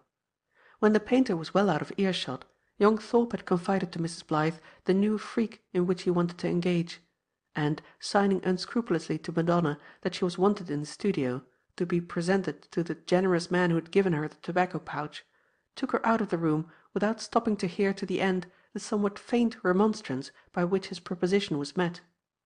To confess the truth, Mrs. Blythe, seeing no great impropriety in the girl's being introduced to the stranger while Valentine was present in the room, and having moreover a very strong curiosity to hear all she could about Zack's odd companion, was secretly anxious to ascertain what impressions Madonna would bring away of Matt's personal appearance and manners. And thus it was that Zack, by seizing his opportunity at the right moment, and exerting a little of that cool assurance in which he was never very deficient, now actually entered the painting room in a glow of mischievous triumph, with Madonna on his arm. Valentine gave him a look as he entered which he found it convenient not to appear to see. The painter felt strongly inclined at that moment to send his adopted child upstairs again directly, but he restrained himself out of a feeling of delicacy towards his guest, for Matt had not only seen Madonna, but had hesitatingly advanced a step or two to meet her, the instant she came into the room. Few social tests for analyzing female human nature can be more safely relied on than that which the moral investigator may easily apply by observing how a woman conducts herself towards a man who shows symptoms of confusion on approaching her for the first time. If she has nothing at all in her, she awkwardly forgets the advantage of her sex and grows more confused than he is. If she has nothing but brains in her, she cruelly abuses the advantage and treats him with quiet contempt. If she has plenty of heart in her, she instinctively turns the advantage to its right use, and forthwith sets him at his ease by the timely charity of a word or the mute encouragement of a look. Now Madonna, perceiving that the stranger showed evident signs on approaching her of what appeared like confusion to her apprehension, quietly drew her arm out of Zack's, and, to his unmeasured astonishment, stepped forward in front of him, looked up brightly into the grim, scarred face of Matt, dropped her usual curtsey, wrote a line hurriedly on her slate, then offered it to him with a smile and a nod, to read if he pleased, and to write on in return. "Who would ever have thought it?"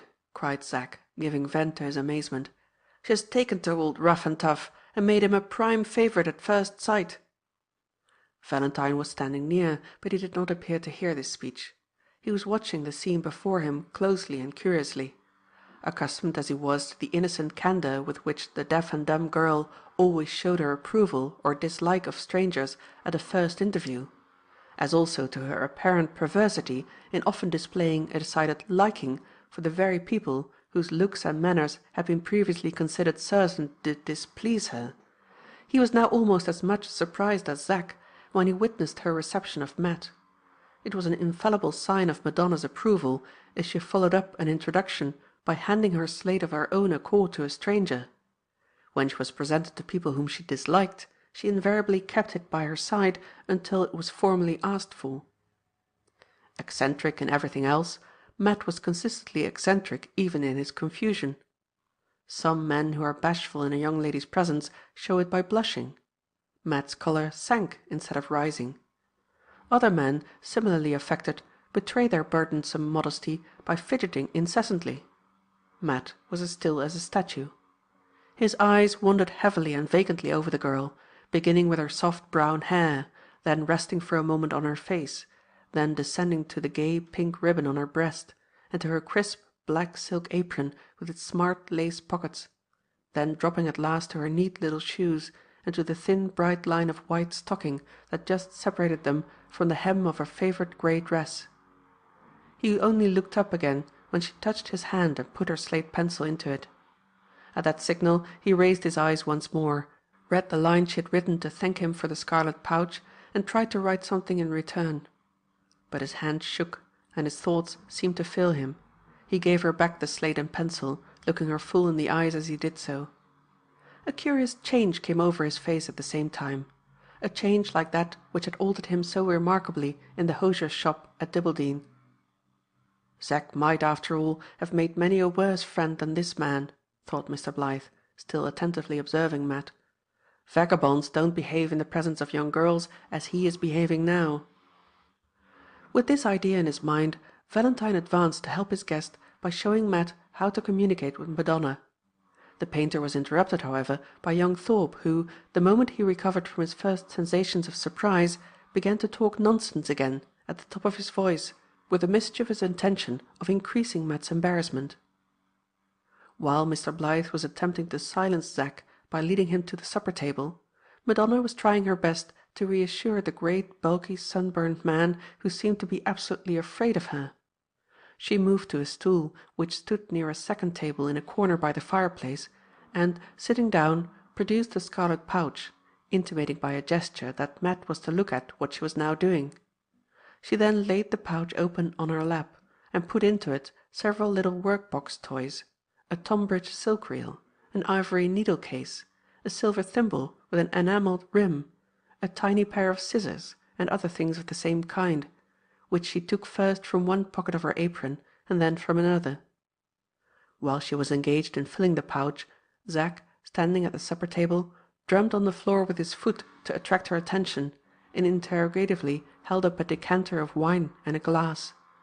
She started as the sound struck on her delicate nerves, and, looking at young Thorpe directly, signed that she did not wish for any wine.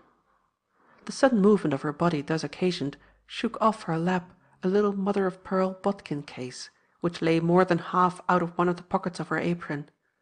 The bodkin case rolled under the stool, without her seeing it, for she was looking towards the supper table, without being observed by Matt, for his eyes were following the direction of hers, without being heard by Mr. Blythe, for Zack was, as usual, chattering and making a noise.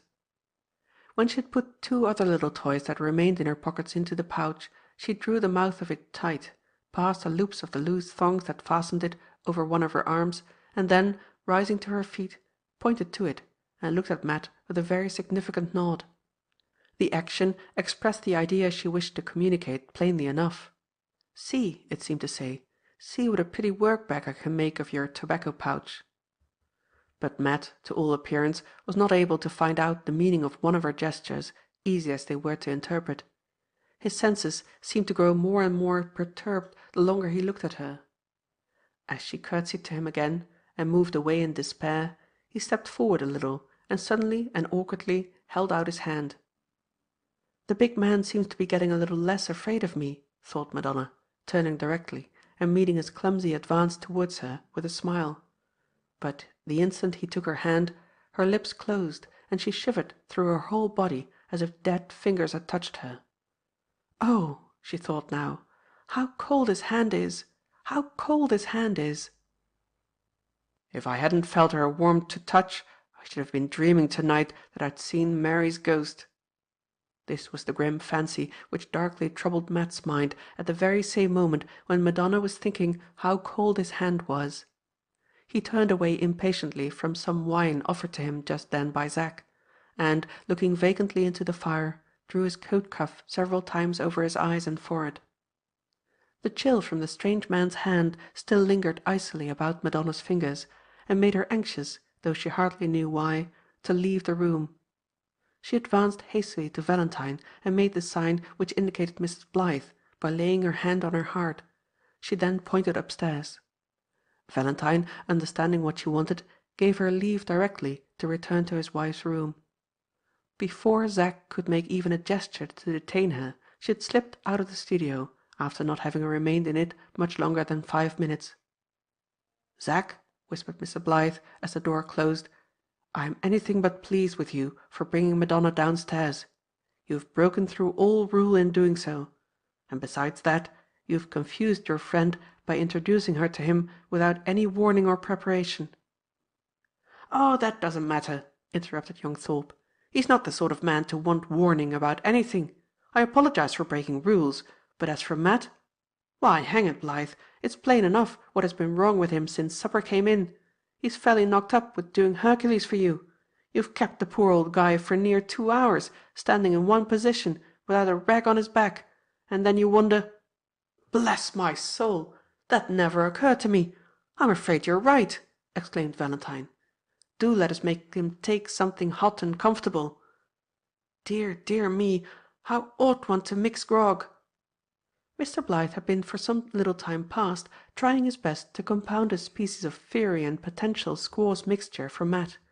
He had begun the attempt some minutes before Madonna left the studio, having found it useless to offer any explanations to his inattentive guest of the meaning of the girl's signs and gestures with the slate and tobacco pouch.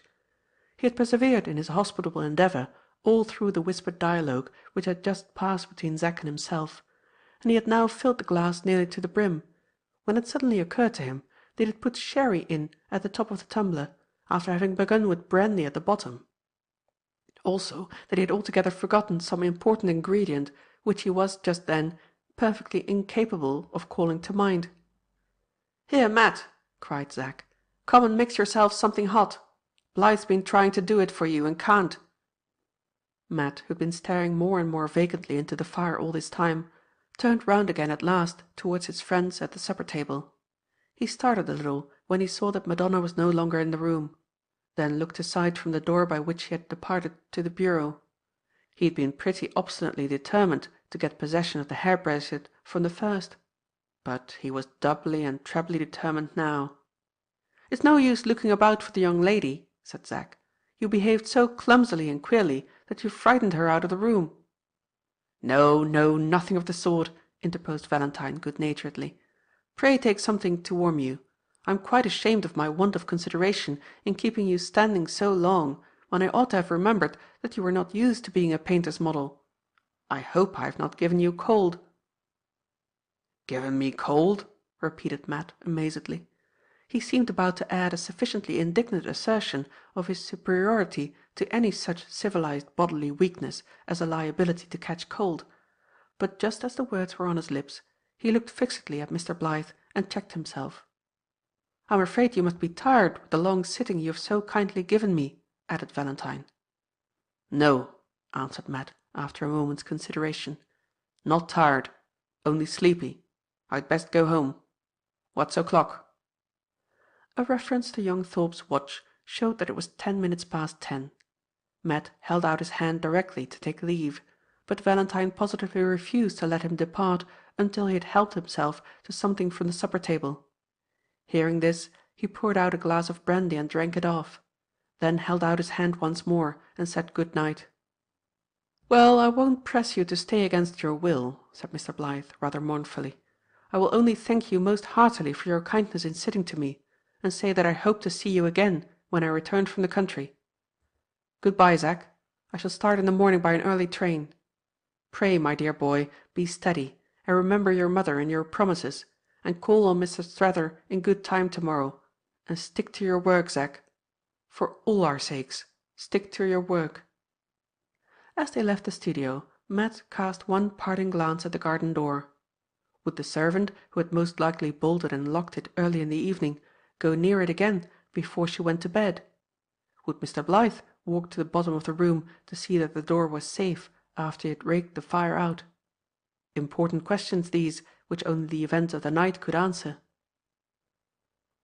A little way down Kirk Street, at the end by which Zack and his friend entered it on returning from Mr. Blythe's, stood the local theatre, all ablaze with dazzling gas, and all astir with loitering blackguards. Young Thorpe stopped as he and his companion passed under the portico on the way to their lodgings further up the street. "It's only 10:30 now," he said. "I shall drop in here and see the last scenes of the pantomime. Won't you come too?" "No," said Matt. "I'm too sleepy. I shall go on home." They separated.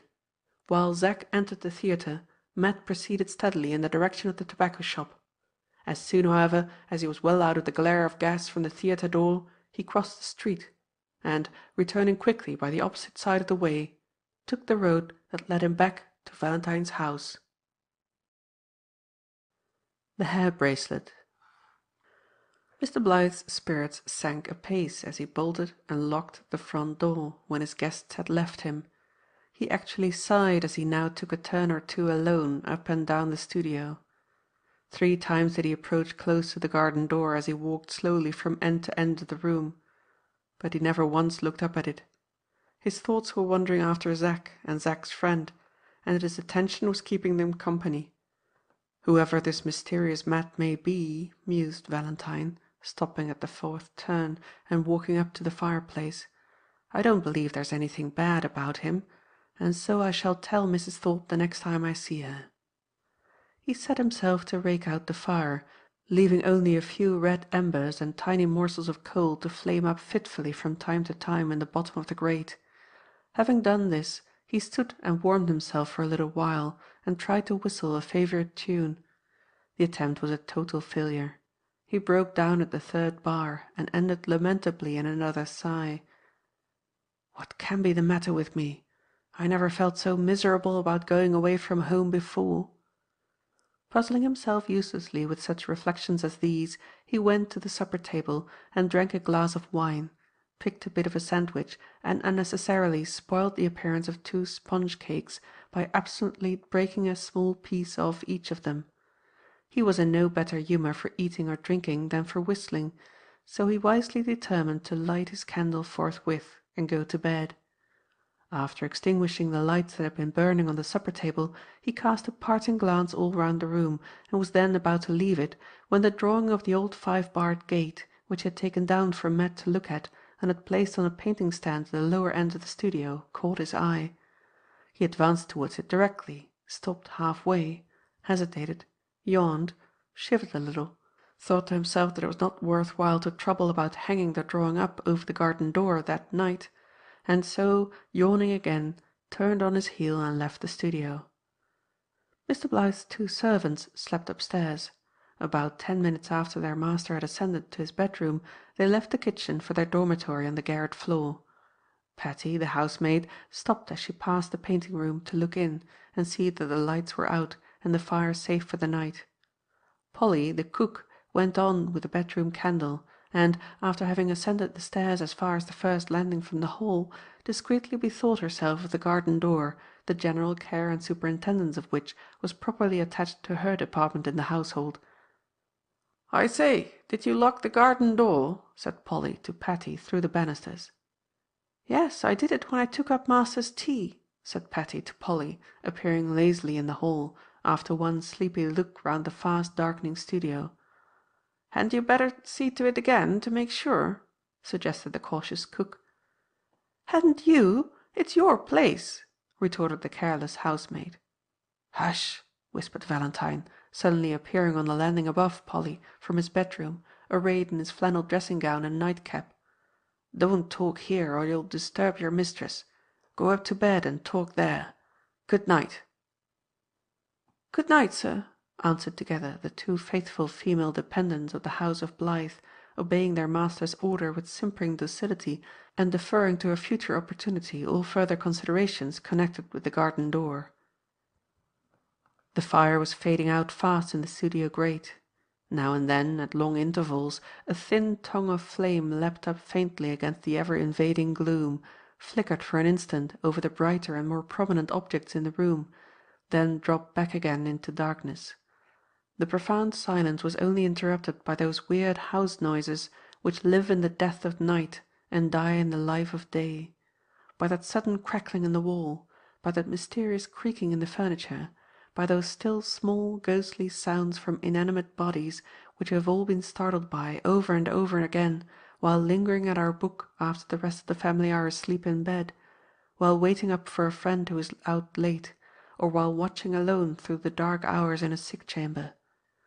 Excepting such occasional night noises as these, so familiar yet always so strange, the perfect tranquillity of the studio remained undisturbed for nearly an hour after Mr. Blyth had left it. No neighbours came home in cabs, no bawling drunken men wandered into the remote country fastnesses of the new suburb. The night breeze, blowing in from the fields, was too light to be audible. The watch-dog in the nurseryman's garden hard by was as quiet on this particular night as if he had actually barked himself dumb at last. Outside the house, as well as inside, the drowsy reign of old primeval quiet was undisturbed by the innovating vagaries of the rebel noise. Undisturbed till the clock in the hall pointed to 11:15. Then there came softly and slowly up the iron stairs that led from the back garden to the studio a sound of footsteps. When these ceased, the door at the lower end of the room was opened gently from outside, and a black, bulky figure of Matt appeared on the threshold, lowering out gloomily against a background of starry sky. He stepped into the painting room, and closed the door quietly behind him, stood listening anxiously in the darkness for a moment or two, then, pulling from his pocket the wax taper and the matches which he had bought that afternoon, immediately provided himself with a light. While the wick of the taper was burning up, he listened again. Except the sound of his own heavy breathing, all was quiet around him. He advanced at once to the bureau, starting involuntarily as he brushed by Mr. Blythe's lay figure with the Spanish hat and the Roman toga, and cursing it under his breath for standing in his way, as if it had been a living creature. The door leading from the studio into the passage of the house was not quite closed, but he never noticed this as he passed to the bureau, though it stood close to the chink left between the door and the post. He had the false key in his hand. He knew that he should be in possession of the hair bracelet in another moment, and, his impatience for once getting the better of his cunning, he pounced on the bureau, without looking aside first either to the right or the left. He had unlocked it, had pulled open the inner drawer, had taken out the hair bracelet, and was just examining it closely by the light of his taper, after having locked the bureau again, when a faint sound on the staircase of the house caught his ear. At the same instant a thin streak of candlelight flashed on him through the narrow chink between the hardly closed door and the door-post. It increased rapidly in intensity as the sound of softly advancing footsteps now grew more and more distinct from the stone passage leading to the interior of the house. He had the presence of mind to extinguish his taper, to thrust the hair bracelet into his pocket, and to move across softly from the bureau, which stood against the lock-side door-post, to the wall, which was by the hinge-side door-post, so that the door itself might open back upon him, and thus keep him concealed from the view of any person entering the room. He had the presence of mind to take these precautions instantly, but he had not self-control enough to suppress the involuntary exclamation which burst from his lips at the moment when the thin streak of candlelight first flashed into his eyes. A violent spasmodic action contracted the muscles of his throat. He clenched his fist in a fury of suppressed rage against himself as he felt that his own voice had turned traitor and betrayed him. The light came close. The door opened gently till it just touched him as he stood with his back against the wall. For one instant his heart stopped. The next it burst into action again with a heave, and the blood rushed hotly through every vein all over him as his wrought-up nerves of mind and body relaxed together under a sense of ineffable relief. He was saved almost by a miracle from the inevitable consequence of the rash exclamation that had escaped him. It was Madonna who had opened the door. It was the deaf and dumb girl whom he now saw walking into the studio. She had been taking her working materials out of the tobacco pouch in her own room before going to bed, and had then missed her mother of pearl bodkin case. Suspecting immediately that she must have dropped it in the studio, and fearing that it might be trodden on and crushed if she left it there until the next morning, she had now stolen downstairs by herself to look for it. Her hair, not yet put up for the night, was combed back from her face, and hung lightly down in long silky folds over her shoulders. Her complexion looked more exquisitely clear and pure than ever, set off, as it was, by the white dressing-gown which now clothed her. She had a pretty little red and blue china candlestick, given to her by Mrs. Blythe, in her hand, and, holding the light above her, advanced slowly from the studio doorway, with her eyes bent on the ground, searching anxiously for the missing bodkin case. Matt's resolution was taken the moment he caught sight of her. He never stirred an inch from his place of concealment until she had advanced 3 or 4 paces into the room and had her back turned full upon him. Then, quietly stepping a little forward from the door, but still keeping well behind her, he blew out her candle just as she was raising it over her head and looking down intently on the floor in front of her. He had calculated, rightly enough, on being able to execute this manoeuvre with impunity from discovery, knowing that she was incapable of hearing the sound of his breath when he blew her candle out, and that the darkness would afterwards not only effectually shield him from detection, but also oblige her to leave him alone in the room again, while she went to get another light. He had not calculated, however, on the serious effect which the success of his stratagem would have upon her nerves, for he knew nothing of the horror which the loss of her sense of hearing caused her always to feel when she was left in darkness, and he had not stopped to consider that by depriving her of her light, he was depriving her of that all-important guiding sense of sight, the loss of which she could not supply in the dark as others could by the exercise of the ear. The instant he blew her candle out, she dropped the china candlestick in a paroxysm of terror. It fell and broke, with a deadened sound, on one of the many portfolios lying on the floor about her. He had hardly time to hear this happen before the dumb moaning, the inarticulate cry of fear, which was all that the poor panic-stricken girl could utter, rose low, shuddering, and ceaseless in the darkness, so close at his ear that he fancied he could feel her breath palpitating quick and warm on his cheek. If she should touch him, if she should be sensible of the motion of his foot on the floor, as she had been sensible of the motion of Zack's when young Thorpe offered her the glass of wine at supper-time, it was a risk to remain still, it was a risk to move. He stood as helpless even as the helpless creature near him. That low, ceaseless, dumb moaning smote so painfully on his heart, roused up so fearfully the rude superstitious fancies lying in wait within him in connection with the lost and dead Mary Gryce, that the sweat broke out on his face, the coldness of sharp mental suffering seized on his limbs, the fever of unutterable expectation parted up his throat and mouth and lips, and for the first time perhaps in his existence he felt the chillness of mortal dread running through him to his very soul. He, who amid perils of seas and wildernesses and horrors of hunger and thirst had played familiarly with his own life for more than 20 years past, as a child plays familiarly with an old toy.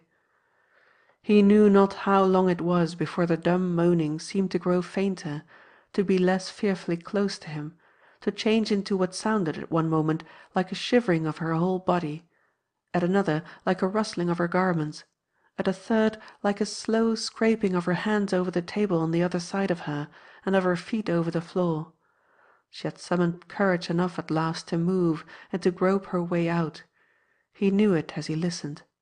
He heard her touch the edge of the half-opened door. He heard the still sound of her first footfall on the stone passage outside, then the noise of her hand drawn along the wall, then the lessening gasps of her affrighted breathing as she gained the stairs.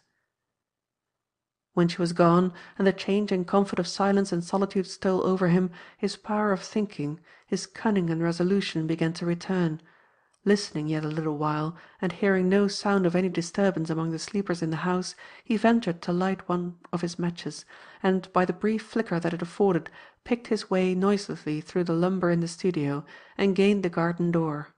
In a minute he was out again in the open air. In a minute more he had got over the garden wall, and was walking freely along the lonely road of the new suburb with the hair bracelet safe in his pocket. At first he did not attempt to take it out and examine it. He had not felt the slightest scruple beforehand, he did not feel the slightest remorse now in connection with the bracelet and with his manner of obtaining possession of it. Callous, however, as he was in this direction, he was sensitive in another. There was both regret and repentance in him as he thought of the deaf and dumb girl and of the paroxysm of terror he had caused her. How patiently and prettily she had tried to explain to him her gratitude for his gift and the use she meant to put it to, and how cruelly he had made her suffer in return. "I wish I hadn't frightened her so," said Matt to himself, thinking of this in his own rough way as he walked rapidly homewards. "I wish I hadn't frightened her so." But his impatience to examine the bracelet got the better of his repentance, as it had already got the better of every other thought and feeling in him. He stopped under a gas lamp and drew his prize out of his pocket. He could see that it was made of 2 kinds of hair, and that something was engraved on the flat gold of the clasp. But his hand shook, his eyes were dimmer than usual, the light was too high above him, and try as he might, he could make out nothing clearly. He put the bracelet into his pocket again, and, muttering to himself impatiently, made for Kirk Street at his utmost speed. His landlord's wife happened to be in the passage when he opened the door. Without the ceremony of a single preliminary word, he astonished her by taking her candle out of her hand and instantly disappearing upstairs with it. Zack had not come from the theatre. He had lodgings to himself. He could examine the hair bracelet in perfect freedom. His first look was at the clasp. By holding it close to the flame of the candle, he succeeded in reading the letters engraved on it. M.G. in memory of S.G. Mary Gryce. in memory of Susan Gryce. Matt's hand closed fast on the bracelet and dropped heavily on his knee as he uttered those words. The pantomime which Zack had gone to see was so lengthened out by encores of incidental songs and dances that it was not over till close on midnight. When he left the theatre, the physical consequences of breathing a vitiated atmosphere made themselves felt immediately in the regions of his mouth, throat, and stomach. Those ardent aspirations in the direction of shellfish and malt liquor, which it is especially the mission of the English drama to create, overcame him as he issued into the fresh air, and took him to the local oyster shop for refreshment and change of scene. Having the immediate prospect of the private drawing academy vividly and menacingly present before his eyes, Zack thought of the future for once in his life, and astonished the ministering vassals of the oyster shop, with all of whom he was on terms of intimate friendship, by enjoying himself with exemplary moderation at the festive board.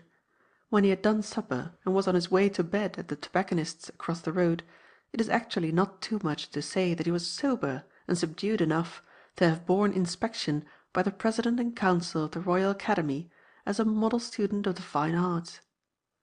It was rather a surprise to him not to hear his friend snoring when he let himself into the passage, but his surprise rose to blank astonishment when he entered the front room and saw the employment on which his fellow lodger was engaged.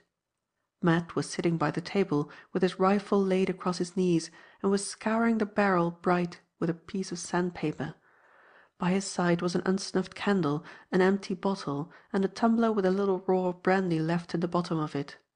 His face, when he looked up, showed that he had been drinking hard. There was a stare in his eyes that was at once fierce and vacant, and a hard, fixed, unnatural smile on his lips which Zack did not at all like to see. "Why, Matt, old boy," he said soothingly, "you look a little out of sorts. What's wrong?" Matt scoured away at the barrel of the gun harder than ever, and gave no answer. "What in the name of wonder can you be scouring your rifle for tonight?" continued young Thorpe. "You've never yet touched it since you brought it into the house.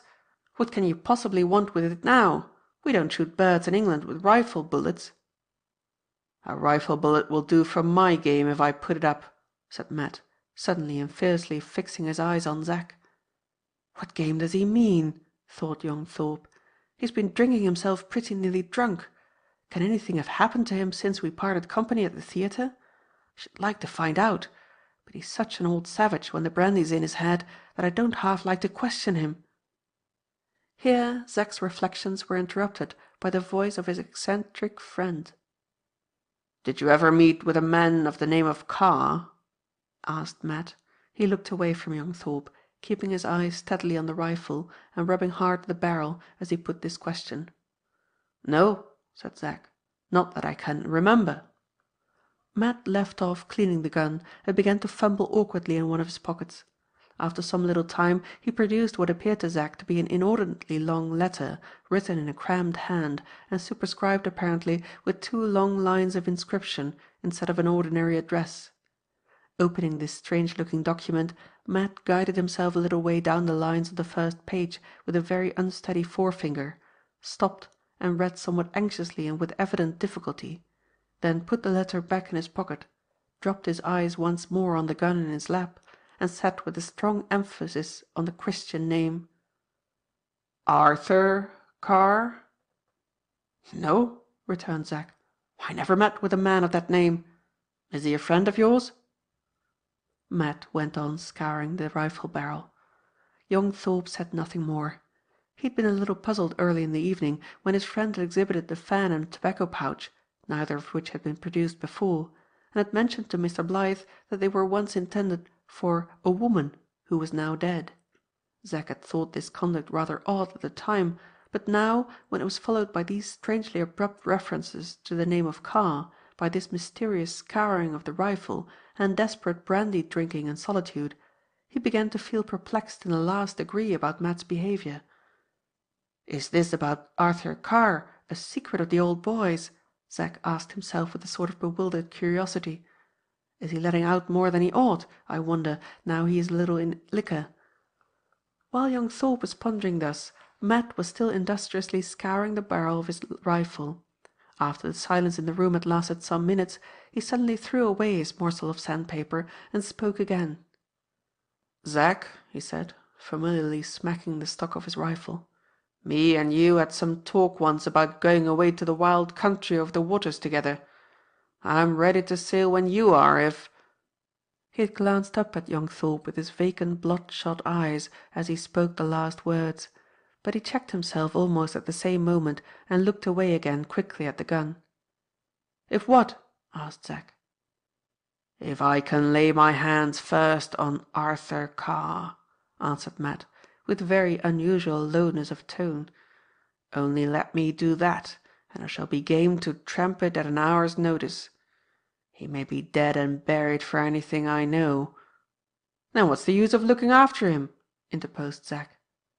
"The use is, I've got it into my head that he's alive, and that I shall find him," returned Matt. "Well?" said young Thorpe eagerly. Matt became silent again.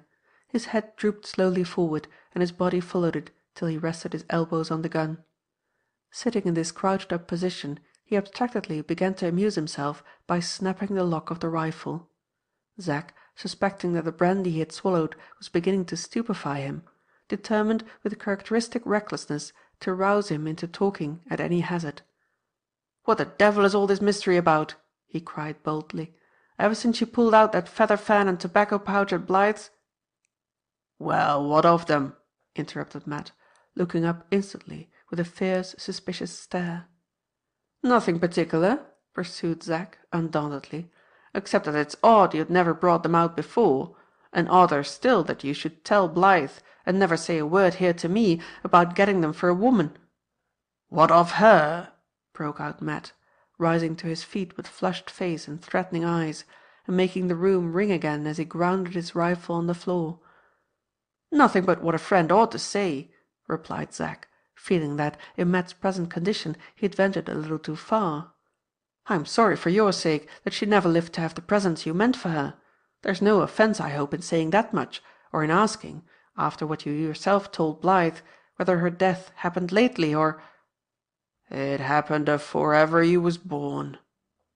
He gave this answer, which amazed Zack, in a curiously smothered, abstracted tone, as if he were talking to himself, laying aside the rifle suddenly as he spoke, sitting down by the table again, and resting his head on his hand.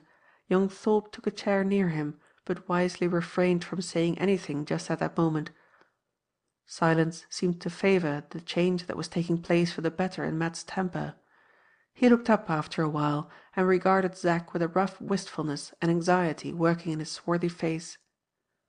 "I like you, Zack," he said, laying one hand on the lad's arm and mechanically stroking down the cloth of his sleeve. "I like you. Don't let us two part company. Let's always pull together as brotherly and pleasant as we can." He paused.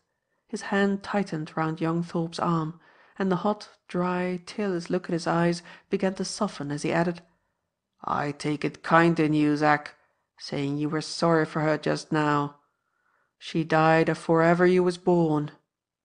His hand relaxed its grasp, and when he had repeated those last words he turned a little away and said no more.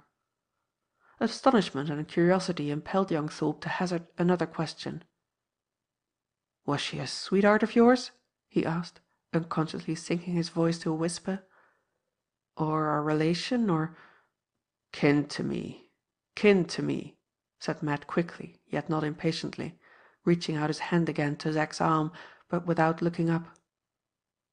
"Was she your mother?" "No." "Sister?" "Yes." For a minute or two Zack was silent after this answer. As soon as he began to speak again his companion shook his arm, a little impatiently this time, and stopped him. "Drop it," said Matt peremptorily. "Don't let's talk no more. My head—" "Anything wrong with your head?" asked Zack. Matt rose to his feet again. A change began to appear in his face. The flash that had tinged it from the first deepened palpably and spread up to the very rim of his black skull cap. A confusion and dimness seemed to be stealing over his eyes, a thickness and heaviness to be impeding his articulation when he spoke again. "I've overdone it with the brandy," he said. "My head's getting hot under the place where they scalped me. Give me hold of my head and show me a light, Zack. I can't stop indoors no longer. Don't talk. Let me out of the house at once." Young Thorpe took up the candle directly, and leading the way downstairs, led him out into the street by the private door, not venturing to irritate him by saying anything, but waiting on the doorstep, and watching him with great curiosity as he started for his walk. He was just getting out of sight when Zack heard him stop, and strike his stick on the pavement.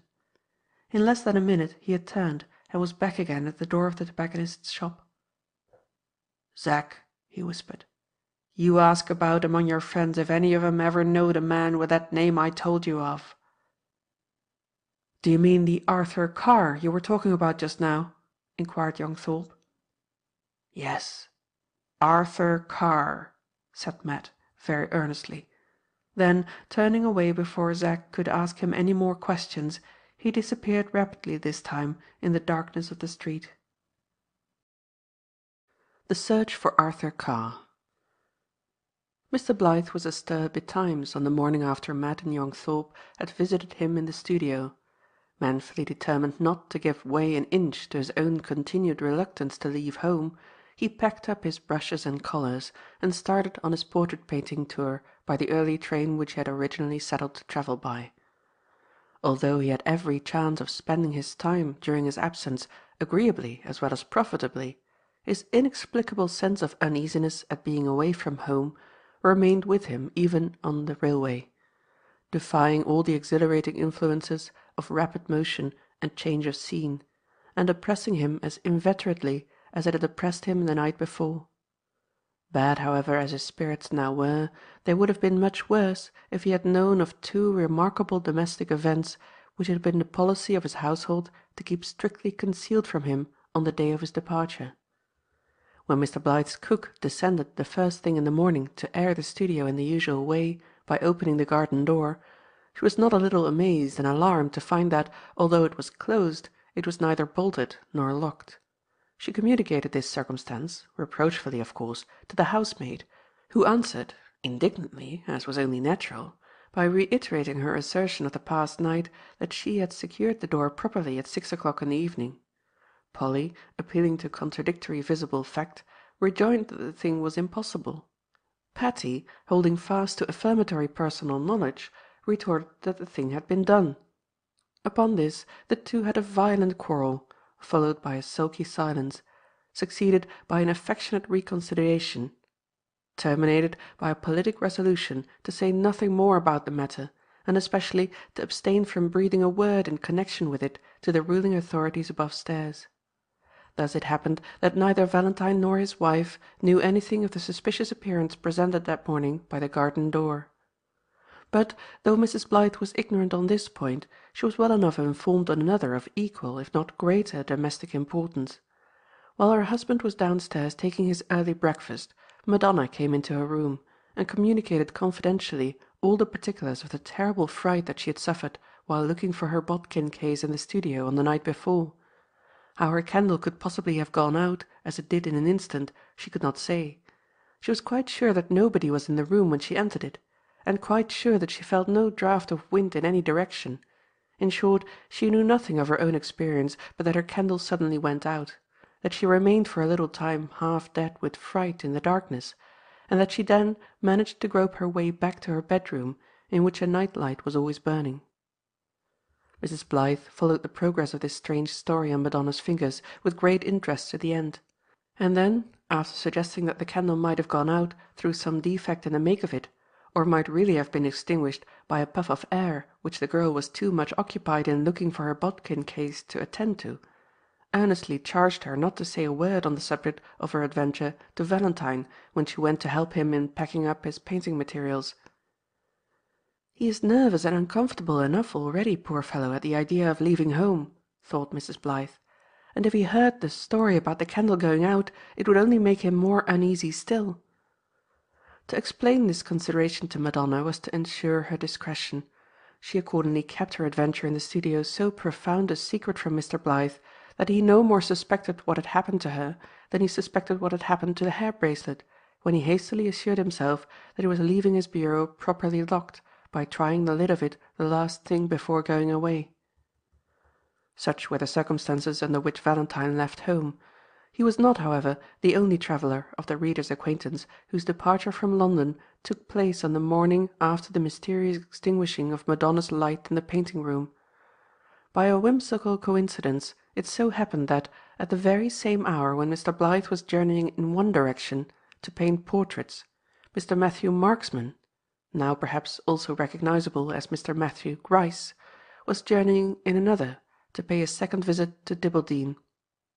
Not a visit of pleasure by any means, but a visit of business which, in every particular, Matt had especially intended to keep secret from Zack, but some inkling of which he had nevertheless allowed to escape him during his past night's conversation with the lad in Kirk Street. When young Thorpe and he met on the morning after that conversation, he was sufficiently aware of the fact that his overdose of brandy had set him talking in a very unguarded manner, and desired Zack, as bluntly as usual, to repeat to him all that he had let out while the liquor was in his head. After this request had been complied with, he volunteered no additional confidences. He simply said that what had slipped from his tongue was no more than the truth, but that he could add nothing to it, and explain nothing about it, until he had first discovered whether Arthur Carr were alive or dead. On being asked how and when he intended to discover this, he answered that he was going into the country to make the attempt that very morning, and that, if he succeeded, he would, on his return, tell his fellow-lodger unreservedly all that the latter might wish to know. Favoured with this additional promise, Zack was left alone in Kirk Street, to quiet his curiosity as well as he could, with the reflection that he might hear something more about his friend's secrets when Matt returned from his trip to the country. In order to collect a little more information on the subject of these secrets than was at present possessed by Zack, it will be necessary to return for a moment to the lodgings in Kirk Street at that particular period of the night when Mr. Marksman was sitting alone in the front room and was holding the hair bracelet crumpled up tight in one of his hands. His first glance at the letters engraved on the clasp not only showed him to whom the bracelet had once belonged, but set at rest in his mind all further doubt as to the identity of the young woman whose face had so startled and impressed him in Mr. Blyth's studio. He was neither logical enough nor legal enough in his mode of reasoning to see that, although he had found his sister's bracelet in Valentine's bureau, it did not actually follow as a matter of proof, though it might as a matter of suspicion, that he had also found his sister's child in Valentine's house. No such objection as this occurred to him. He was now perfectly satisfied that Madonna was what he had suspected her to be from the first, Mary's child. But to the next questions that he asked himself concerning the girl's unknown father, the answers were not so easy to be found. Who was Arthur Carr? Where was he? Was he still alive? His first hasty suspicion that Valentine might have assumed the name of Arthur Carr, and might therefore be the man himself, was set at rest immediately by another look at the bracelet. He knew that the lightest in colour of the two kinds of hair of which it was made was Carr's hair, because it exactly resembled the surplus lock sent back by the jeweller, and enclosed in Jane Holdsworth's letter. He made the comparison and discovered the resemblance at a glance. The evidence of his own eyesight, which was enough for this, was also enough to satisfy him immediately that Arthur Carr's hair was, in colour, as nearly as possible the exact opposite of Mr. Blyth's hair. Still, though the painter was assuredly not the father, might he not know who the father was or had been? How could he otherwise have got possession of Mary Gryce's bracelet and Mary Gryce's child? These two questions suggested a third in Matt's mind. Should he discover himself at once to Mr. Blyth, and compel him by fair means or foul to solve all doubts and disclose what he knew? No, not at once. That would be playing, at the outset, a desperate and dangerous move in the game which had best be reserved to the last. Besides, it was useless to think of questioning Mr. Blyth just now, except by the uncertain and indiscreet process of following him into the country, for he had settled to take his departure from London early the next morning. But it was now impossible to rest, after what had been already discovered, without beginning, in one direction or another, the attempt to find out Arthur Carr. Matt's purpose of doing this sprang from the strongest of all resolutions, a vindictive resolution. That dangerous part of the man's nature which his life among the savages and his wanderings in the wild places of the earth had been stealthily nurturing for many a long year past, was beginning to assert itself, now that he had succeeded in penetrating the mystery of Madonna's parentage by the mother's side. Placed in his position, the tender thought of their sister's child would, at this particular crisis, have been uppermost in many men's hearts. The one deadly thought of the villain who had been Mary's ruin was uppermost in Matt's. He pondered but a little while on the course that he should pursue before the idea of returning to Dibbledy and compelling Joanna Gryce to tell more than she had told at their last interview occurred to him. He disbelieved a passage in her narrative which stated that she had seen and heard nothing of Arthur Carr in all the years that had elapsed since the flight and death of her niece. He had his own conviction, or rather his own presentiment, which he had mentioned to Zack, that the man was still alive somewhere, and he felt confident that he had it in his power, as a last resource, to awe the old woman into confessing everything that she knew. To Dibbledy, therefore, in the first instance, he resolved to go. If he failed there in finding any clue to the object of his inquiry, he determined to repair next to Rubbleford, and to address himself boldly to Mrs. Peckover. He remembered that, when Zack had first mentioned her extraordinary behaviour about the hair-bracelet in Mr. Blyth's hall, he had prefaced his words by saying that she knew apparently as much of Madonna's history as the painter did himself, and that she kept that knowledge just as close and secret. This woman, therefore, doubtless possessed information which she might be either entrapped or forced into communicating. There would be no difficulty about finding out where she lived, for, on the evening when he had mimicked her, young Thorpe had said that she kept a dairy and muffin shop at Rubbleford. To that town then he proposed to journey in the event of failing in his purpose at Dibbledy. And if, by any evil chance, he should end in ascertaining no more from Mrs. Peckover than from Joanna Gryce, what course should he take next? There would be nothing to be done then but to return to London, to try the last great hazard, to discover himself to Mr. Blythe, come what might, with a hair-bracelet to vouch for him in his hand. These were his thoughts as he sat alone in the lodging in Kirk Street. At night they had ended in the fatal consolation of the brandy bottle, in the desperate and solitary excess which had so cheated him of his self-control that the lurking taint which his life among the savages had left in his disposition, and the deadly rancour which his recent discovery of his sister's fate had stored up in his heart, escaped from concealment and betrayed themselves in that half-drunken, half-sober occupation of scouring the rifle-barrel, which it had so greatly amazed Zack to witness, and which the lad had so suddenly and strangely suspended by his few chance words of sympathizing reference to Mary's death. But in the morning Matt's head was clear, and his dangerous instincts were held once more under cunning control. In the morning, therefore, he declined explaining himself to young Thorpe, and started quietly for the country by the first train.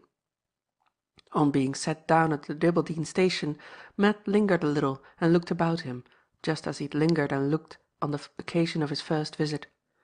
He subsequently took the same road to the town which he had then taken, and, on gaining the church, stopped, as he had formerly stopped, at the churchyard gate. This time, however, he seemed to have no intention of passing the entrance, no intention, indeed, of doing anything unless standing vacantly by the gate and mechanically swinging it backwards and forwards with both his hands can be considered in the light of an occupation. As for the churchyard, he hardly looked at it now.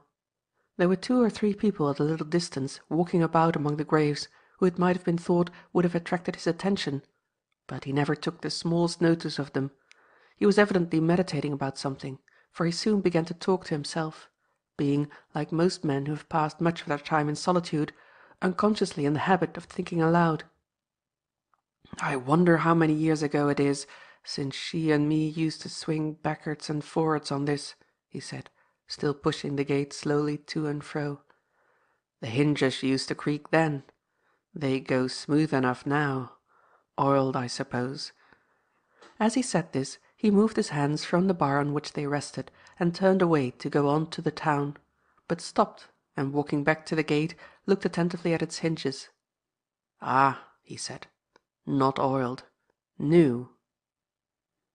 "New," he repeated, walking slowly towards the High Street. "New since my time, like everything else here. I wish I'd never come back. I wish to God I'd never come back." On getting into the town he stopped at the same place where he had halted on his first visit to Dibbledy to look up again, as he had looked then, at the hosier's shop which had once belonged to Joshua Grice. Here those visible and tangible signs and tokens which he required to stimulate his sluggish memory were not very easy to recognize. Though the general form of his father's old house was still preserved, the repainting and renovating of the whole front had somewhat altered it in its individual parts to his eyes. He looked up and down at the gables and all along from window to window, and shook his head discontentedly. "New again here," he said. "I can't make out for certain which winder it was Mary and me broke between us, when I come away from school, the year afore I went to sea. Whether it was Mary that broke the window and me that took the blame," he continued, slowly pursuing his way, "or whether it was her that took the blame and me that broke the window, can't rightly call to mind. And no great wonder, neither, if I've forgot such a thing as that, when I can't even fix it for certain yet whether she used to wear her hair bracelet or not while I was at home." Communing with himself in this way, he reached the turning that led to Joanna Gryce's cottage. His thoughts had thus far been straying away idly and uninterruptedly to the past. They were now recalled abruptly to present emergencies by certain unexpected appearances which met his eye the moment he looked down the lane along which he was walking. He remembered this place as having struck him by its silence and its loneliness on the occasion of his first visit to Dibbledy. He now observed with some surprise that it was astir with human beings, and noisy with the clamour of gossiping tongues. All the inhabitants of the cottages on either side of the road were out in their front gardens. All the townspeople who ought to have been walking about the principal streets seemed to be incomprehensibly congregated in this one narrow little lane. What were they assembled here to do? What subject was it that men and women, and even children as well, were all eagerly talking about? Without waiting to hear, without questioning anybody, without appearing to notice that he was stared at, as indeed all strangers are in rural England, as if he were walking about among a breeched and petticoated people in the character of a savage, with nothing but war paint on him, Matt steadily and rapidly pursued his way down the lane to Joanna Gryce's cottage. "Time enough," thought he, "to find out what all this means when I've got quietly into the house I'm bound for." As he approached the cottage he saw, standing at the gate, what looked to his eyes like two coaches. One very strange in form, both very remarkable in colour. All about the coaches stood solemn-looking gentlemen, and all about the solemn-looking gentlemen circled inquisitively and excitably the whole vagabond boy and girl population of Dibbledy. Amazed and even bewildered, though he hardly knew why, by what he saw, Matt hastened on to the cottage. Just as he arrived at the garden paling, the door opened, and from the inside of the dwelling there protruded slowly into the open air a coffin, carried on 4 men's shoulders, and covered with a magnificent black velvet pall. Matt stopped the moment he saw the coffin, and struck his hand violently on the paling by his side. "Dead!" he exclaimed under his breath. "A friend of the late Miss Gryce's?" asked a gently inquisitive voice near him. He did not hear. All his attention was fixed on the coffin as it was borne slowly over the garden path. Behind it walked 2 gentlemen, mournfully arrayed in black cloaks and hatbands. They carried white handkerchiefs in their hands, and used them to wipe, not their eyes, but their lips, on which the balmy dews of recent wine-drinking glistened gently. "Dix and Norby, the medical attendant of the deceased, and the solicitor who is her sole executor," said the voice near Matt, in tones which had ceased to be gently inquisitive and had become complacently explanatory instead. "That's Milbury, the undertaker, and the other is Guttridge, of the White Hart Inn, his brother-in-law, who supplies the refreshments, which in my opinion makes a regular job of it," continued the voice, as 2 red-faced gentlemen followed the doctor and the lawyer. "Something like a funeral this. Not a halfpenny less than £40, I should say, when it's all paid for. Beautiful, ain't it?" concluded the voice, becoming gently inquisitive again. Still Matt kept his eyes fixed on the funeral proceedings in front, and took not the smallest notice of the pertinacious speaker behind him. The coffin was placed in the hearse. Dr. Dix and Mr. Norby entered the mourning coach provided for them. the smug human vultures who prey commercially on the civilized dead arranged themselves with black wands in solemn undertaker's order of procession on either side of the funeral vehicles. Those clumsy pomps of feathers and velvet, of strutting horses and marching mutes, which are still permitted among us to desecrate with grotesquely shocking fiction the solemn fact of death, fluttered out in their blackest state grandeur, and showed their most woeful state paces, as the procession started magnificently with its meagre offering of one dead body more to the bride, a fugitive and an outcast. The clown's wife and the Irish girl who rode in the circus wept for her, stranger though she was, as they followed her coffin to the poor corner of the churchyard. When Joanna Gryce died in the place of her birth, among the townspeople with whom her whole existence had been passed, every eye was tearless that looked on her funeral procession. The two strangers who made part of it gossiped pleasantly as they rode after the hearse about the news of the morning, and the sole surviving member of her family, whom chance had brought to her door on her burial day, stood aloof from the hired mourners and moved not a step to follow her to the grave. No, not a step. The hearse rolled on slowly towards the churchyard, and the sightseers in the lane followed it, but Matthew Gryce stood by the garden paling, at the place where he had halted from the first. What was her death to him? Nothing but the loss of his first chance of tracing Arthur Carr. Tearlessly and pitilessly she had left it to strangers to bury her brother's daughter, and now, tearlessly and pitilessly, there stood her brother's son, leaving it to strangers to bury her. "Don't you mean to follow to the churchyard and see the last of it?" inquired the same inquisitive voice which had twice already endeavoured to attract Matt's attention. He turned round this time to look at the speaker, and confronted a wizen, flaxen-haired, sharp-faced man, dressed in a jaunty shooting-jacket, carrying a riding-cane in his hand, and having a thoroughbred black-and-tan terrier in attendance at his heels. "Excuse me asking the question," said the wizened man, "but I noticed how dumbfounded you were when you saw the coffin come out. A friend of the deceased, I thought to myself directly." "Well," interrupted Matt gruffly, "suppose I am. What then?" "Will you oblige me by putting this in your pocket?" asked the wizened man, giving Matt a card. "My name's Tat, and I've recently started in practice here as a solicitor. I don't want to ask any improper questions, but, being a friend of the deceased, you may perhaps have some claim on the estate, in which case I should feel proud to take care of your interests. It isn't strictly professional, I know, to be touting for the chance of a client in this way, but I'm obliged to do it in self-defence. Dix, Norby, Milbury, and Guttridge all play into one another's hands, and want to monopolise among 'em the whole doctoring, lawyering, undertaking, and licensed victualling business of Dibbledy. I've made up my mind to break down Norby's monopoly, and keep as much business out of his office as I can. That's why I take time by the forelock and give you my card." Here Mr. Tat left off explaining and began to play with his terrier. Matt looked up thoughtfully at Joanna Gryce's cottage. Might she not, in all probability, have left some important letters behind her? And if he mentioned who he was, could not the wizened man by his side help him to get at them? "A good deal of mystery about the late Miss Gryce," resumed Mr. Tat, still playing with the terrier. "Nobody but Dix and Norby can tell exactly when she died or how she's left her money. Queer family altogether. Rats, Pincher? Where are the rats? There's a son of old Gryce's who has never, they say, been properly accounted for. Hi, boy, there's a cat. Hie after her, Pincher. If it was only to turn up now, I believe, between ourselves, it would put such a spoke in Norby's wheel." "I may have a question or two to ask you one of these days," interposed Matt, turning away from the garden paling at last. While his new acquaintance had been speaking, he had been making up his mind that he should best serve his purpose of tracing Arthur Carr by endeavouring forthwith to get all the information that Mrs. Peckover might be able to afford him.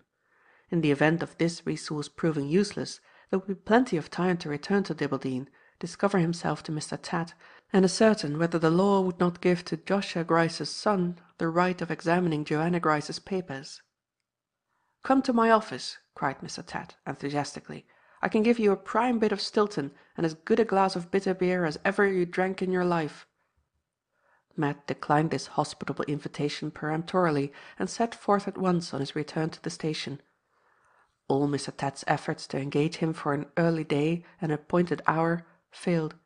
He would only repeat doggedly that at some future time he might have a question or two to ask about a matter of law, and that his new acquaintance should then be the man to whom he would apply for information. They wished each other good morning at the entrance of the lane, Mr. Ted lounging slowly up the High Street with his terrier at his heels, and Matt walking rapidly in the contrary direction on his way back to the railway station.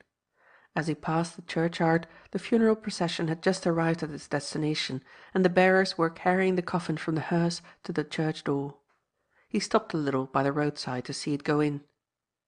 She was no good to anybody about her all her lifetime, he thought bitterly, as the last heavy fold of the velvet pall was lost to view in the darkness of the church entrance. But if she'd only lived a day or two longer, she might have been of some good to me.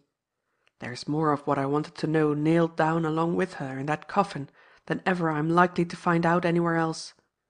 It's a long hunt of mine, this it is, a long hunt on a dull scent, and her death has made it duller. With this farewell thought, he turned from the church. As he pursued his way back to the railroad, he took Jane Holdsworth's letter out of his pocket and looked at the hair enclosed in it. It was the 4th or 5th time he had done this during the few hours that had passed since he had possessed himself of Mary's bracelet.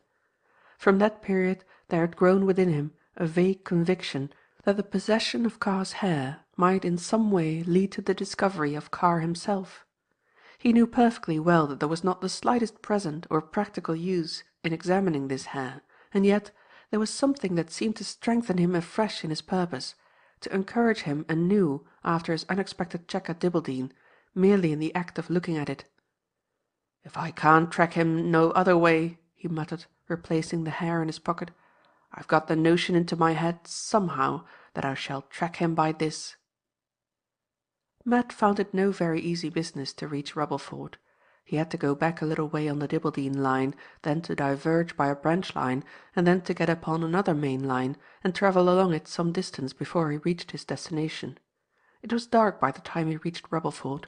However, by inquiring of one or two people, he easily found the dairy and muffin shop when he was once in the town, and saw to his great delight that it was not shut up for the night.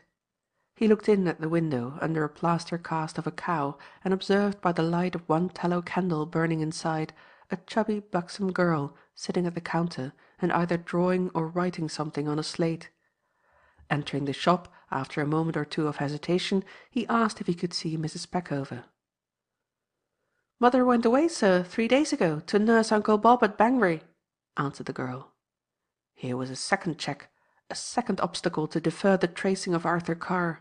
It seemed like a fatality. "When do you expect her back?" asked Matt. "Not for a week or 10 days, sir," answered the girl. "Mother said she wouldn't have gone but for Uncle Bob being her only brother and not having wife or child to look after him at Banbury." Banbury! Where had he heard that name before? "Father's up at the rectory, sir," continued the girl, observing that the stranger looked both disappointed and puzzled. "If it's dairy business you come upon, I can attend to it. But if it's anything about accounts to settle, mother said they were to be sent on to her." "Maybe I shall have a letter to send to your mother," said Matt, after a moment's consideration. "Can you write me down on a bit of paper where she is?" "Oh yes, sir." And the girl very civilly and readily wrote in her best round hand on a slip of bill paper this address: Martha Peckover, at Rob Randall, 2 Dawson's Buildings, Banbury. Matt absently took the slip of paper from her and put it into his pocket, then thanked the girl and went out. While he was inside the shop he had been trying in vain to call to mind where he had heard the name of Banbury before. The moment he was in the street the lost remembrance came back to him. Surely Banbury was the place where Joanna Gryce had told him that Mary was buried. After walking a few paces he came to a large linen-draper's shop, with plenty of light in the window. Stopping here, he hastily drew from his pocket the manuscript containing the old woman's justification of her conduct, for he wished to be certain about the accuracy of his recollection, and he had an idea that the part of the narrative which mentioned Mary's death would help to decide him in his present doubt. Yes, on turning to the last page, there it was written in so many words: I sent, by a person I could depend on, money enough to bury her decently in Banbury churchyard." "I'll go there to-night," said Matt to himself, thrusting the letter into his pocket and taking the way back to the railway station immediately. Mary's grave. Matthew Gryce was a resolute traveller, but no resolution is powerful enough to alter the laws of inexorable time-tables to suit the convenience of individual passengers. Although Matt left Rubbleford in less than an hour after he had arrived there, he only succeeded in getting half-way to Banbury before he had to stop for the night and wait at an intermediate station for the first morning train on what was termed the trunk line. By this main railroad he reached his destination early in the forenoon and went at once to Dawson's Buildings. "Mrs. Peckover has just stepped out, sir, Mr. Randall being a little better this morning, for a mouthful of fresh air. She'll be in again in half an hour," said the maid-of-all-work who opened Mr. Randall's door. Matt began to suspect that something more than mere accident was concerned in keeping Mrs. Peckover and himself asunder. "I'll come again in half an hour," he said, then added, just as the servant was about to shut the door, "Which is my way to the church?" Banbury Church was close at hand, and the directions he received for finding it were easy to follow. But when he entered the churchyard and looked about him anxiously to see where he should begin searching for his sister's grave, his head grew confused and his heart began to fail him. Banbury was a large town, and rows of tombstones seemed to fill the churchyard bewilderingly in every visible direction. At a little distance a man was at work opening a grave, and to him Matt applied for help, describing his sister as a stranger who had been buried somewhere in the churchyard better than 20 years ago. The man was both stupid and surly, and would give no advice, except that it was useless to look near where he was digging, for they were all respectable townspeople buried about there. Matt walked round to the other side of the church. Here the graves were thicker than ever, for here the poor were buried. He went on slowly through them, with his eyes fixed on the ground, towards some trees which marked the limits of the churchyard, looking out for a place to begin his search in, where the graves might be comparatively few, and where his head might not get confused at the outset. Such a place he found at last in a damp corner under the trees. About this spot the thin grass languished, the mud distilled into tiny water-pools, and the brambles, briars, and dead leaves lay thickly and foully between a few ragged turf mounds. Could they have laid her here? Could this be the last refuge to which Mary ran after she fled from home? A few of the mounds had stained, mouldering tombstones at their heads. He looked at these first, and finding only strange names on them, turned next to the mounds marked out by crossboards of wood. At one of the graves the crossboard had been torn or had rotted away from its upright supports, and lay on the ground weather-stained and split, but still faintly showing that it had once had a few letters cut in it. He examined this board to begin with, and was trying to make out what the letters were, when the sound of some one approaching disturbed him. He looked up and saw a woman walking slowly towards the place where he was standing. It was Mrs. Peckover herself. She had taken a prescription for her sick brother to the chemist's, had bought him one or two little things he wanted in the High Street, and had now, before resuming her place at his bedside, stolen a few minutes to go and look at the grave of Madonna's mother. It was many, many years since Mrs. Peckover had last paid a visit to Banbury churchyard. She stopped and hesitated when she first caught sight of Matt, but after a moment or two, not being a woman easily balked in anything when she had once undertaken to do it, continued to advance, and never paused for the second time until she had come close to the grave by which Matt stood, and was looking him steadily in the face, exactly across it. He was the first to speak. "Do you know whose grave this is?" he asked. "Yes, sir," answered Mrs. Peckover, glancing indignantly at the broken board and the mud and brambles all about it. "Yes, sir, I do know, and what's more, I know that it's a disgrace to the parish. Money has been paid twice over to keep it decent, and look what a state it's left in." "I asked you whose grave it was," repeated Matt impatiently. "A poor unfortunate forsaken creature's who's gone to heaven if ever an afflicted repenting woman went there yet," answered Mrs. Peckover warmly. "Forsaken?" Afflicted? A woman, too? Matt repeated to himself thoughtfully. Yes, forsaken and afflicted, cried Mrs. Peckover, overhearing him. Don't you say no ill of her, whoever you are. She shan't be spoken unkindly of in my hearing, poor soul. Matt looked up suddenly and eagerly. What's your name? He inquired. My name's Peckover, and I'm not ashamed of it, was the prompt reply. And now, if I may make so bold, what's yours? Matt took from his pocket the hair bracelet and, fixing his eyes intently on her face, held it up, across the grave, for her to look at. Do you know this? He said. Mrs. Peckover stooped forward and closely inspected the bracelet for a minute or two. Lord save us! She exclaimed, recognizing it, and confronting him with cheeks that had suddenly become colourless, and eyes that stared in terror and astonishment. Lord save us! How did you come by that? And who, for mercy's sake, are you? My name's Matthew Gryce, he answered quickly and sternly. This bracelet belonged to my sister, Mary Gryce. She ran away from home, and died, and was buried in Banbury churchyard. If you know her grave, tell me in plain words. Is it here? Breathless as she was with astonishment, Mrs. Peckover managed to stammer a faint answer in the affirmative, and to add that the initials M.G. would be found somewhere on the broken board lying at their feet. She then tried to ask a question or two in her turn, but the words died away in faint exclamations of surprise. To think of me and you meeting together, was all she could say. Her own brother, too. Oh, to think of that! Only to think of that!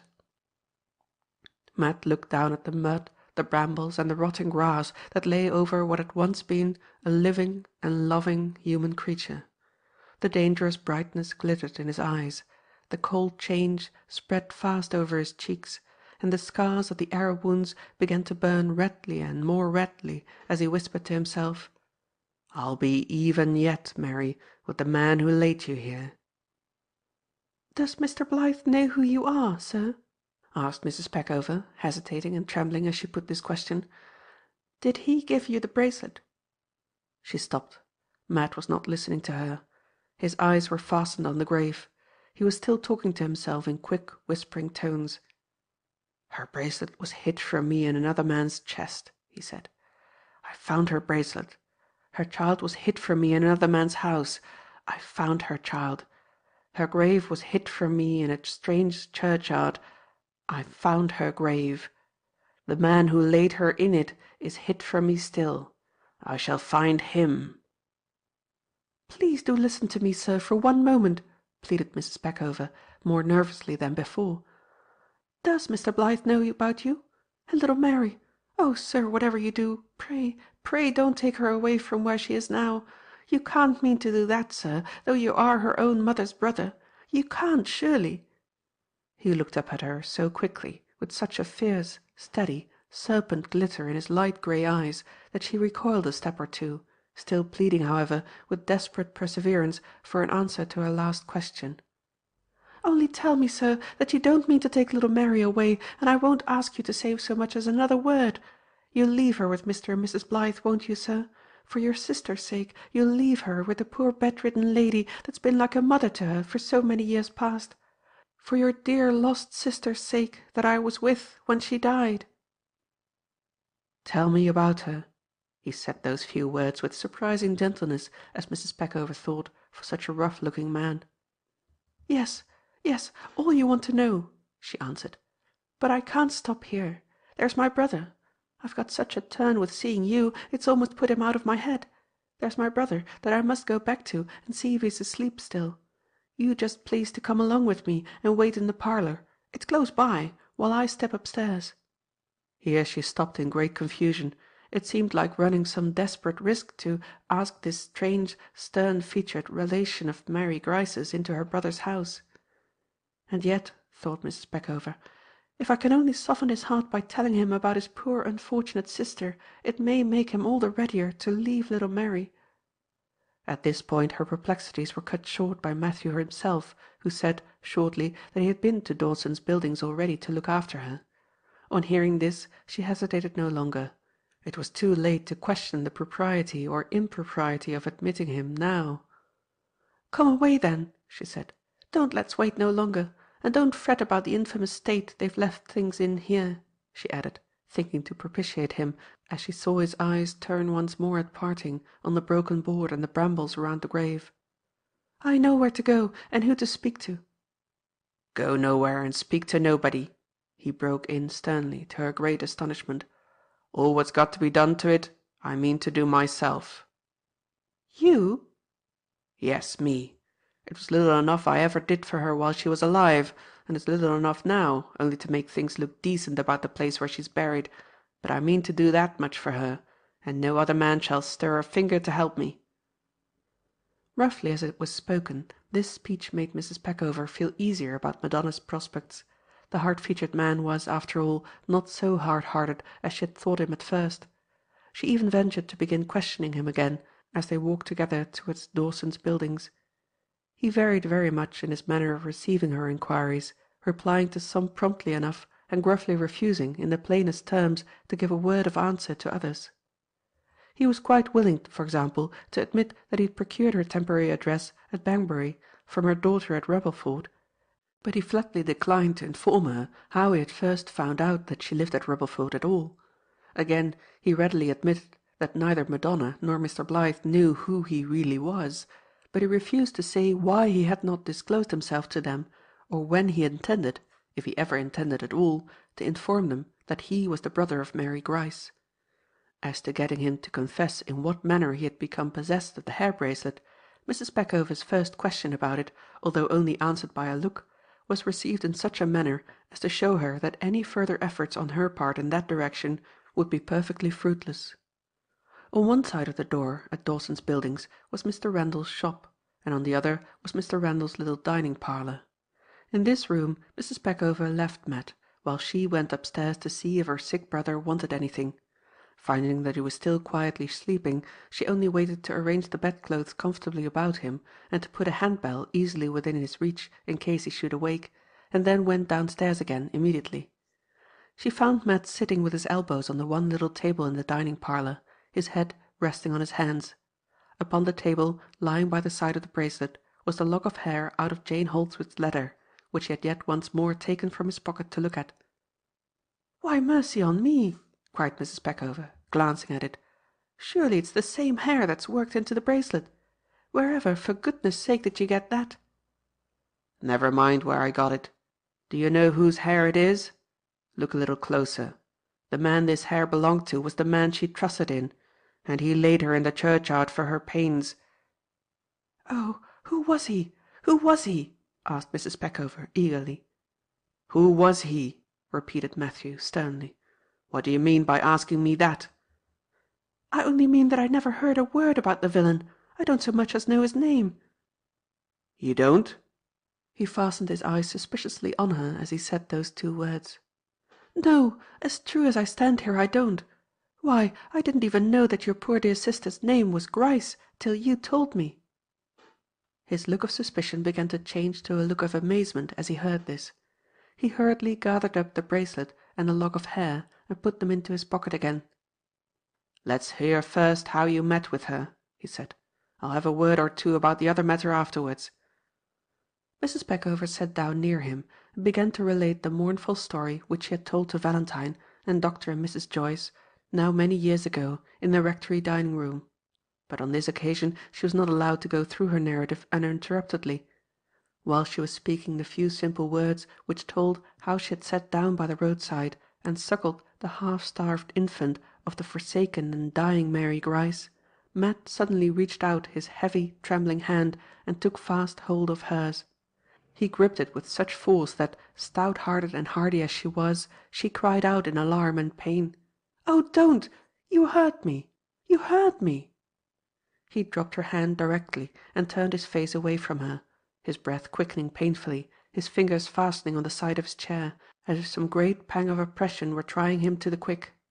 She rose and asked anxiously what ailed him, but, even as the words passed her lips, he mastered himself with that iron resolution of his which few trials could bend, and none break, and motioned to her to sit down again. "Don't mind me," he said. "I'm old and tough-hearted with being battered about in the world, and I can't give myself vent nohow with talking or crying like the rest of you. Never mind, it's all over now. Go on." She complied, a little nervously at first, but he did not interrupt her again. He listened while she proceeded, looking straight at her, not speaking or moving, except when he winced once or twice, as a man winces under unexpected pain, while Mary's deathbed words were repeated to him. Having reached this stage of her narrative, Mrs. Peckover added little more, only saying, in conclusion, "I took care of the poor soul's child, as I said I would, and did my best to behave like a mother to her, till she got to be 10 year old. Then I give her up, because it was for her own good, to Mr. Blyth." He did not seem to notice the close of the narrative. The image of the forsaken girl, sitting alone by the roadside, with her child's natural sustenance dried up within her, travel-worn, friendless, and desperate, was still uppermost in his mind, and when he next spoke, gratitude for the help that had been given to Mary in her last sore distress was the one predominant emotion which strove roughly to express itself to Mrs. Peckover in these words. "Is there any living soul you care about that a trifle of money would do a little good to?" he asked, with such abrupt eagerness that she was quite startled by it. "Lord bless me!" she exclaimed. "What do you mean? What has that got to do with your poor sister or Mr. Blyth?" "It's got this to do," burst out Matthew, starting to his feet, as the struggling gratitude within him stirred body and soul both together. "You turned to and helped Mary when she hadn't nobody else in the world to stand by her. She was always father's darling, but father couldn't help her then, and I was away on the wrong side of the sea and couldn't be no good to her neither. But I'm on the right side now, and if there's any friends of yours, north, south, east or west, as would be happier for a trifle of money, here's all mine. Catch it, and give it 'em." He tossed his beaver skin roll, with the bank notes in it, into Mrs. Peckover's lap. "Here's my 2 hands, that I dursn't take a hold of yours with, for fear of hurting you again. Here's my 2 hands that can work along with any man's. Only give 'em something to do for you, that's all. Give 'em something to make or mend, I don't care what." "Hush, hush!" interposed Mrs. Peckover. "Don't be so dreadful noisy, there's a good man, or you'll wake my brother upstairs. And besides, where's the use to make such a stir about what I done for your sister? Anybody else would have took as kindly to her as I did, seeing what distress she was in, poor soul. Here," she continued, handing him back the beaver skin roll, "here's your money, and thank you for the offer of it. Put it up safe in your pocket again. We manage to keep our heads above water, thank God, and don't want to do no better than that. Put it up in your pocket again, and then I'll make bold to ask you for something else." "For what?" inquired Matt, looking her eagerly in the face. "Just for this, that you'll promise not to take little Mary from Mr. Blyth. Do, pray do promise me you won't." "I never thought to take her away," he answered. "Where should I take her to? What can a lonesome old vagabond like me do for her? If she's happy where she is, let her stop where she is." "Lord bless you for saying that!" fervently exclaimed Mrs. Peckover, smiling for the first time, and smoothing out her gown over her knees with an air of inexpressible relief. "I'm rid of my grand fright now, and getting to breathe again freely, which I haven't once yet been able to do since I first set eyes on you. Ah, you're rough to look at, but you've got your feelings like the rest of us. Talk away now as much as you like. Ask me about anything you please." "What's the good?" he broke in, gloomily.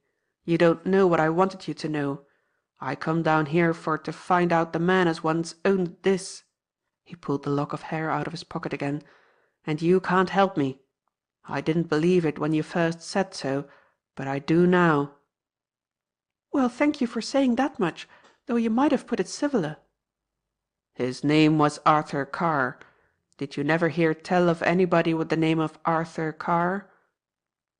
"No, never. Never till this very moment." "The painter man will know," continued Matt, talking more to himself than to Mrs. Peckover. "I must go back and chance it with the painter man after all." "Painter man?" repeated Mrs. Peckover. "Painter? Surely you don't mean Mr. Blyth?" "Yes, I do." "Why, what in the name of fortune can you be thinking of? How should Mr. Blyth know more than me? He never set eyes on little Mary till she was 10 year old, and he knows nothing about her poor unfortunate mother except what I told him." These words seemed at first to stupefy Matt. They burst upon him in the shape of a revelation for which he was totally unprepared. It had never once occurred to him to doubt that Valentine was secretly informed of all that he most wished to know. He had looked forward to what the painter might be persuaded, or, in the last resort, forced, to tell him, as the one certainty on which he might finally depend.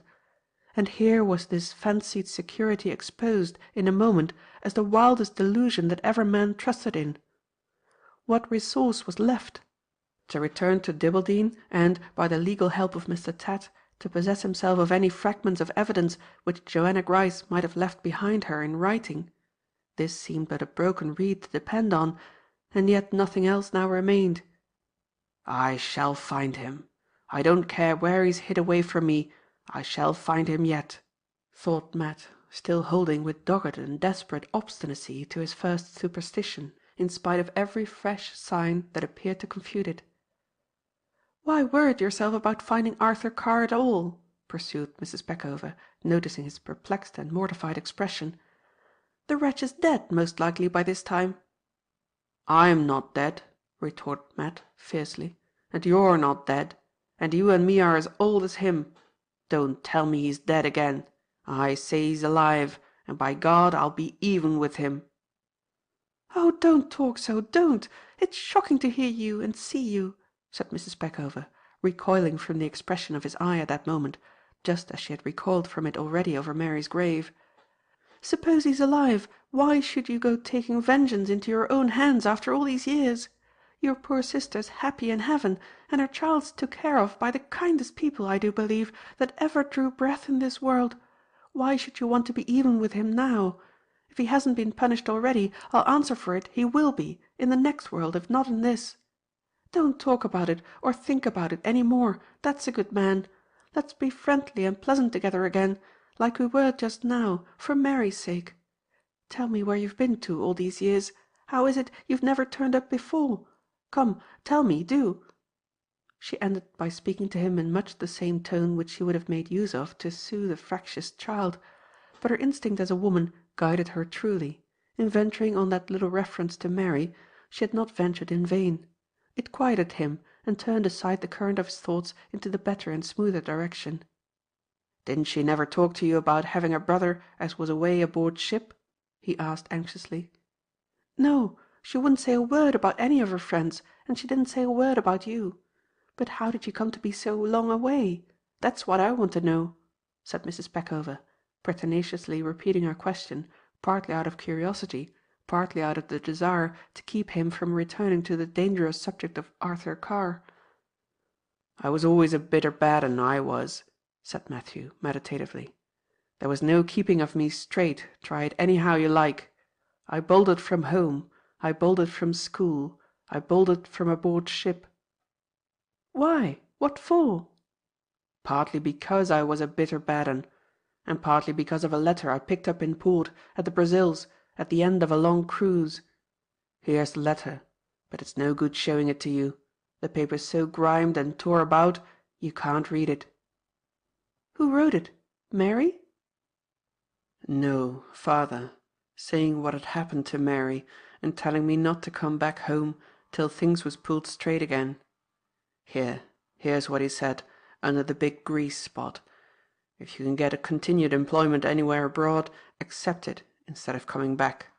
Better for you at your age to be spared the sight of such sorrow as we are now suffering. Do you see that?" "Yes, yes, I see. Ah, poor man, he couldn't give no kinder, better advice, and you—" "Deserted from my ship.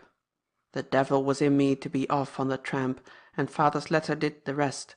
I got wild and desperate with the thought of what had happened to Mary, and with knowing they were ashamed to see me back again at home. So the night afore the ship sailed for England, I slipped into a shore boat and turned my back on salt junk and the boatswain's mate for the rest of my life." "You don't mean to say you've done nothing but wander about in foreign parts from that time to this?" "I do, though. I'd a notion I should be shot for a deserter if I turned up too soon in my own country. That kept me away for ever so long to begin with. Then tramp's fever got into my head, and there was an end of it." "Tramp's fever? Mercy on me, what do you mean?" "I mean this. When a man turns gypsy on his own account, as I did, and tramps about through cold and hot, and winter and summer, not caring where he goes or what becomes of him, that sort of life ends by getting into his head, just like liquor does, except that it don't get out again. It got into my head. It's in it now. Tramp's fever kept me away in the wild country. Tramp's fever will take me back there before long. Tramp's fever will lay me down some day in the lonesome places with my hand on my rifle and my face to the sky, and I shan't get up again till the crows and vultures come and carry me off piecemeal." "Lord bless us, how can you talk about yourself in that way?" cried Mrs. Peckover, shuddering at the grim image which Matt's last words suggested. "You're trying to make yourself out worse than you are. Surely you must have thought of your father and sister sometimes, didn't you?" "Think of them? Of course I did. But, mind you, there come a time when I as good as forgot them altogether. They seemed to get smeared out of my head, like we used to smear old sums off our slates at school." "More shame for you. Whatever else you forgot, you oughtn't to have forgotten—" "Wait a bit. Father's letter told me, I'd show you the place, only I know you couldn't read it, that he was a-going to look after Mary and bring her back home and forgive her. He done that twice for me when I run away, so I didn't doubt but what he'd do it just the same for her. She'll pull through her scrape with father just as I used to pull through mine, was what I thought. And so she would, if her own kin hadn't turned against her, if father's own sister hadn't—" He stopped. The frown gathered on his brow, and the oath burst from his lips as he thought of Joanna Gryce's share in preventing Mary's restoration to her home. "There, there," interposed Mrs. Peckover soothingly. "Talk about something pleasanter. Let's hear how you came back to England." "I can't rightly fix it when Mary first began to drop out of my head like," Matt continued, abstractedly pursuing his previous train of recollections. "I used to think of her often enough when I started for my run in the wild country. That was the time, mind you, when I had clear notions about coming back home. I got her a scarlet pouch and another feather plaything then, knowing she was fond of knick-knacks, and making it out in my own mind that we two was sure to meet together again. It must have been a longish while after that afore I got ashamed to go home. But I did get ashamed. Thinks I haven't a rap in my pocket to show father after being away all this time. I'm getting somewhat of a savage to look at already, and Mary would be more frightened than pleased to see me as I am now. I'll wait a bit, says I, and see if I can't keep from tramping about, and try and get a little money by doing some decent sort of work afore I go home. I was nigh about a good 10 days' march then from any seaport where honest work could be got for such as me. But I'd fixed to try, and I did try, and got work in a shipbuilder's yard. It wasn't no good. Tramp's fever was in my head, and in 2 days more I was off again to the wild country with my gun over my shoulder, just as damned a vagabond as ever." Mrs. Peckover held up her hands in mute amazement. Matthew, without taking notice of the action, went on, speaking partly to her and partly to himself. "It must have been about that time when Mary and father, and all what had to do with them, begun to drop out of my head. But I kep 'em 2 knick-knacks, which was once meant for presents for her. Long after I'd lost all clear notion of ever going back home again, I kep 'em. From first to last I kep 'em. I can't hardly say why, unless it was that I got so used to keeping of them that I hadn't the heart to let 'em go. Not, mind you, but what they might now and then have set me thinking of father and Mary at home. At times, you know, when I changed 'em from one bag to another, or took and blew the dust off of 'em, for to keep 'em as nice as I could. But the older I got, the worse I got at calling anything to mind in a clear way about Mary in the old country. There seemed to be a sort of fog rolling up betwixt us now. I couldn't see her face clear in my own mind no longer. It come upon me once or twice in dreams when I nodded alone over my fire after a tough day's march. It come upon me at such times so clear that it startled me up, all in a cold sweat, wild and puzzled with not knowing at first whether the stars were shimmering down at me in father's paddock at Dibbledy, or in the lonesome places over the sea, hundreds of miles away from any living soul. But that was only dreams, you know. Waking, I was all astray now, whenever I fell a thinking about father or her. The longer I tramped it over the lonesome places, the thicker that fog got which seemed to have rose up in my mind between me and them I'd left at home. At last it come to darken in altogether, and never lifted no more that I can remember, till I crossed the seas again and got back to my own country." "But how did you ever think of coming back after all those years?" asked Mrs. Peckover.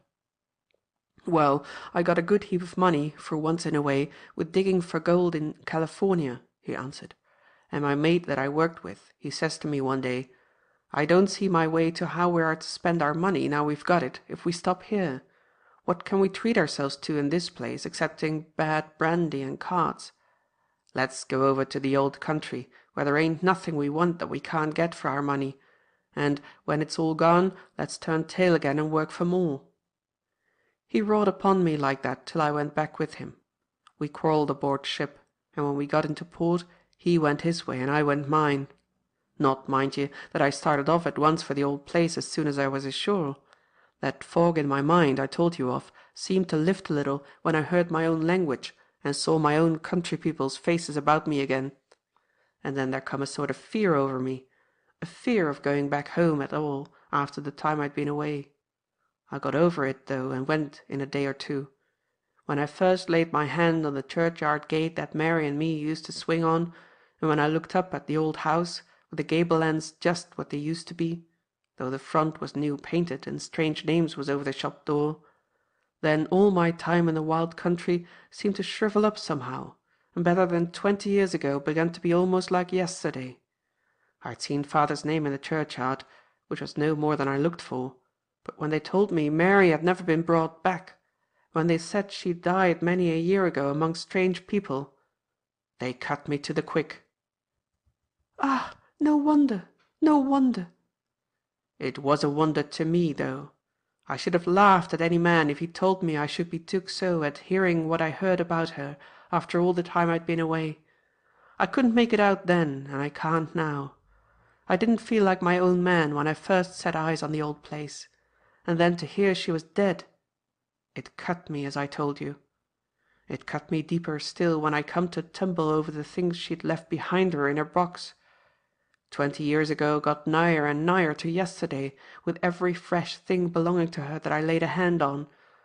There was a arbour in father's garden she used to be fond of working in of evenings. I'd lost all thought of that place for more years than I can reckon up. I called it to mind again, and called her to mind again too, sitting and working and singing in the arbour, only with laying hold of a bit of patchwork stuff in the bottom of her box, with her needle and thread left sticking in it." "Ah, dear, dear," sighed Mrs. Peckover. "I wish I'd seen her then. She was as happy, I dare say, as the bird on the tree. But there's one thing I can't exactly make out yet," she added. "How did you first come to know all about Mary's child?" "All? There wasn't no all in it till I see the child herself. Except knowing that the poor creature's baby had been born alive, I knowed nothing when I first come away from the old place in the country. Child? I hadn't nothing of the sort in my mind when I got back to London. It was how to track the man as was Mary's death that I puzzled and worried about in my head at that time." "Yes, yes," said Mrs. Peckover, interposing to keep him away from the dangerous subject as she heard his voice change and saw his eyes begin to brighten again. "Yes, yes, but how did you come to see the child? Tell me that." "Zack took me into the painter man's big room." "Zack? Why, good gracious heavens, do you mean Master Zachary Thorpe?" "I see a young woman standing among a lot of people as was all staring at her," continued Matt, without noticing the interruption. "I see her just as close to and as plain as I see you. I see her look up all of a sudden, front face to front face with me. A creeping and a crawling went through me, and I says to myself, 'Mary's child has lived to grow up, and that's her.'" "But do pray tell me, however you come to know Master Zack?" I says to myself, 'That's her,'" repeated Matt, his rough voice sinking lower and lower, his attention wandering farther and farther away from Mrs. Peckover's interruptions. 20 year ago had got to be like yesterday when I was down at the old place, and things I hadn't called to mind for long times past I called to mind when I come to the churchyard gate and see father's house. But there was looks Mary had with her eyes, turns Mary had with her head, bits of twitches Mary had with her eyebrows when she looked up at you, that I'd clean forgot. They all came back to me together as soon as ever I see that young woman's face." "And do you really never mean to let your sister's child know who you are? You may tell me that surely, though you won't speak a word about Master Zack." "Let her know who I am? Mayhap I'll let her know that much before long. When I'm going back to the wild country I may say to her, 'Rough as I am to look at, I'm your mother's brother, and you're the only bit of my own flesh and blood I've got left to cotton to in all the world. Give us a shake of your hand and a kiss for mother's sake, and I won't trouble you no more.'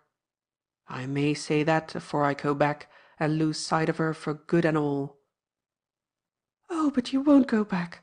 Only you tell Mr. Blythe you don't want to take her away, and then say to him, 'I'm Mr. Gryce, and—'" "Stop. Don't you get a talking about Mr. Gryce." "Why not? It's your lawful name, isn't it?" "Lawful enough, I dare say, but I don't like the sound of it, though it's mine. Father as good as said he was ashamed to own it when he wrote me that letter, and I was afraid to own it when I deserted for my ship. Bad luck has followed the name from first to last. I ended with it years ago, and I won't take up with it again now. Call me Matt. Take it as easy with me as if I was kin to you." "Well then, Matt," said Mrs. Peckover with a smile, "I've got such a many things to ask you still." "I wish you could make it out to ask them tomorrow," rejoined Matthew. "I've overdone myself already with more talking than I'm used to. I want to be quiet with my tongue and get to work with my hands for the rest of the day. You don't happen to have a foot rule in the house, do you?" On being asked to explain what motive could induce him to make this extraordinary demand for a foot rule, Matt answered that he was anxious to proceed at once to the renewal of the crossboard at the head of his sister's grave. He wanted the rule to measure the dimensions of the old board. He desired to be directed to a timber merchant's, where he could buy a new piece of wood, and, after that, he would worry Mrs. Peckover about nothing more. Extraordinary as his present caprice appeared to her, the good woman saw that it had taken complete possession of him, and wisely and willingly set herself to humour it. She procured for him the rule and the address of a timber merchant, and then they parted, Matt promising to call again in the evening at Dawson's Buildings. When he presented himself at the timber merchant's, after having carefully measured the old board in the churchyard, he came in no humour to be easily satisfied. Never was any fine lady more difficult to decide about the texture, pattern, and colour to be chosen for a new dress than Matt was when he arrived at the timber merchant's about the grain, thickness, and kind of wood to be chosen for the crossboard at the head of Mary's grave. At last he selected a piece of walnut wood, and having paid the price demanded for it without any haggling, inquired next for a carpenter of whom he might hire a set of tools. A man who has money to spare has all things at his command. Before evening Matt had a complete set of tools, a dry shed to use them in, and a comfortable living room at a public house near, all at his own sole disposal. Being skilful enough at all carpenter's work of an ordinary kind, he would, under most circumstances, have completed in a day or two such an employment as he had now undertaken. But a strange fastidiousness, a most uncharacteristic anxiety about the smallest matters, delayed him through every stage of his present undertaking. Mrs. Peckover, who came every morning to see how he was getting on, was amazed at the slowness of his progress. He was, from the first, morbidly scrupulous in keeping the board smooth and clean. After he had shaped it and fitted it to its upright supports, after he had cut in it, by Mrs. Peckover's advice, the same inscription which had been placed on the old board, the simple initials M.G. with the year of Mary's death, 1828. After he had done these things, he was seized with an unreasonable, obstinate fancy for decorating the board at the sides. In spite of all that Mrs. Peckover could say to prevent him, he carved an anchor at one side and a tomahawk at the other, these being the objects with which he was most familiar, and therefore the objects which he chose to represent. But even when the carving of his extraordinary ornaments had been completed, he could not be prevailed on to set the new cross-board up in its proper place.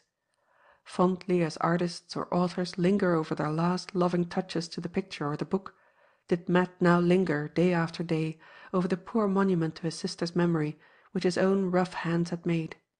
He smoothed it carefully with bits of sandpaper, he rubbed it industriously with leather, he polished it anxiously with oil, until at last Mrs. Peckover lost all patience, and, trusting in the influence she had already gained over him, fairly insisted on his bringing his work to a close. Even while obeying her, he was still true to his first resolution. He had said that no man's hand should help in the labour he had now undertaken, and he was as good as his word, for he carried the cross-board himself to the churchyard. All this time he never once looked at that lock of hair which he had been accustomed to take so frequently from his pocket but a few days back. Perhaps there was nothing in common between the thought of tracing Arthur Carr and the thoughts of Mary that came to him while he was at work on the walnut wood plank. But when the cross-board had been set up, when he had cleared away the mud and brambles about the mound and had made a smooth little path round it, when he had looked at his work from all points of view and had satisfied himself that he could do nothing more to perfect it, the active, restless, and violent elements in his nature seemed to awake, as it were, on a sudden. His fingers began to search again in his pocket for the fatal lock of hair, and when he and Mrs. Peckover next met, the first words he addressed to her announced his immediate departure for Dibbleden. She had strengthened her hold on his gratitude by getting him permission through the rector of Banbury to occupy himself without molestation in the work of repairing his sister's grave. She had persuaded him to confide to her many of the particulars concerning himself which he had refused to communicate at their first interview. But when she tried, at parting, to fathom what his ultimate intentions really were, now that he was leaving Banbury with the avowed purpose of discovering Arthur Carr, she failed to extract from him a single sentence of explanation, or even so much as a word of reply. When he took his farewell, he charged her not to communicate their meeting to Mr. Blyth till she heard from him or saw him again, and he tried once more to thank her in as fit words as he could command for the pity and kindness she had shown towards Mary Gryce. But, to the very last, he closed his lips resolutely on the ominous subject of Arthur Carr. He had been a fortnight absent from London when he set forth once more for Dibbleden to try that last chance of tracing out the hidden man which might be afforded him by a search among the papers of Joanna Gryce. The astonishment and delight of Mr. Tatt when Matthew, appearing in the character of a client at the desolate office door, actually announced himself as the sole surviving son of old Joshua Gryce, flowed out in such a torrent of congratulatory words that Matt was at first literally overwhelmed by them. He soon recovered himself, however, and while Mr. Tatt was still haranguing fluently about proving his client's identity and securing his client's right of inheritance, silenced the solicitor by declaring as bluntly as usual that he did not come to Dibbleden to be helped to get hold of money, but to be helped to get hold of Joanna Gryce's papers.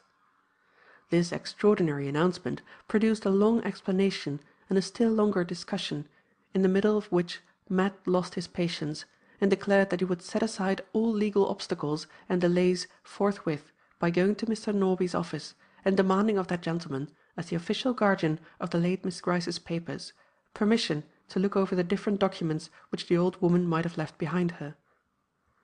It was to no earthly purpose that Mr. Tatt represented this course of proceeding as unprofessional, injudicious, against etiquette, and utterly ruinous, looked at from any point of view. While he was thus expostulating, Matthew was stepping out at the door, and Mr. Tatt, who could not afford to lose even this most outrageous and unmanageable of clients, had no other alternative but to make the best of it, and run after him. Mr. Norby was a remarkably lofty, solemn, and ceremonious gentleman, feeling as bitter a hatred and scorn for Mr. Tatt as it is well possible for one legal human being to entertain toward another. There is no doubt that he would have received the irregular visit of which he was now the object with the most chilling contempt if he had only been allowed time to assert his own dignity.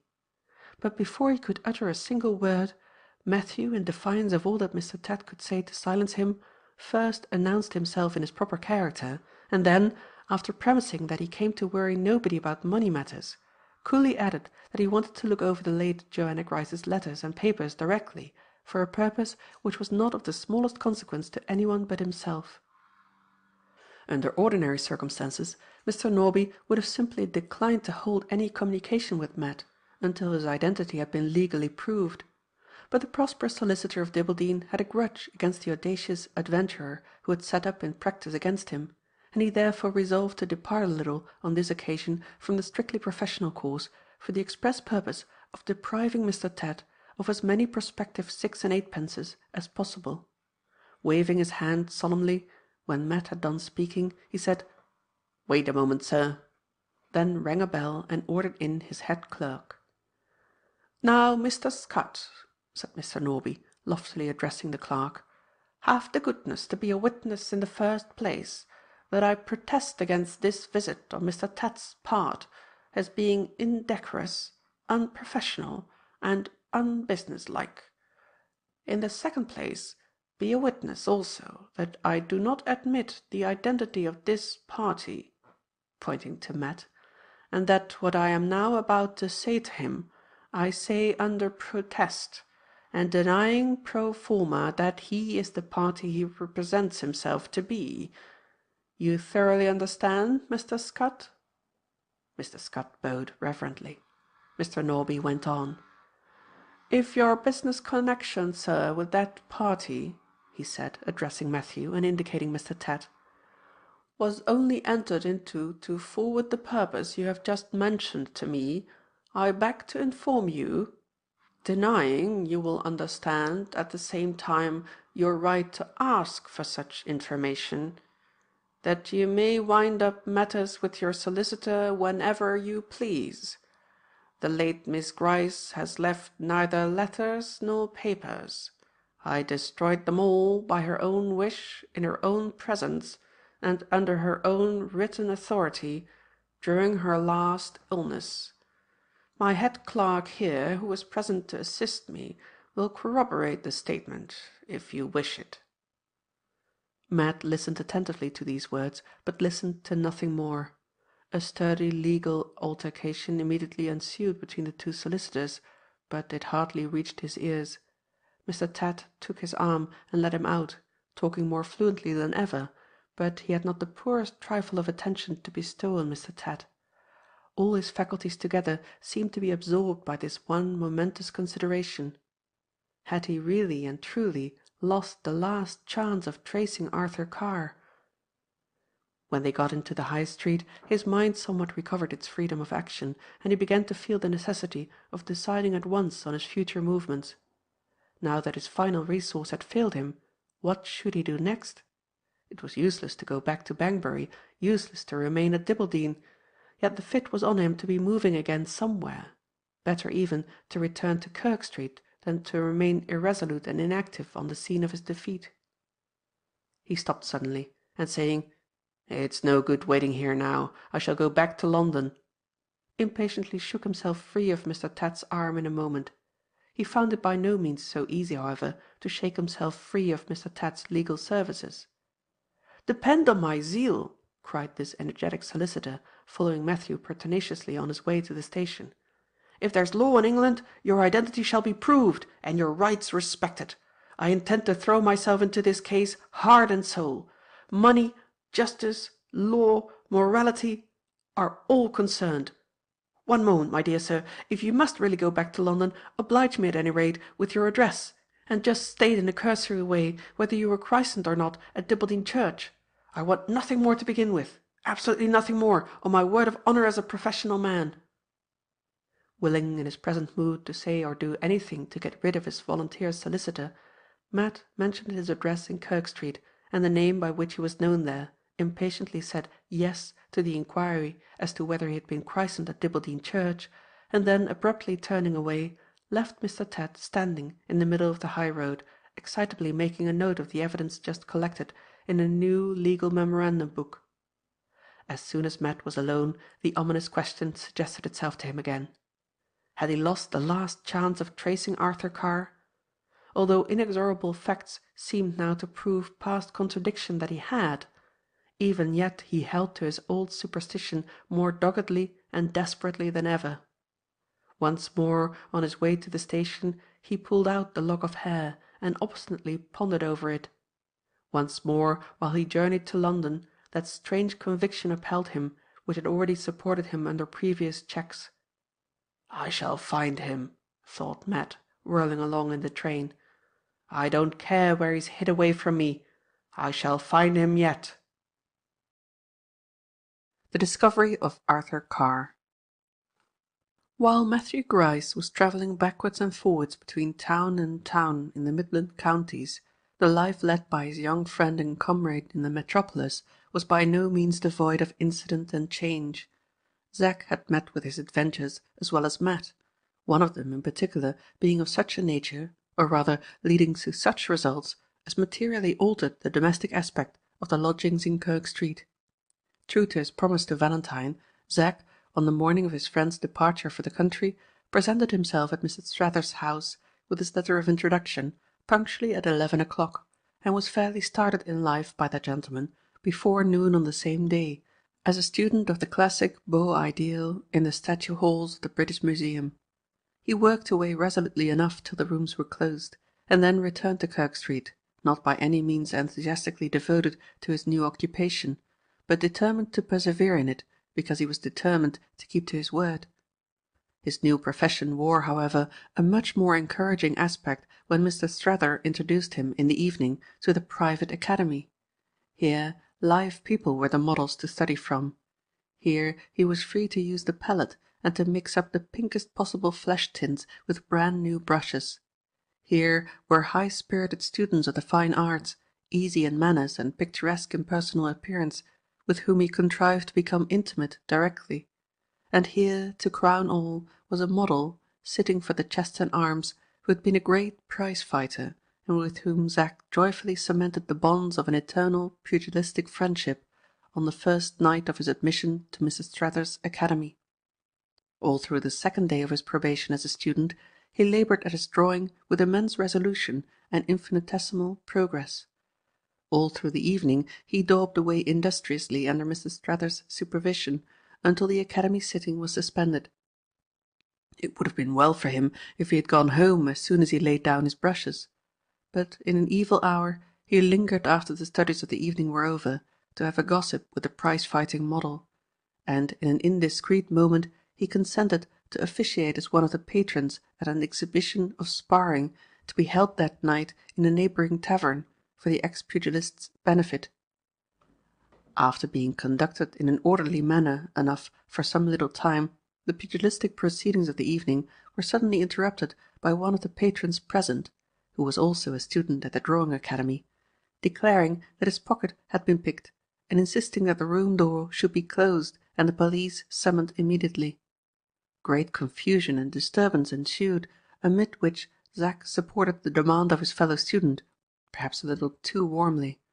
At any rate, a gentleman sitting opposite to him, with a patch over one eye and a nose broken in 3 places, swore that young Thorpe had personally insulted him by implying that he was the thief, and vindicated his moral character by throwing a cheese-plate at Zack's head. The missile struck the mark, at the side however instead of in front, and breaking when it struck, inflicted what appeared to every unprofessional eye that looked at the injury, like a very extensive and dangerous wound. The chemist to whom Zack was taken in the first instance to be bandaged thought little of the hurt, but the local doctor who was called in, after the lad's removal to Kirk Street, did not take so reassuring a view of the patient's case. The wound was certainly not situated in a very dangerous part of the head, but it had been inflicted at a time when Zack's naturally full-blooded constitution was in a very unhealthy condition, from the effects of much more ardent spirit-drinking than was at all good for him. Bad fever symptoms set in immediately, and appearances became visible in the neighbourhood of the wound at which the medical head shook ominously. In short, Zack was now confined to his bed, with the worst illness he had ever had in his life, and with no friend to look after him except the landlady of the house. Fortunately for him, his doctor was a man of skill and energy, who knew how to make the most of all the advantages which the patient's youth and strength could offer to assist the medical treatment. In 10 days' time young Thorpe was out of danger of any of the serious inflammatory results which had been apprehended from the injury to his head. Wretchedly weak and reduced, unwilling to alarm his mother by informing her of his illness, without Valentine to console him or Matt to amuse him, Zack's spirits now sank to a far lower ebb than they had ever fallen to before. In his present state of depression, feebleness, and solitude, there were moments when he doubted of his own recovery, in spite of all that the doctor could tell him. While in this frame of mind, the remembrance of the last sad report he had heard of his father's health affected him very painfully, and he bitterly condemned himself for never having written so much as a line to ask Mr. Thorpe's pardon since he had left home. He was too weak to use the pen himself, but the tobacconist's wife, a slovenly, showy, kind-hearted woman, was always ready to do anything to serve him, and he determined to make his mind a little easier by asking her to write a few penitent lines for him, and by having the letter dispatched immediately to his father's address in Beargrove Square.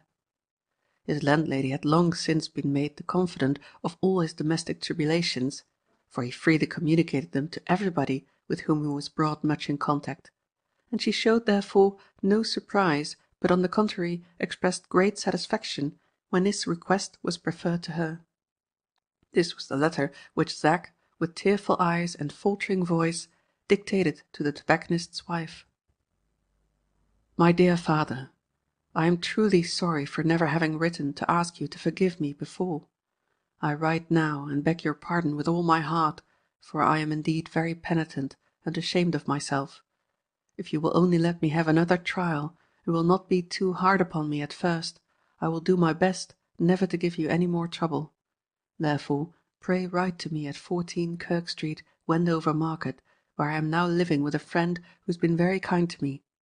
Please give my dear love to mother, and believe me your truly penitent son, Z. Thorpe, June. Having got through this letter pretty easily, and finding that the tobacconist's wife was quite ready to write another for him if he pleased, Zack resolved to send a line to Mr. Blyth, who, as well as he could calculate, might now be expected to return from the country every day. On the evening when he had been brought home with the wound in his head, he had entreated that his accident might be kept a secret from Mrs. Blyth, who knew his address, in case she should send after him. This preliminary word of caution was not uselessly spoken. Only 3 days later a note was brought from Mrs. Blyth, upbraiding him for never having been near the house during Valentine's absence, and asking him to come and drink tea that evening. The messenger, who waited for an answer, was sent back with the most artful verbal excuse which the landlady could provide for the emergency, and no more notes have been delivered since. Mrs. Blyth was doubtless not over well satisfied with the cool manner in which her invitation had been received. In his present condition of spirits, Zack's conscience upbraided him soundly for having thought of deceiving Valentine by keeping him in ignorance of what had happened. Now that Matt seemed, by his long absence, to have deserted Kirk Street for ever, there was a double attraction and hope for the weary and heart-sick Zack in the prospect of seeing the painter's genial face by his bedside. To his oldest, kindest, and most merciful of friends, therefore, he determined to confess what he dare not so much as hint to his own father. The note which, by the assistance of the tobacconist's wife, he now addressed to Valentine was as characteristically boyish, and even childish in tone, as the note which he had sent to his father.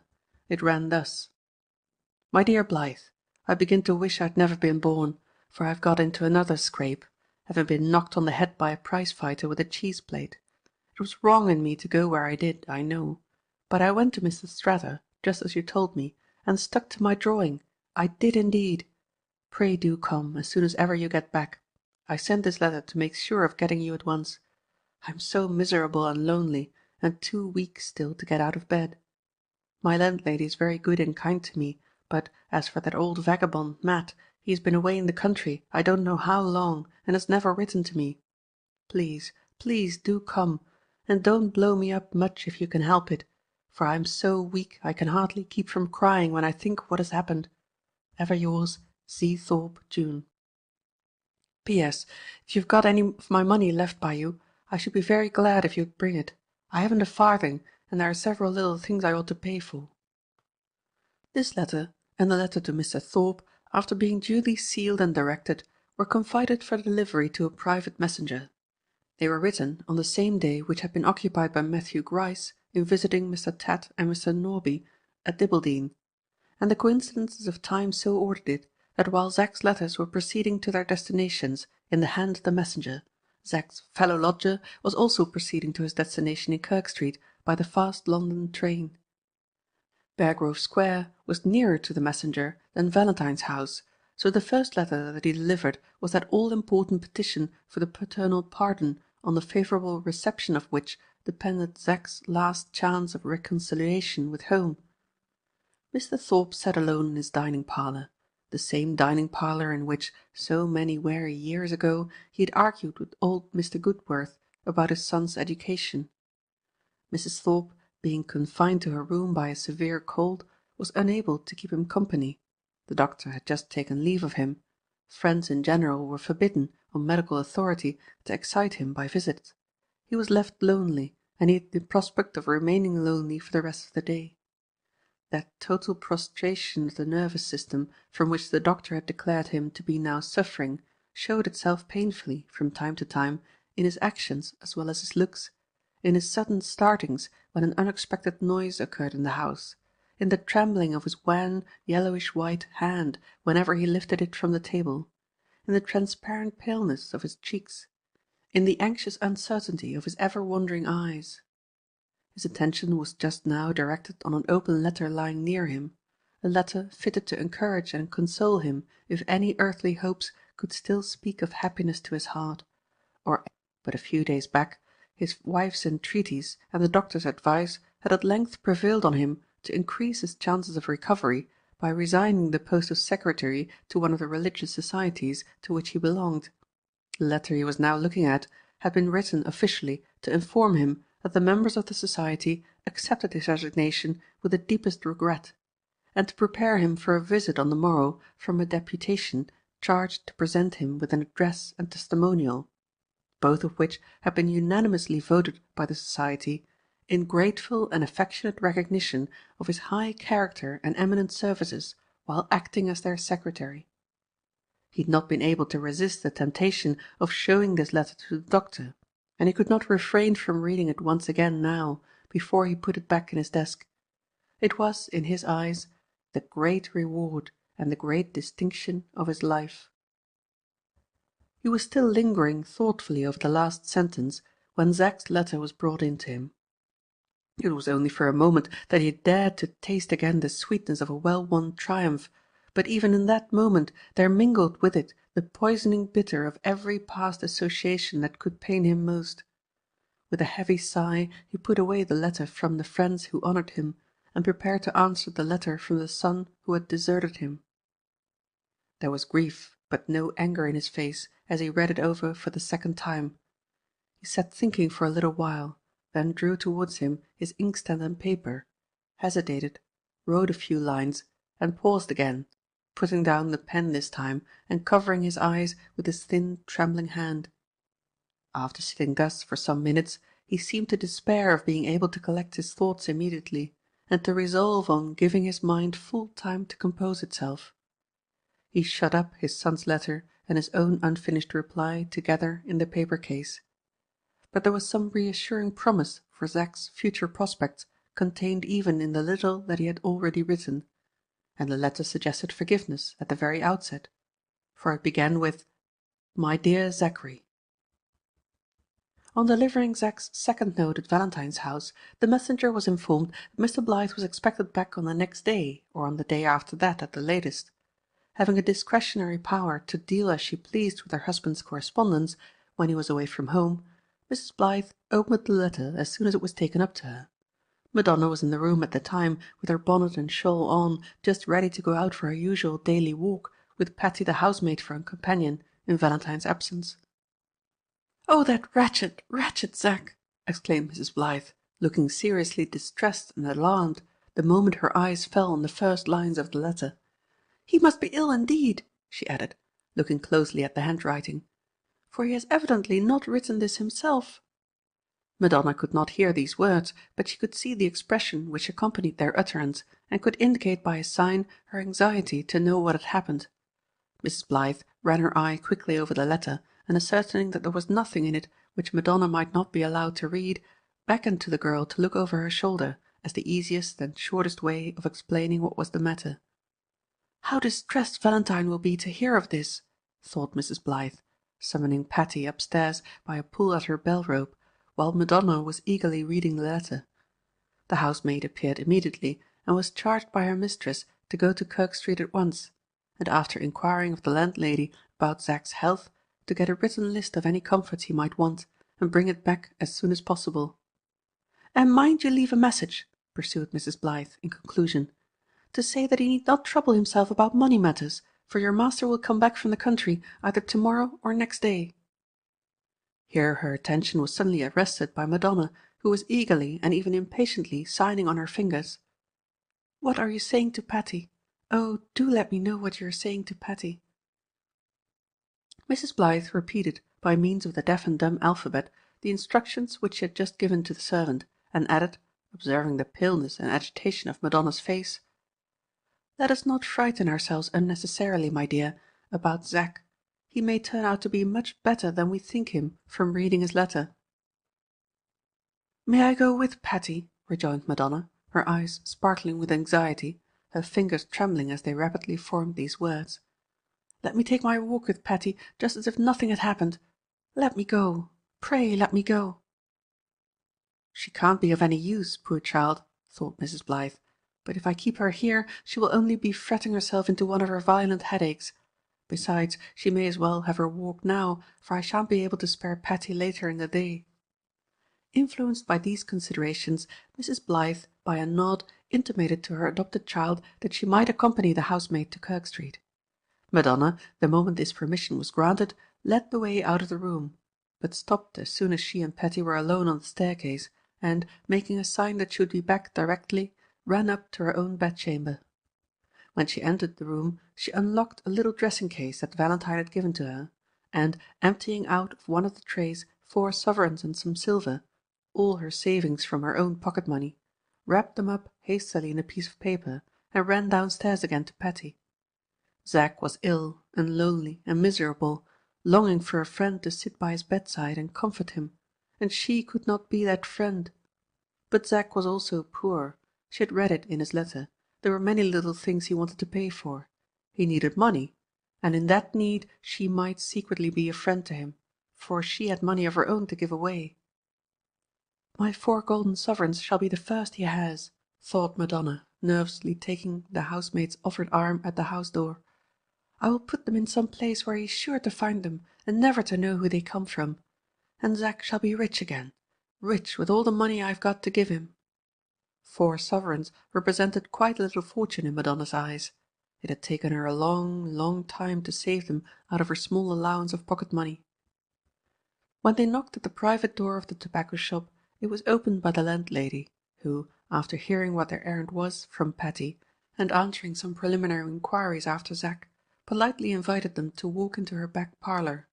But Madonna seemed, quite incomprehensibly to the servant, to be bent on remaining in the passage till she had finished writing some lines which she had just then begun to trace on her slate.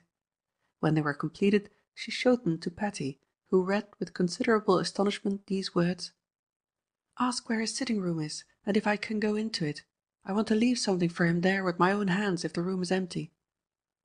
After looking at her young mistress's eager face in great amazement for a moment or two, Patty asked the required questions, prefacing them with some words of explanation which drew from the tobacconist's wife many voluble expressions of sympathy and admiration for Madonna. At last there came to an end, and the desired answers to the questions on the slate were readily given enough, and duly, though rather slowly, written down by Patty for her young lady's benefit. The sitting-room belonging to Mr. Thorpe and the other gentlemen was the front room on the first floor. Nobody was in it now. Would the lady like to be shown? Here Madonna arrested the servant's further progress with the slate pencil, nodded to indicate that she understood what had been written, and then, with her little packet of money ready in her hand, lightly ran up the first flight of stairs, ascending them so quickly that she was on the landing before Patty and the landlady had settled which of the two ought to have officially preceded her. The front room was indeed empty when she entered it, but one of the folding doors leading into the back room had been left ajar, and when she looked towards the opening thus made, she also looked, from the particular point of view she then occupied, towards the head of the bed on which Zack lay, and saw his face turned towards her, hushed in deep, still, breathless sleep. She started violently, trembled a little, then stood motionless, looking towards him through the door, the tears standing thick in her eyes, the colour gone from her cheeks, the yearning pulses of grief and pity beating faster and faster in her heart. Ah, how pale and wan and piteously still he lay there, with the ghastly white bandages round his head, and one helpless, languid hand hanging over the bedside. How changed from that glorious creature, all youth, health, strength, and exulting activity, whom it had so long been her innocent idolatry to worship in secret. How fearfully like what might be the image of him in death was the present image of him as he lay in his hushed and awful sleep. She shuddered as the thought crossed her mind, and drying the tears that obscured her sight, turned a little away from him and looked round the room. Her quick feminine eyes detected at a glance all its squalid disorder, all its deplorable defects of comfort, all its repulsive unfitness as a habitation for the suffering and the sick. Surely a little money might help Zack to a better place to recover in. Surely her money might be made to minister in this way to his comfort, his happiness, and even his restoration to health. Full of this idea, she advanced a step or two, and sought for a proper place on the one table in the room in which she might put her packet of money.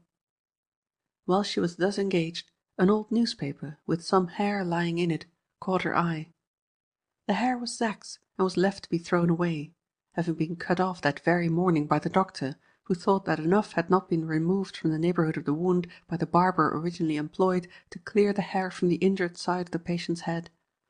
Madonna had hardly looked at the newspaper before she recognized the hair in it as Zack's by its light brown colour, and by the faint golden tinge running through it. One little curly lock, lying rather apart from the rest, especially allured her eyes. She longed to take it as a keepsake which Zack would never know that she possessed. For a moment she hesitated, and in that moment the longing became an irresistible temptation. After glancing over her shoulder to assure herself that no one had followed her upstairs, she took the lock of hair and quickly hid it away in her bosom. Her eyes had assured her that there was no one in the room, but if she had not been deprived of the sense of hearing, she would have known that persons were approaching it by the sound of voices on the stairs, a man's voice being among them. Necessarily ignorant, however, of this, she advanced unconcernedly, after taking the lock of hair, from the table to the chimney-piece, which it struck her might be the safest place to leave the money on. She had just put it down there, and when she felt the slight concussion caused by the opening and closing of the door behind her, and turning round instantly, confronted Patty, the landlady, and the strange, swarthy-faced friend of Zack's who had made her a present of the scarlet tobacco-pouch. Terror and confusion almost overpowered her as she saw him advance to the chimney-piece and take up the packet she had just placed there. He had evidently opened the room door in time to see her put it down, and he was now deliberately unfolding the paper and examining the money inside. While he was thus occupied, Patty came close up to her, and, with rather a confused and agitated face, began writing on her slate, much faster and much less correctly than usual. She gathered, however, from the few crooked lines scrawled by the servant, that Patty had been very much startled by the sudden entrance of the landlady's rough lodger, who had let himself in from the street just as she was about to follow her young mistress up to the sitting-room, and had uncivilly stood in her way on the stairs, while he listened to what the good woman of the house had to tell him about young Mr. Thorpe's illness. Confused as the writing was on the slate, Madonna contrived to interpret it thus far, and would have gone on interpreting more, if she had not felt a heavy hand laid on her arm, and had not, on looking round, seen Zack's friend making signs to her, with her money loose in his hand. She felt confused, but not frightened now, for his eyes, as she looked into them, expressed neither suspicion nor anger. They rested on her face kindly and sadly, while he first pointed to the money in his hand and then to her. She felt that her colour was rising, and that it was a hard matter to acknowledge the gold and silver as being her own property. But she did so acknowledge it. He then pointed to himself, and when she shook her head, pointed through the folding doors into Zack's room. Her cheeks began to burn, and she grew suddenly afraid to look at him. But it was no harder trial to confess the truth than shamelessly to deny it by making a false sign. So she looked up at him again and bravely nodded her head. His eyes seemed to grow clearer and softer as they still rested kindly on her, but he made her take back the money immediately, and, holding her hand as he did so, detained it for a moment with a curious, awkward gentleness. Then, after first pointing again to Zack's room, he began to search in the breast pocket of his coat, took from it at one rough grasp some letters tied together loosely, and a clumsy-looking rolled-up strip of fur, put the letters aside on the table behind him, and, unrolling the fur, showed her that there were bank-notes in it. She understood him directly. He had money of his own for Zack's service, and wanted none from her. After he had replaced the strip of fur in his pocket, he took up the letters from the table to be put back also. As he reached them towards him, a lock of hair, which seemed to have accidentally got between them, fell out on the floor just at her feet. She stooped to pick it up for him, and was surprised as she did so to see that it exactly resembled in colour the lock of Zack's hair which she had taken from the old newspaper and had hidden in her bosom. She was surprised at this, and she was more than surprised when he angrily and abruptly snatched up the lock of hair just as she touched it. Did he think that she wanted to take it away from him? If he did, it was easy to show him that a lock of Zack's hair was just now no such rarity that people need quarrel about the possession of it. She reached her hand to the table behind, and, taking some of the hair from the old newspaper, held it up to him with a smile, just as he was on the point of putting his own lock of hair back in his pocket. For a moment he did not seem to comprehend what her action meant. Then the resemblance between the hair in her hand and the hair in his own struck him suddenly. The whole expression of his face changed in an instant, changed so darkly that she recoiled from him in terror, and put back the hair into the newspaper. He pounced on it directly, and, crunching it up in his hand, turned his grim, threatening face and fiercely questioning eyes on the landlady. While she was answering his inquiry, Madonna saw him look towards Zack's bed, and, as he looked, another change passed over his face. The darkness faded from it, and the red scars on his cheek deepened in colour. He moved back slowly to the further corner of the room from the folding doors, his restless eyes fixed in a vacant stare, one of his hands clutched round the old newspaper, the other motioning clumsily and impatiently to the astonished and alarmed women to leave him. Madonna had felt Patty's hand pulling at her arm more than once during the last minute or two. She was now quite as anxious as her companion to quit the house. They went out quickly, not venturing to look at Matt again, and the landlady followed them. She and Patty had a long talk together at the street door, evidently, judging by the expression of their faces, about the conduct of the rough lodger upstairs. But Madonna felt no desire to be informed particularly of what they were saying to each other. Much as Matthew's strange behaviour had surprised and startled her, he was not the uppermost subject in her mind just then. It was the discovery of her secret, the failure of her little plan for helping Zack with her own money, that she was now thinking of with equal confusion and dismay. She had not been in the front room at Kirk Street much more than 5 minutes altogether, yet what a succession of untoward events had passed in that short space of time. For a long while after the women had left him, Matt stood motionless in the furthest corner of the room from the folding doors, looking vacantly towards Zack's bedchamber. His first surprise on finding a stranger talking in the passage when he let himself in from the street, his first vexation on hearing of Zack's accident from the landlady, his momentary impulse to discover himself to Mary's child when he saw Madonna standing in his room, and again when he knew that she had come there with her little offering for the one kind purpose of helping the sick lad in his distress. All these sensations were now gone from his memory as well as from his heart, absorbed in the one predominant emotion with which the discovery of the resemblance between Zack's hair and the hair from Jane Holdmith's letter now filled him. No ordinary shocks could strike Matt's mind hard enough to make it lose its balance. This shock prostrated it in an instant. In proportion as he gradually recovered his self-possession, so did the desire strengthen in him to ascertain the resemblance between the two kinds of hair once more, but in such a manner as it had not been ascertained yet. He stole gently to the folding doors and looked into young Thorpe's room. Zack was still asleep. After pausing for a moment and shaking his head sorrowfully, as he noticed how pale and wasted the lad's face looked, he approached the pillow and laid the lock of Arthur Carr's hair upon it, close to the uninjured side of Zack's head. It was then late in the afternoon, but not dusk yet. No blind hung over the bedroom window, and all the light in the sky streamed full on to the pillow as Matt's eyes fastened on it. The similarity between the sleeper's hair and the hair of Arthur Carr was perfect. Both were of the same light brown colour, and both had running through that colour the same delicate golden tinge, brightly visible in the light, hardly to be detected at all in the shade. Why had this extraordinary resemblance never struck him before? Perhaps because he had never examined Arthur Carr's hair with attention until he had possessed himself of Mary's bracelet and had gone away to the country. Perhaps also because he had never yet taken notice enough of Zack's hair to care to look close at it. And now the resemblance was traced, to what conclusion did it point? Plainly from Zack's youth to none in connection with him. But what elder relatives had he, and which of them was he most like? Did he take after his father? Matt was looking down at the sleeper just then. Something in the lad's face troubled him, and kept his mind from pursuing that last thought. He took the lock of hair from the pillow and went into the front room.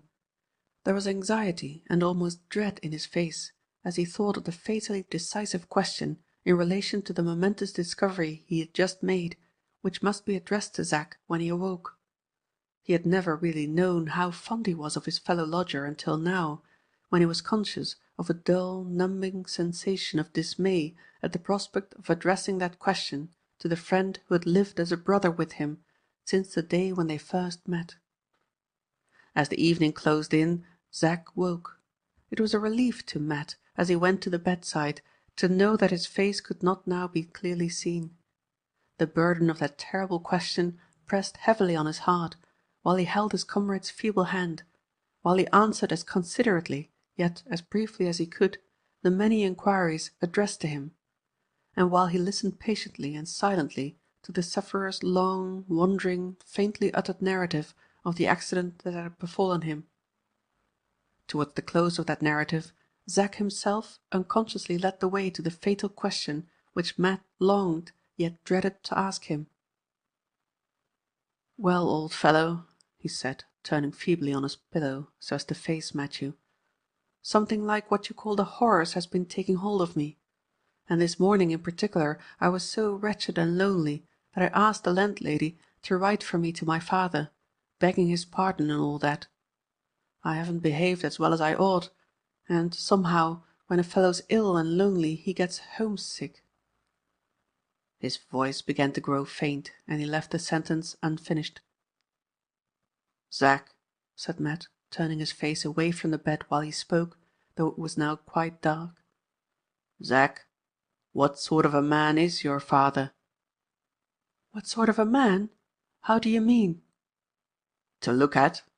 Are you like him in the face?" "Lord help you, Matt, as little like as possible. My father's face is all wrinkled and marked." "Aye, aye, like other old men's faces. His hair's grey, I suppose?" "Quite white. By the by, talking of that, there is one point I'm like him in, at least, like what he was when he was a young man." "What's that?" "What we've been speaking of, his hair. I've heard my mother say when she first married him. Just shake up my pillow a bit, will you, Matt?" "Yes, yes. And what did you hear your mother say?" "Oh, nothing particular. Only that when he was a young man his hair was exactly like what mine is now." As those momentous words were spoken, the landlady knocked at the door and announced that she was waiting outside with candles and a nice cup of tea for the invalid.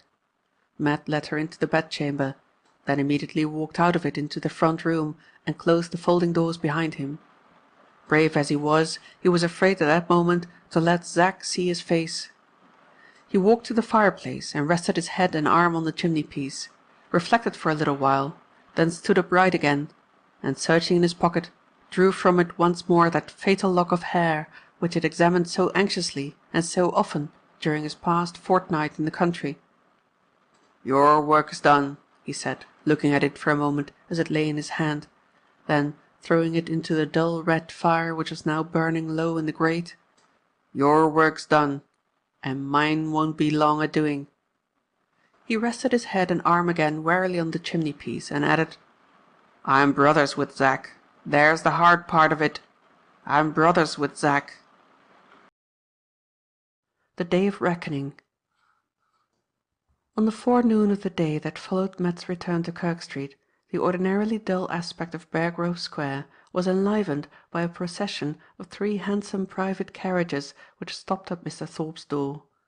From each carriage there descended gentlemen of highly respectable appearance, clothed in shining black garments, and wearing, for the most part, white cravats.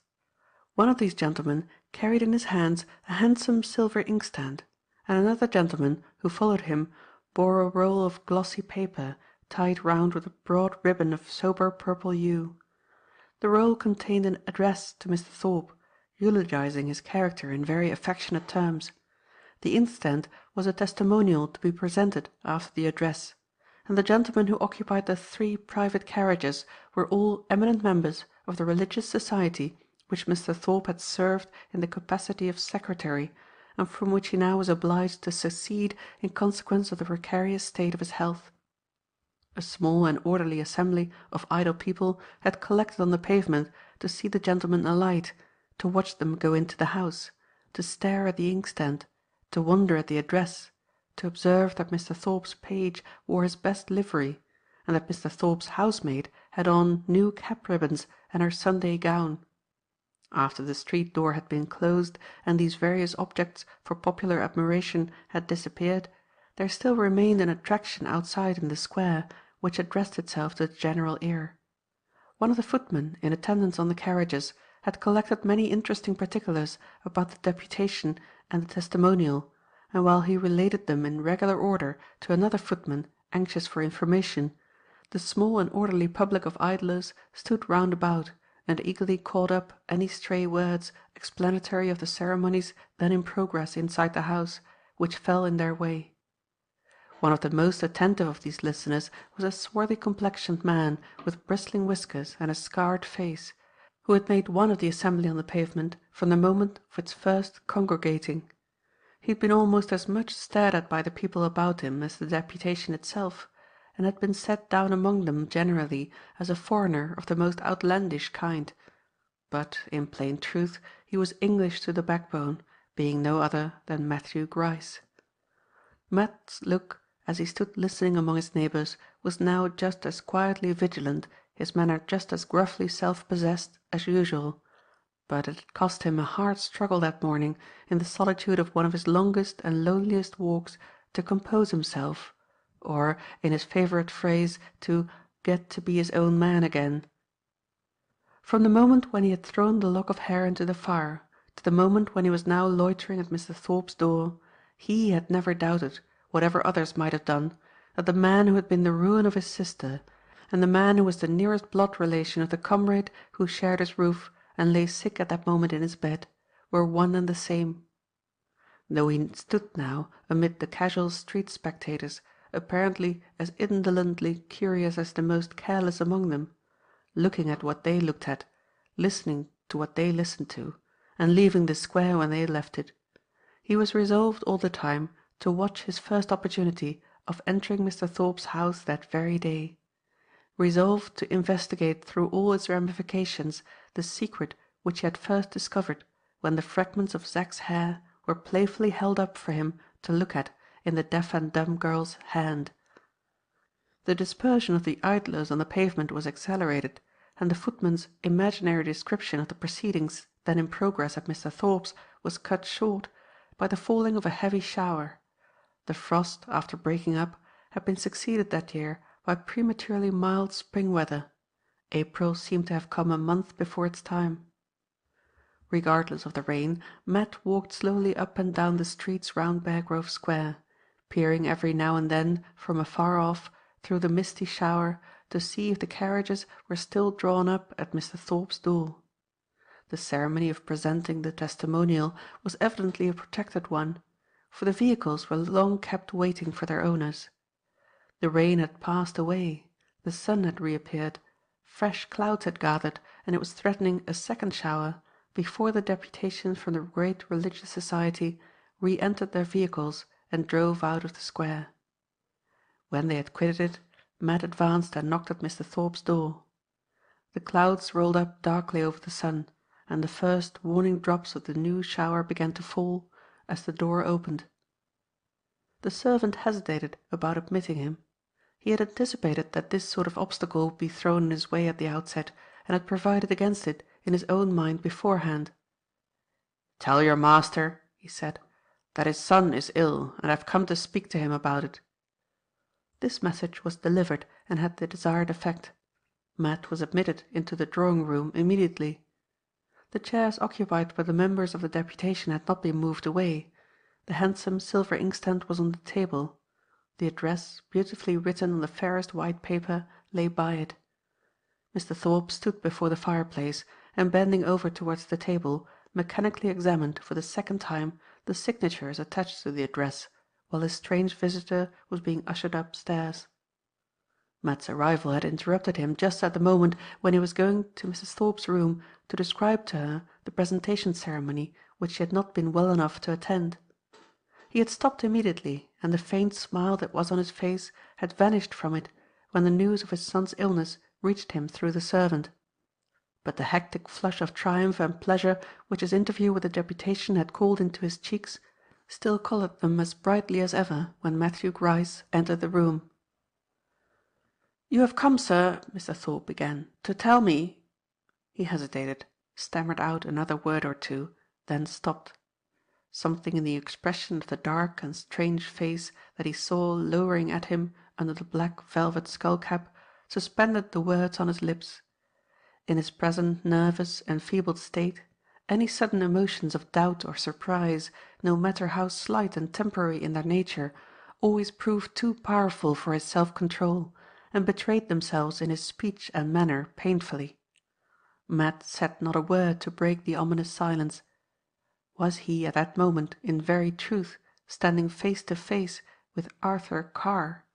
Could this man, so frail and meagre, with the narrow chest, the drooping figure, the effeminate pink tinge on his wan, wrinkled cheeks, be indeed the man who had driven Mary to that last refuge where the brambles and weeds grew thick, and the foul mud-pools stagnated in the forgotten corner of the churchyard? "You have come, sir," resumed Mr. Thorpe, controlling himself by an effort which deepened the flush on his face, "to tell me news of my son which I am not entirely unprepared for.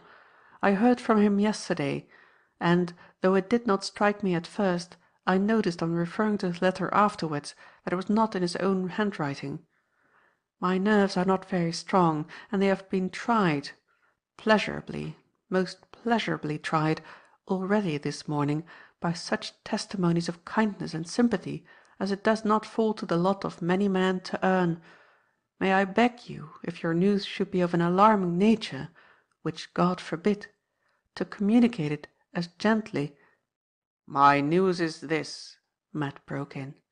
"Your son's been hurt in the head, but he's got over the worst of it now. He lives with me, I like him, and I mean to take care of him till he gets on his legs again. That's my news about your son. But that's not all I've got to say. I bring you news of somebody else." "Will you take a seat and be good enough to explain yourself?" They sat down at opposite sides of the table, with the testimonial and the address lying between them. The shower outside was beginning to fall at its heaviest. The splashing noise of the rain and the sound of running footsteps as the few foot passengers in the square made for shelter at the top of their speed penetrated into the room during the pause of silence which ensued after they had taken their seats. Mr. Thorpe spoke first. "May I inquire your name?" he said, in its lowest and calmest tones. Matt did not seem to hear the question. He took up the address from the table, looked at the list of signatures, and turned to Mr. Thorpe. "I've been hearing about this," he said. "Are all them names there the names of friends of yours?" Mr. Thorpe looked a little astonished, but he answered, after a moment's hesitation, "Certainly. The most valued friends I have in the world." "Friends," pursued Matt, reading to himself the introductory sentence in the address, "who have put the most affectionate trust in you." Mr. Thorpe began to look rather offended as well as rather astonished. "Will you excuse me," he said coldly, "if I beg you to proceed to the business that has brought you here?" Matt placed the address on the table again, immediately in front of him, and took a pencil from a tray with writing materials in it, which stood near at hand. "Friends who have put the most affectionate trust in you," he repeated. "The name of one of them friends isn't here. It ought to be, and I mean to put it down." As the point of his pencil touched the paper of the address, Mr. Thorpe started from his chair. "What am I to understand, sir, by this conduct?" he began haughtily, stretching out his hand to possess himself of the address. Matt looked up with a serpent glitter in his eyes, and the angry red tinge glowing in the scars on his cheek. "Sit down," he said. "I'm not quick at writing. Sit down and wait till I'm done." Mr. Thorpe's face began to look a little agitated.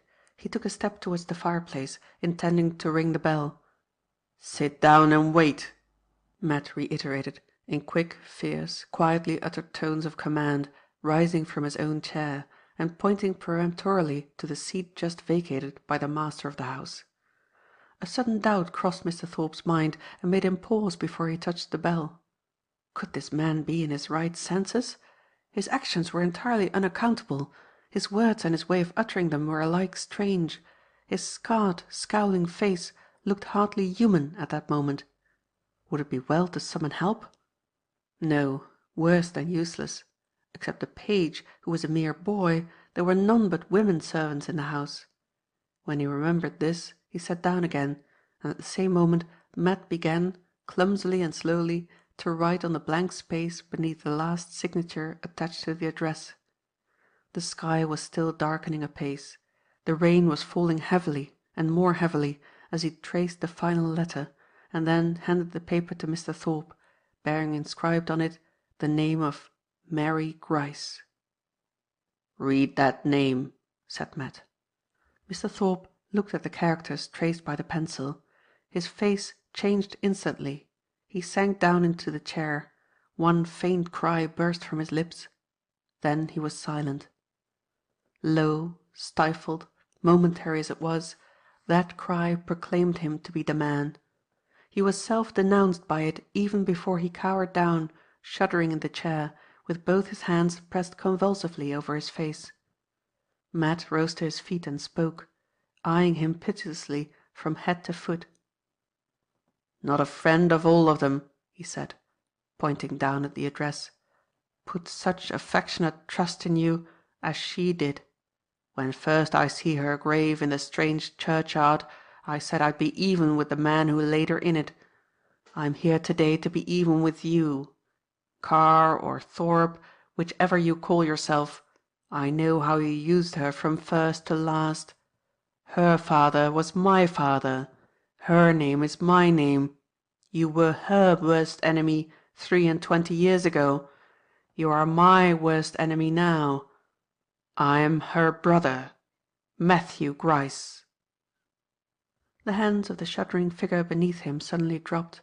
The ghastly uncovered face looked up at him, with such a panic stare in the eyes, such a fearful quivering and distortion of all the features, that it tried even his firmness of nerve to look at it steadily.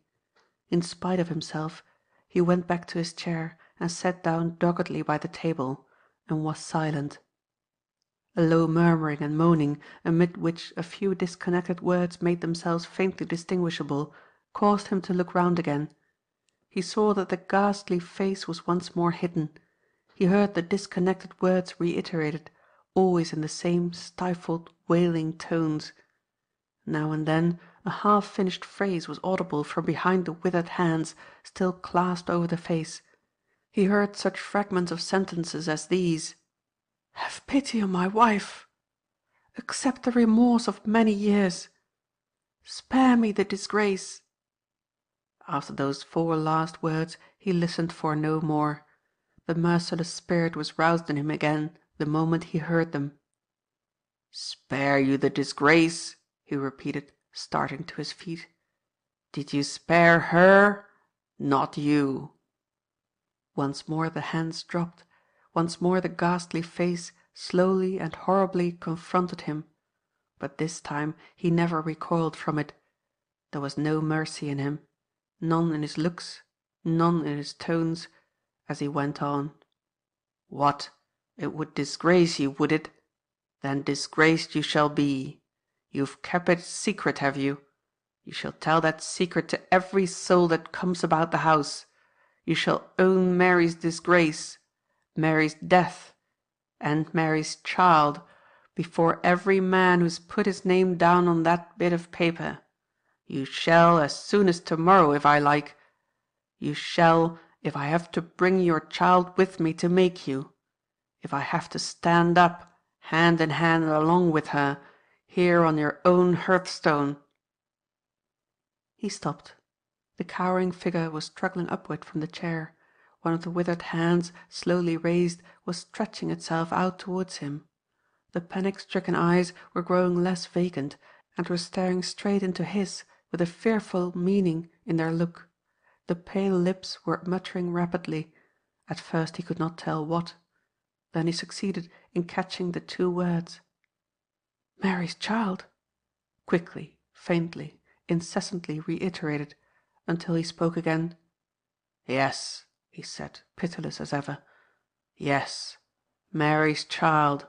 Your child. Haven't you seen her? Is it that you're staring and trembling about? Go and look at her. She lives within gunshot of you. Ask Zack's friend, the painter man, to show you the deaf and dumb girl he picked up among the horse riders. Look here. Look at this bracelet. Do you remember your own hair in it? The hands that brought up Mary's child took that bracelet from Mary's pocket. Look at it again. Look at it as close as you like." Once more he stopped. The frail figure which had been feebly rising out of the chair while he held up the hair bracelet suddenly and heavily sank back in it. He saw the eyelids half close, and a great stillness pass over the face. He heard one deep-drawn breath, but no cry now, no moaning, no murmuring, no sound whatever except the steady splash of the fast-falling rain on the pavement outside. Dead? A thought of Zack welled up into his heart and troubled it. He hesitated for a moment, then bent over the chair and put his hand on the bosom of the deathly figure reclining in it. A faint fluttering was still to be felt, and the pulse, when he tried that next, was beating feebly. It was not death he looked on now, but the swoon that is near neighbour to it. For a minute or two he stood with his eyes fixed on the white, calm face beneath him, thinking. "If me and Zack," he whispered to himself, "hadn't been brothers together—" He left the sentence unfinished, took his hat quickly and quitted the room. In the passage downstairs he met one of the female servants, who opened the street door for him. "Your master wants you," he said with an effort. He spoke those words, passed by her, and left the house. Matthew Gryce's Revenge. Neither looking to the right nor the left, neither knowing nor caring whither he went, Matthew Gryce took the first turning he came to, which led him out of Beargrove Square. It happened to be the street communicating with a long suburban road, at the remote extremity of which Mr. Blyth lived. Matt followed this road mechanically, not casting a glance at the painter's abode when he passed it, and taking no notice of a cab with luggage on the roof, which drew up as he walked by at the garden gate. If he had only looked round at the vehicle for a moment, he must have seen Valentine sitting inside it and counting out the money for his fare. But he still went on, straight on, looking aside at nothing. He fronted the wind and the clearing quarter of the sky as he walked. The shower was now fast subsiding, and the first rays of returning sunlight as they streamed through mist and cloud fell tenderly and warmly on his face. Though he did not show it outwardly, there was strife and trouble within him. The name of Zack was often on his lips, and he varied constantly in his rate of walking, now quickening, now slackening his pace at irregular intervals. It was evening before he turned back towards home, night before he sat down again in the chair by young Thorpe's bedside. "I'm a deal better tonight, Matt," said Zack, answering his first inquiries. "That good fellow Blythe has come back. He's been sitting here with me a couple of hours or more. Where have you been to all day, you restless old rough and tough?" he continued, with something of his natural light-hearted manner returning already. "There's a letter come for you, by the by. The landlady said she would put it on the table in the front room." Matthew found and opened the letter, which proved to contain 2 enclosures. One was addressed to Mr. Blythe, the other had no direction. The handwriting in the letter being strange to him, Matt looked first for the name at the end, and found that it was Thorpe. "Wait a bit," he said, as Zack spoke again just then. "I want to read my letter. We'll talk after." Oh, the dink. This is what he read. Man. "Some hours have passed since you left my house. I've had time to collect a little strength and composure, and have received such assistance and advice as have enabled me to profit by that time. Now I know that I can write calmly, I send you this letter. My object is not to ask how you became possessed of the guilty secret which I had kept from everyone, even from my wife, but to offer you such explanation and confession as you have a right to demand from me. I do not cavil about that right. I admit that you possess it, without desiring further proof than your actions, your merciless words, and the bracelet in your possession have afforded me. It is fit you should first be told that the assumed name by which I was known at Dibbledy merely originated in a foolish jest, in a wager that certain companions of my own age, who were accustomed to ridicule my fondness for botanical pursuits, and often to follow and disturb me when I went in search of botanical specimens, would not be able to trace and discover me in my country retreat. I went to Dibbledy because the neighbourhood was famous for specimens of rare ferns which I desired to possess, and I took my assumed name before I went to help in keeping me from being traced and disturbed by my companions. My father alone was in the secret, and came to see me once or twice in my retirement. I have no excuse to offer for continuing to preserve my false name at a time when I was bound to be candid about myself and my station in life. My conduct was as unpardonably criminal in this as it was in greater things. My stay at the cottage I had taken lasted much longer than my father would have remitted, if I had not deceived him, and if he had not been much harassed at that time by unforeseen difficulties in his business as a foreign merchant. These difficulties arrived at last at a climax, and his health broke down under them. His presence, or the presence of a properly qualified person to represent him, was absolutely required in Germany, where one of his business houses, conducted by an agent, was established. I was his only son. He had taken me as a partner into his London house, and had allowed me, on the plea of delicate health, to absent myself from my duties for months and months together, and to follow my favourite botanical pursuits just as I pleased. When, therefore, he wrote me word that great part of his property, and great part, consequently, of my sister's fortunes, depended on my going to Germany, his own health not permitting him to take the journey, I had no choice but to place myself at his disposal immediately. I went away, being assured beforehand that my absence would not last more than 3 or 4 months at the most. While I was abroad, I wrote to your sister constantly. I had treated her dishonourably and wickedly, but no thought of abandoning her had ever entered my heart. My dearest hope at that time was the hope of seeing her again. Not one of my letters was answered. I was detained in Germany beyond the time during which I had consented to remain there, and in the excess of my anxiety I even ventured to write twice to your father. Those letters also remained unanswered. When I at last got back to England, I immediately sent a person on whom I could rely to Dibbledene to make the inquiries which I dreaded to make myself. My messenger was turned from your doors with the fearful news of your sister's flight from home and of her death. It was then I first suspected that my letters had been tampered with. It was then, too, when the violence of my grief and despair had a little abated, that the news of your sister's flight inspired me for the first time with a suspicion of the consequence which had followed the commission of my sin. You may think it strange that this suspicion should not have occurred to me before. It would seem so no longer, perhaps, if I detailed to you the peculiar system of home education by which my father, strictly and conscientiously, endeavoured to preserve me, as other young men are not usually preserved, from the moral contaminations of the world. But it would be useless to dwell on this now. No explanations can alter the events of the guilty and miserable past. Anxiously, though privately and in fear and trembling, I caused such inquiries to be made as I hoped might decide the question whether the child existed or not. They were long persevered in, but they were useless. Useless, perhaps, as I now think with bitter sorrow, because I trusted them to others and had not the courage to make them openly myself. 2 years after that time I married, under circumstances not of an ordinary kind. What circumstances you have no claim to know. That part of my life is my secret and my wife's, and belongs to us alone. I have now dwelt long enough for your information on my own guilty share in the events of the past. As to the present and the future, I have still a word or two left to say. You have declared that I shall expiate, by the exposure of my shameful secret before all my friends, the wrong your sister suffered at my hands.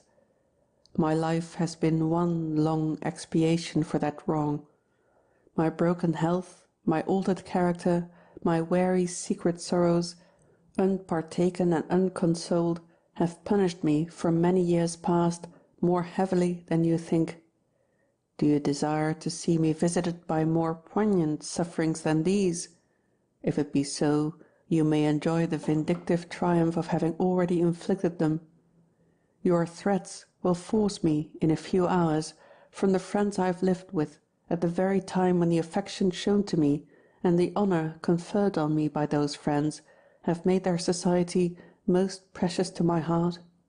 You force me from this, and from more, for you force me from my home at the moment when my son has affectionately entreated me to take him back to my fireside. These trials, heavy as they are, I am ready to endure if, by accepting them humbly, I may be deemed to have made some atonement for my sin. But more I have not the fortitude to meet. I cannot face the exposure with which you are resolved to overwhelm me. The anxiety, perhaps I ought to say the weakness, of my life has been to win and keep the respect of others. You are about, by disclosing the crime which dishonoured my youth, to deprive me of my good fame. I can let it go without a struggle, as part of the punishment that I have deserved, but I have not the courage to wait and see you take it from me. My own sensations tell me that I have not long to live. My own convictions assure me that I cannot fitly prepare myself for death until I am far removed from worldly interests and worldly terrors, in a word, from the horror of an exposure which I have deserved, but which, at the end of my weary life, is more than I can endure. We have seen the last of each other in this world. Tonight I shall be beyond the reach of your retaliation, for tonight I shall be journeying to the retreat in which the short remainder of my life will be hidden from you and from all men. It now only remains for me to advert to the 2 enclosures contained in this letter. The first is addressed to Mr. Blyth. I leave it to reach his hands through you, because I am ashamed to communicate with him directly as from myself. If what you said about my child be the truth, and I cannot dispute it, then, in my ignorance of her identity, in my estrangement from the house of her protector since she first entered it, I have unconsciously committed such an offence against Mr. Blyth as no contrition can ever adequately atone for. Now indeed I feel how presumptuously merciless my bitter conviction of the turpitude of my own sin has made me towards what I deemed like sins in others. Now also I know that, unless you have spoken falsely, I have been guilty of casting the shame of my own deserted child in the teeth of the very man who had nobly and tenderly given her an asylum in his own home. The unutterable anguish which only the bare suspicion of this has inflicted on me might well have been my death. I marvel even now at my own recovery from it. You are free to look at the letter to Mr. Blyth which I now entrust to you. Besides the expression of my shame, my sorrow, and my sincere repentance, it contains some questions to which Mr. Blyth, in his Christian kindness, will, I doubt not, readily write answers. The questions only refer to the matter of the child's identity, and the address I have written down at the end is that of the house of business of my lawyer and agent in London. He will forward the document to me, and will then arrange with Mr. Blyth the manner in which a fit provision from my property may be best secured to his adopted child. He has deserved her love, and to him I gratefully and humbly leave her. For myself, I am not worthy even to look upon her face. The second enclosure is meant for my son, and is to be delivered in the event of your having already disclosed to him the secret of his father's guilt. But if you have not done this, if any mercy towards me has entered into your heart, and pleads with it for pardon and for silence, then destroy the letter, and tell him that he will find a communication waiting for him at the house of my agent. He wrote to ask my pardon. He has it freely. Freely in my turn I hope to have his forgiveness for severities exercised towards him, which were honestly meant to preserve him betimes from ever falling as his father fell, but which I now fear were persevered in too hardly and too long. I have suffered for this error, as for others, heavily, more heavily when he abandoned his home than I should ever wish him to know. You said he lived with you and that you were fond of him. Be gentle with him, now that he's ill, for his mother's sake. My hand grows weaker and weaker. I can write no more. Let me close this letter by entreating your pardon. If you ever grant it me, then I also ask your prayers. With this, the letter ended. Matthew sat holding it open in his hand for a little while. He looked round once or twice at the enclosed letter from Mr. Thorpe to his son, which lay close by on the table, but did not destroy it, did not so much as touch it even. Zack spoke to him before long from the inner room. "I'm sure you must have done reading your letter by this time, Matt. I've been thinking, old fellow, of the talk we used to have, about going back to America together, and trying a little buffalo hunting and roaming about in the wilds. If my father takes me into favour again and can be got to say yes, I should so like to go with you, Matt. Not for too long, you know, because of my mother and my friends over here, but a sea voyage and a little scouring about in what you call the lonesome places would do me such good.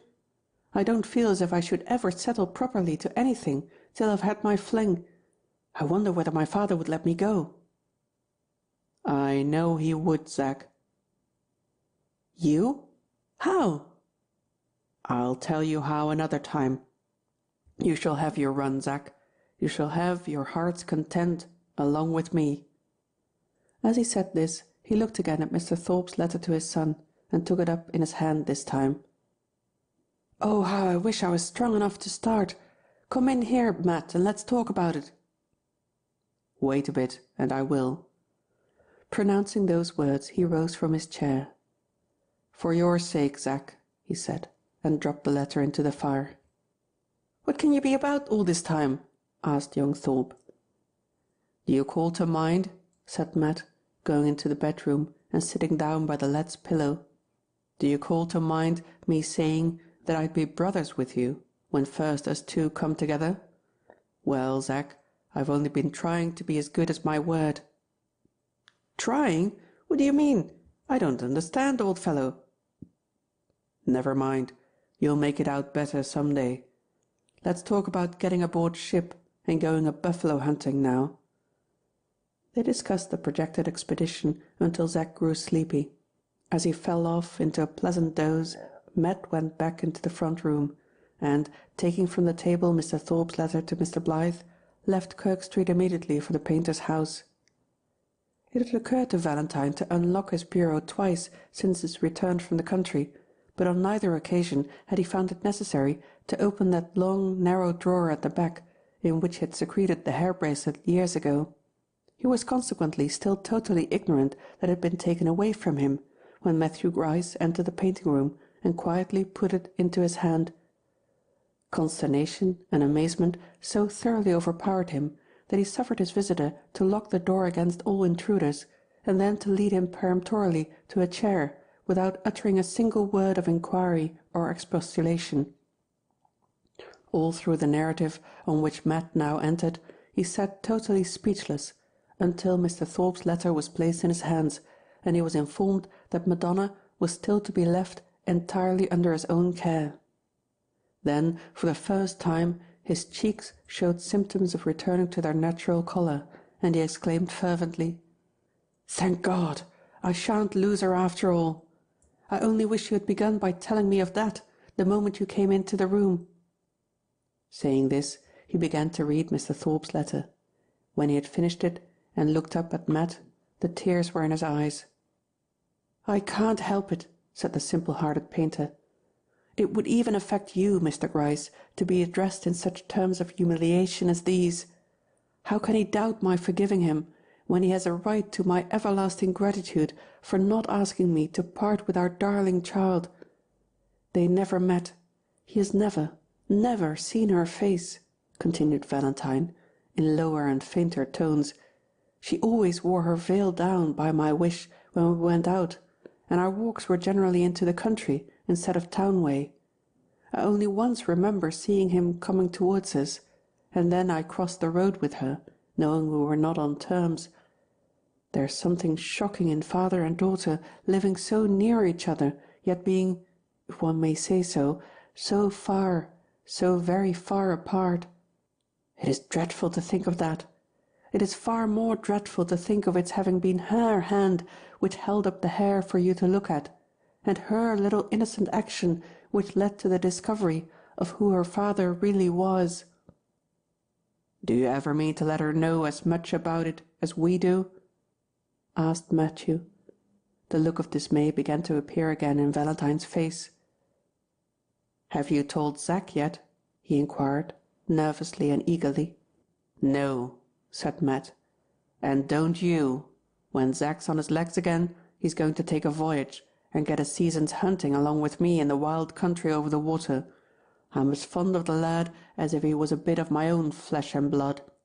I cottoned to him when he hit out so hardy for me at the singing shop, and we've been brothers together ever since. You mightn't think it, to look at me, but I've spared Zack's father for Zack's sake, and I don't ask no more reward for it than to take the lad a-hunting for a season or two along with me.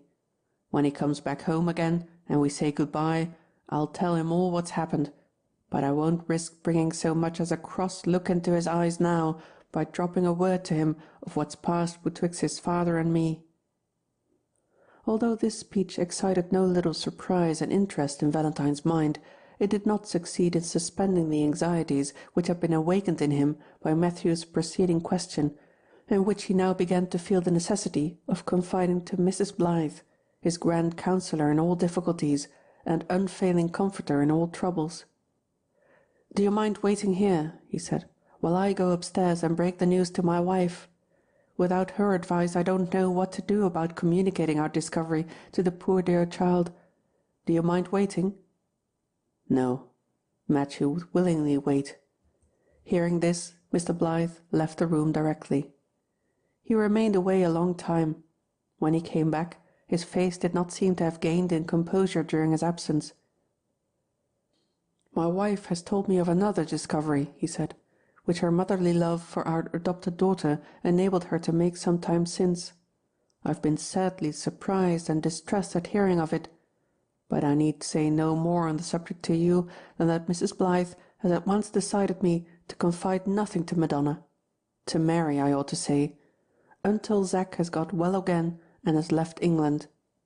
When I heard just now from you of his projected voyage, I must confess I saw many objections to it. They have all been removed by what my wife has told me. I heartily agree with her that the best thing Zack can do is to make the trip he proposes. You are willing to take care of him, and I honestly believe that we may safely trust him with you. A serious difficulty being thus disposed of, Valentine found leisure to pay some attention to minor things. Among other questions which he now asked was one relating to the hair bracelet and to the manner in which Matthew had become possessed of it. He was answered by the frankest confession, a confession which tried even his kindly and forbearing disposition to the utmost as he listened to it, and which drew from him, when it was ended, some of the strongest terms of reproach that had ever passed his lips. Matt listened till he had done, then, taking his hat to go, muttered a few words of rough apology, which Valentine's good nature induced him to accept, almost as soon as they were spoken. "We must let bygones be bygones," said the painter. "You have been candid with me at last, at any rate, and in recognition of that candour I say, good night, Mr. Gryce, as a friend of yours still." When Matt returned to Kirk Street, the landlady came out of her little parlour to tell him of a visitor who had been to the lodgings in his absence. An elderly lady, looking very pale and ill, had asked to see young Mr. Thorpe, and had prefaced the request by saying that she was his mother. Zack was then asleep, but the lady had been taken upstairs to see him in bed, had stooped over him and kissed him, and had then gone away again, hastily and in tears. Matthew's face grew grave as he listened, but he said nothing when the landlady had done, except a word or two charging her not to mention to Zack what had happened when he woke. It was plain that Mrs. Thorpe had been told her husband's secret, and that she had lovingly devoted herself to him as comforter and companion to the last.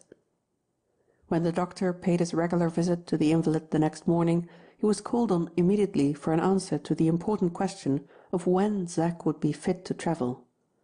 After due consideration and careful inspection of the injured side of the patient's head, he replied that in a month's time the lad might safely go on board ship, and that the sea voyage proposed would do more towards restoring him to perfect health and strength than all the tonic medicines that all the doctors in England could prescribe.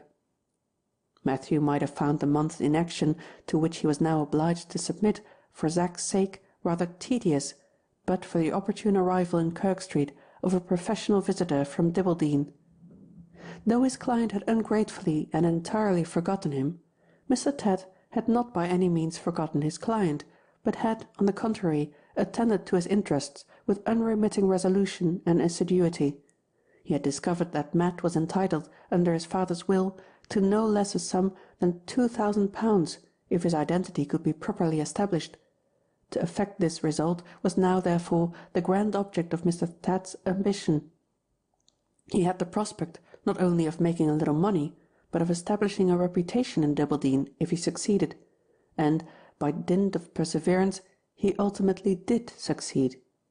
He carried Matt about to all sorts of places, insisted on his signing all sorts of papers and making all sorts of declarations, and ended by accumulating such a mass of evidence before the month was out, that Mr. Norby, as executor to the late Joshua Gryce, declared himself convinced of the claimant's identity. On being informed of this result, Matt ordered the lawyer, after first deducting the amount of his bill from the forthcoming legacy, to draw him out such a legal form as might enable him to settle his property forthwith on another person. When Mr. Ted asked to be furnished with the name of this person, he was told to write Martha Peckover. "Mary's child has got you to look after her, and money enough from her father to keep her," said Matt, as he put the signed instrument into Valentine's hands. "When Martha Peckover's old and past her work, she may want a banknote or two to fall back on. Give her this when I'm gone, and say she earned it from Mary's brother the day she stopped and suckled Mary's child by the roadside." The day of departure drew near. Zack rallied so rapidly that he was able, a week before it arrived, to go himself and fetch the letter from his father which was waiting for him at the agent's office. It assured him, briefly but very kindly, of the forgiveness which he had written to ask, referred him to the man of business for particulars of the allowance granted to him while he pursued his studies in the art or otherwise occupied himself, urged him always to look on Mr. Blyth as the best friend and counsellor that he could ever have, and ended by engaging him to write often about himself and his employments to his mother, sending his letters to be forwarded through the agent. When Zack, hearing from this gentleman that his father had left the house in Beargrove Square, desired to know what had occasioned the change of residence, he was only informed that the state of Mr. Thorpe's health had obliged him to seek perfect retirement and repose, and that there were reasons at present for not mentioning the place of his retreat to any one, which it was not deemed expedient for his son to become acquainted with. The day of departure arrived. In the morning, by Valentine's advice, Zack wrote to his mother, only telling her in reference to his proposed trip that he was about to travel to improve and amuse himself in the company of a friend of whom Mr. Blyth approved. While he was thus engaged, the painter had a private interview with Matthew Gryce, and very earnestly charged him to remember his responsibilities towards his young companion. Matt answered briefly and characteristically, "I told you I was as fond of him as if he was a bit of my own flesh and blood. If you don't believe I shall take care of him after that, I can't say nothing to make you." Both the travellers were taken up into Mrs. Blythe's room to say farewell. It was a sad parting. Zack's spirits had not been so good as usual since the day of his visit to the agents, and the other persons assembled were all more or less affected in an unusual degree by the approaching separation. Madonna had looked ill and anxious, though she would not own to having anything the matter with her, for some days past. But now, when she saw the parting looks exchanged around her, the poor girl's agitation got beyond her control, and became so painfully evident that Zack wisely and considerately hurried over the farewell scene. He went out first. Matthew followed him to the landing, then stopped, and suddenly retraced his steps.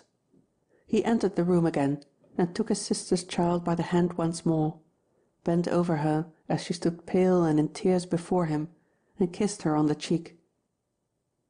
"Tell her some day that me and her mother was playmates together," he said to Mrs. Blyth as he turned away to join Zack on the stairs. Valentine accompanied them to the ship.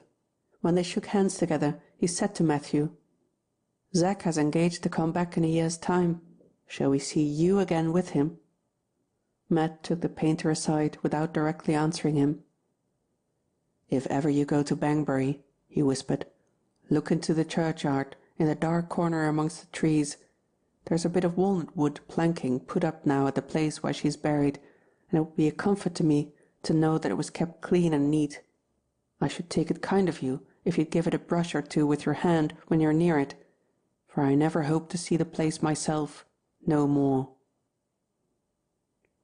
Sadly and thoughtfully, Valentine returned alone to his own house. He went up at once to his wife's room. As he opened the door, he started and stopped on the threshold.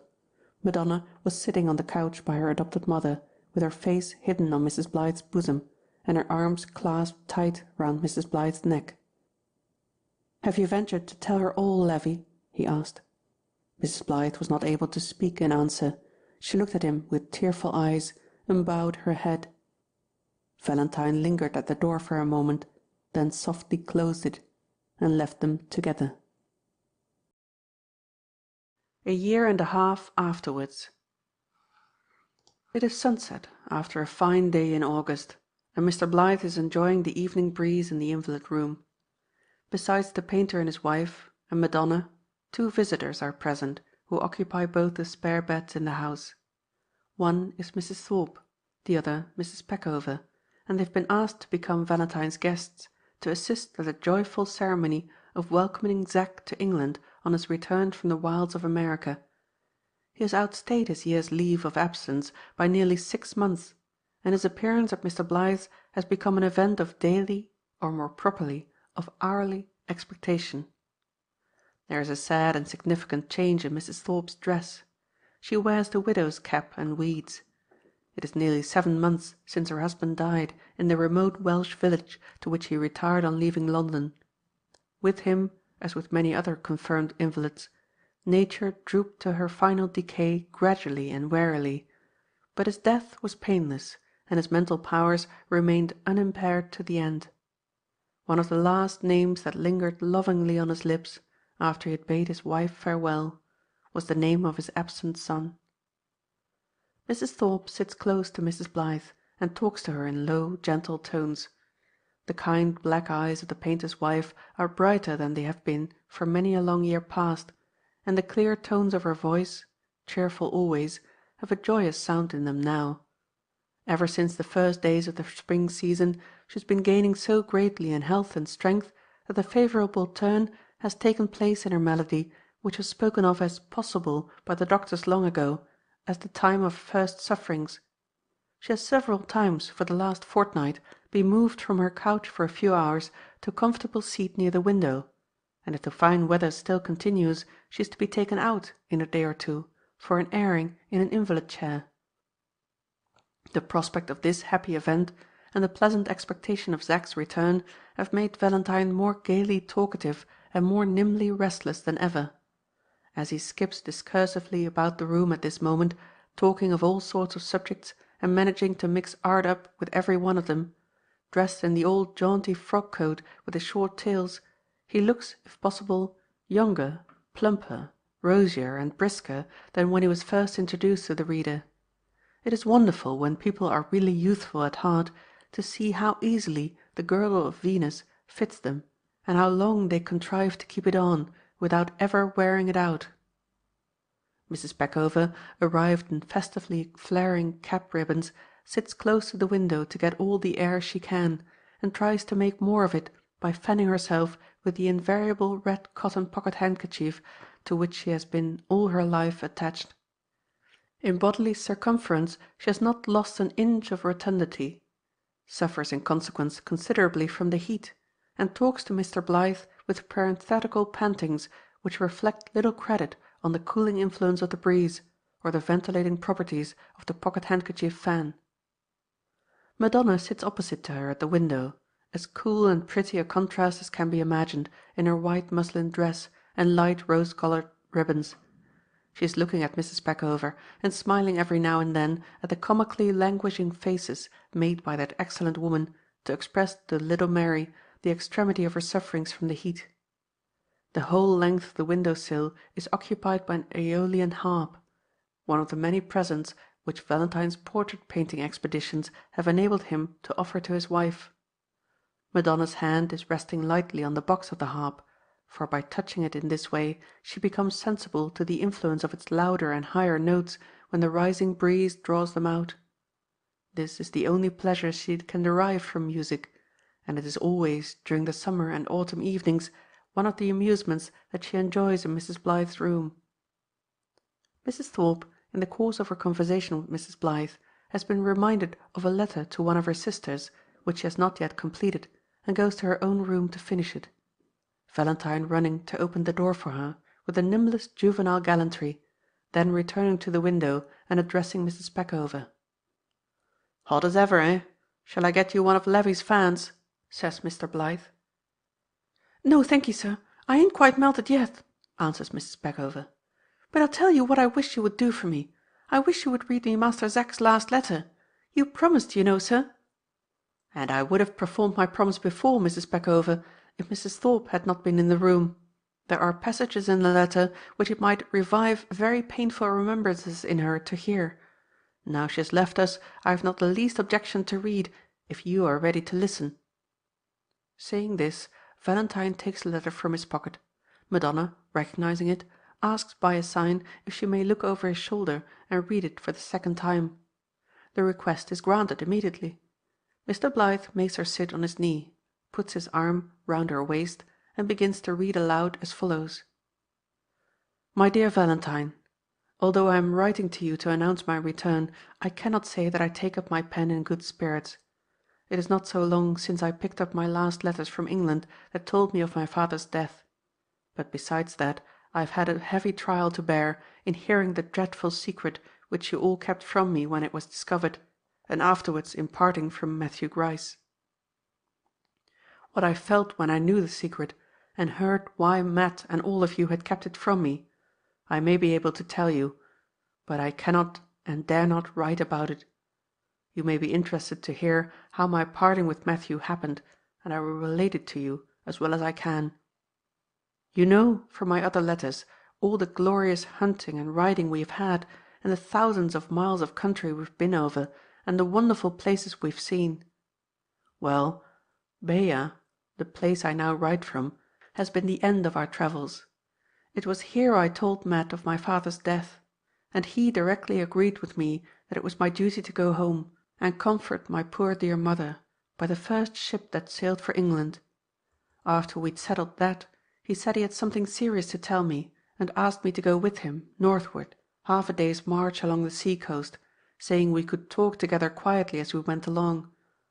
I saw that he'd got his rifle over his shoulder and his baggage at his back, and thought it odd, but he stopped me from asking any questions by telling me from beginning to end all that you and he knew about my father before we left England.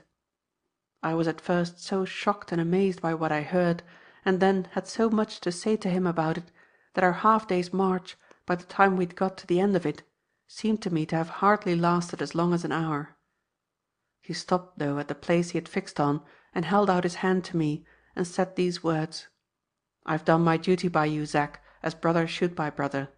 The time's come at last for us two to say good-bye. You're going back over the sea to your friends, and I'm going inland by myself on the tramp." I had heard him talk of our parting in this way before, but had never thought it would really take place, and I tried hard, as you may imagine, to make him change his mind and sail for England with me. But it was useless. "No, Zack," he said, "I doubt if I'm fit for the life you're going back to lead. I've given it a trial, and a hard and bitter one it's been to me. I began life on the tramp, and on the tramp I shall end it. Good-bye, Zack. I shall think of you when I light my fire and cook my bit of victuals without you in the lonesome places tonight." I tried to control myself, Valentine, but my eyes got dim, and I caught fast hold of him by the arm. "Matt," I said, "I can't part with you in this dreary, hopeless way. Don't shut the future up from both of us for ever. We've been 18 months together. Let another year and a half pass, if you like, and then give yourself, and give me, another chance. Say you'll meet me, when that time is past, in New York. Or say, at least, you'll let me hear where you are." His face worked and quivered, and he only shook his head. "Come, Matt," I said, as cheerfully as I could. "If I am ready to cross the sea again for your sake, you can't refuse to do what I ask you for mine." "Will it make the parting easier to you, my lad?" he asked kindly. "Yes, indeed it will," I answered. "Well then, Zack," he said, "you shall have your way. Don't let's say no more now. Come, let's cut it as short as we can, or we shan't part as men should. God bless you, lad, and all of them you're going back to see." Those were his last words. After he had walked a few yards inland, he turned round and waved his hand, then went on, and never turned again. I sat down on the sand hillock where we had said good-bye, and burst out crying. What with the dreadful secret he'd been telling me as we came along, and then the parting when I didn't expect it, all I had of the man about me gave way somehow in a moment. And I sat alone, crying and sobbing on the sand hillock, with the surf roaring miles out at sea behind me, and the great plain before, with Matthew walking over it alone on his way to the mountains beyond. When I'd had time to get ashamed of myself for crying, and had got my eyesight clear again, he was already far away from me. I ran to the top of the highest hillock, and watched him over the plain. A desert without a shrub to break the miles and miles of flat ground spreading away to the mountains. I watched him as he got smaller and smaller. I watched till he got a mere black speck, till I was doubtful whether I still saw him or not, till I was certain at last that the great vacancy of the plain had swallowed him up from sight. My heart was very heavy, Valentine, as I went back to the town by myself. It is sometimes heavy still, for though I think much of my mother and of my sister, whom you've been so kind a father to, and whose affection it is such a new happiness to me to have the prospect of soon returning. I think occasionally of dear old Matt, too, and have my melancholy moments when I remember that he and I are not going back together. I hope you will think me improved by my long trip. I mean in behaviour as well as health. I have seen much, and learned much, and thought much, and I hope I have really profited and altered for the better during my absence. It is such a pleasure to think I am really going home. Here Mr. Blyth stops abruptly and closes the letter, for Mrs. Thorpe re-enters the room. "The rest is only about when he expects to be back," whispers Valentine to Mrs. Peckover. "By my calculations," he continues, raising his voice and turning towards Mrs. Thorpe, "by my calculations, which, not having a mathematical head, I don't boast of, mind, as being infallibly correct, Zack is likely, I should say, to be here in about—" "Hush! Hush! Hush!" cries Mrs. Peckover, jumping up with incredible agility at the window and clapping her hands in a violent state of excitement. "Don't talk about when he will be here. Here he is. He's come in a cab. He's got out into the garden. He sees me. Welcome back, Master Zack. Welcome back. Hooray! Hooray!" Here Mrs. Peckover forgets her company manners and waves the red cotton handkerchief out of the window in an irrepressible burst of triumph. Zack's hearty laugh is heard outside, then his quick step on the stairs, then the door opens and he comes in with his beaming sunburnt face healthier and heartier than ever. His first embrace is for his mother, his second for Madonna, and, after he has greeted every one else cordially, he goes back to those two, and Mr. Blyth is glad to see that he sits down between them and takes their hands gently and affectionately in his. Matthew Gryce is in all their memories when the first greetings are over. Valentine and Madonna look at each other, and the girl's fingers sign hesitatingly the letters of Matthew's name. "She is thinking of the comrade you have lost," says the painter, addressing himself a little sadly to Zack. "The only living soul that's kin to her now by her mother's side," adds Mrs. Peckover. "It's like her pretty ways to be thinking of him kindly for her mother's sake." "Are you really determined, Zack, to take that second voyage?" asks Valentine. "Are you determined to go back to America on the one faint chance of seeing Matt once more?" "If I am a living man 18 months hence," Zack answers resolutely, "nothing shall prevent my taking the voyage. Matthew Gryce loved me like a brother, and, like a brother, I will yet bring him back, if he lives to keep his promise and meet me when the time comes." The time came, and on either side the two comrades of former days, in years so far apart, in sympathies so close together, lived to look each other in the face again. The solitude which had once hardened Matthew Gryce had wrought on him in his riper age to better and higher ends. In all his later roamings the tie which had bound him to those sacred human interests in which we live and move and have our being, the tie which he himself believed that he had broken, held fast to him still. His grim, scarred face softened, his heavy hand trembled in the friendly grasp that held it, as Zack pleaded with him once more, and this time pleaded not in vain.